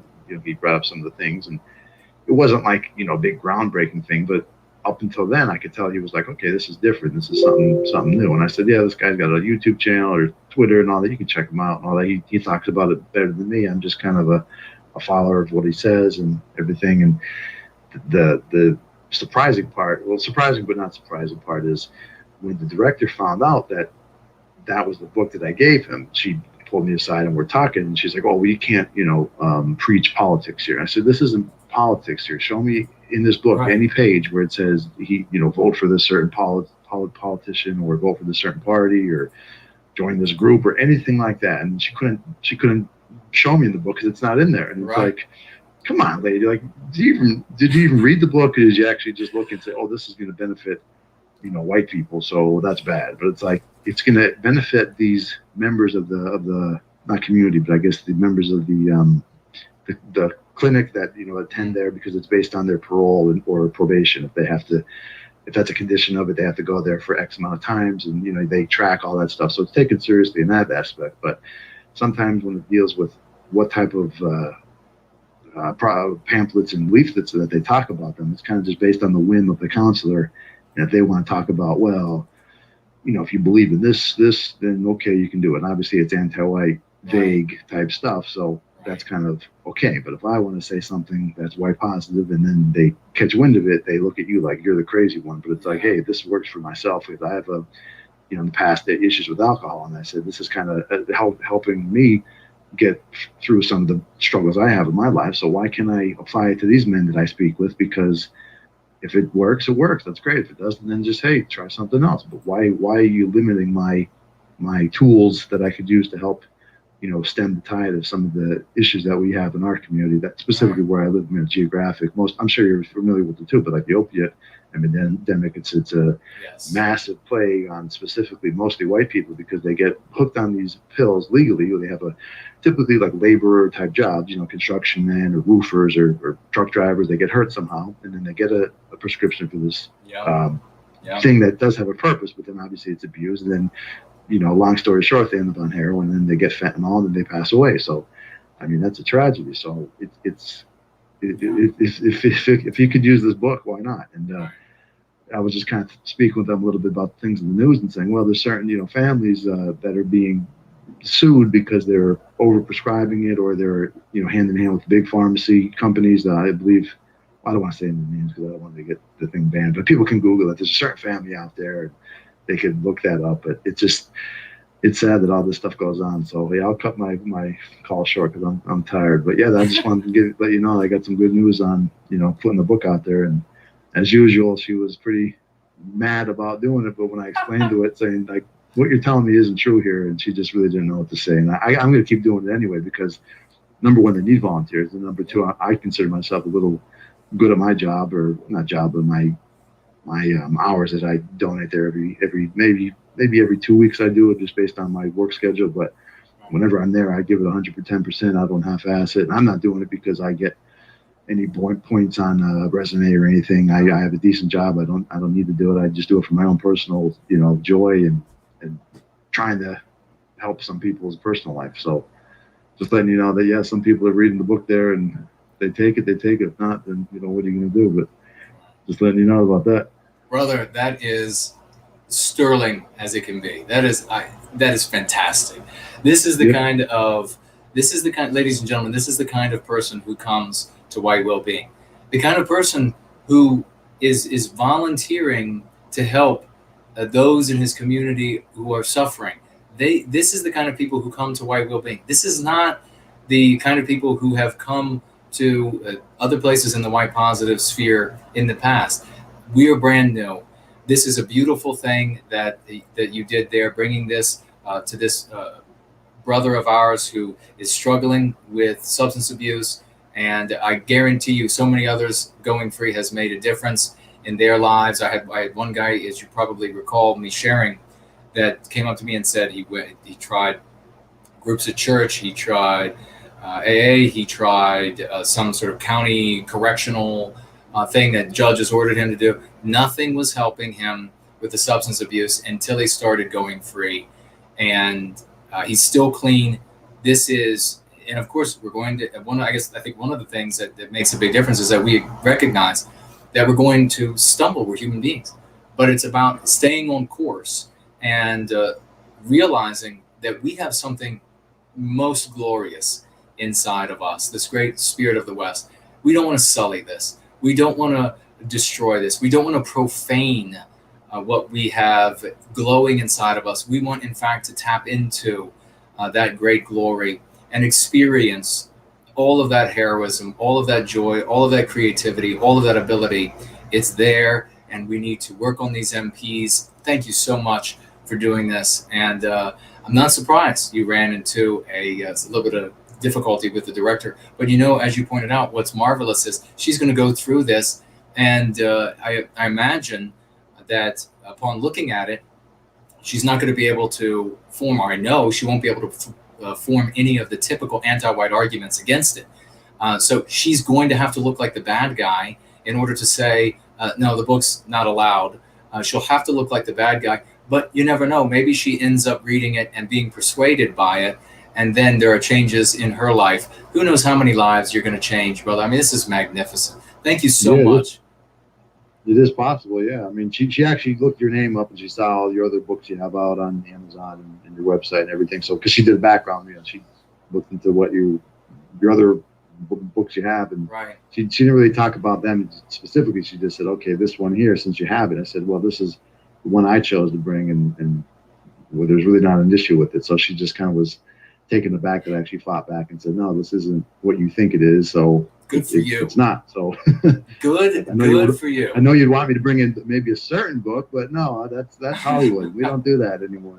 That time's over.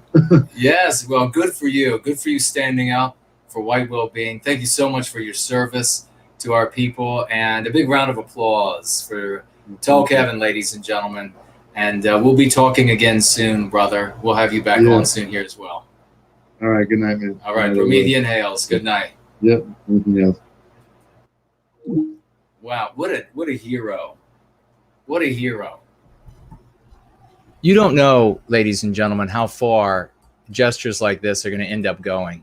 If you think about it, maybe he ends up getting to one of these people who are covered in all the old symbols, tattoos of old regimes, or maybe even ancient regimes.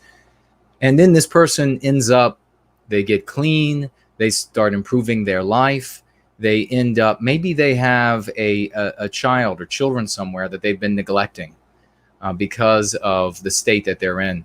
And then they end up going back and making amends, touching base with those individuals, making a new contact, being the father or mother that they were meant to be. You know, we've had conversations about this happening elsewhere around, people helping out the homeless here and there. And of course, always be careful when you're doing these things. Kevin is a big man and he's in a safe place to be able to do this. So you just don't go out and look for homeless somewhere. Not everybody, as you know, we have miscreants in our own race. We've always handled them roughly throughout history, but we have miscreants as well. So we need to be careful, but you never know. What will happen to the life of some little girl or little boy, white child somewhere when dad comes home again, or when mom comes back home? And they're not going to be perfect, but they're going to be taking a day at a time, another step at a time, going in a white positive direction, going in a pristine direction. The memories that will be formed, the lives that will be saved, the good that it will do. And then that child grows up to be strong and proud and marries someone who also is going free, and they have a loving, happy white family that is all working for their own betterment, for their own well-being, by way of our group's well-being, benefiting every single one of us. And a divine entity will be able to look down and track that line from that outcome all the way back to tall Kevin walking in the front door of this place with Go Free, to tall Kevin saying to the director, no, this isn't what you think it is. I'm not going to stop bringing it. I'm going to keep bringing it to do good with it. Divine entity will be able to see that. We can't, but we'll be able to see the fruits of that in those beautiful faces and that beautiful civilization that we create in the future when we recapture our destiny. Let me know your thoughts of the show Going Free today with the intermission. We're going to keep an eye on how this experiment goes. Let me know in the thread under the videos how you thought it went and what you might like to see, any suggestions that you might have. But I'm going to go ahead. If you are over on the discipline stream, I'm going to end the stream just a moment early. And here it goes. Bye-bye. And so there are some reasons for that as well. But to everyone, to all of you, this has been magnificent. Another, obviously, now we've gone more than 8 hours, just a little bit more than 8 hours in total. But of course, we are just warmed up. We could keep going, but I've got other things to do for White Wellbeing. You do too. And let's get to it. I love every single one of you. Let's go free.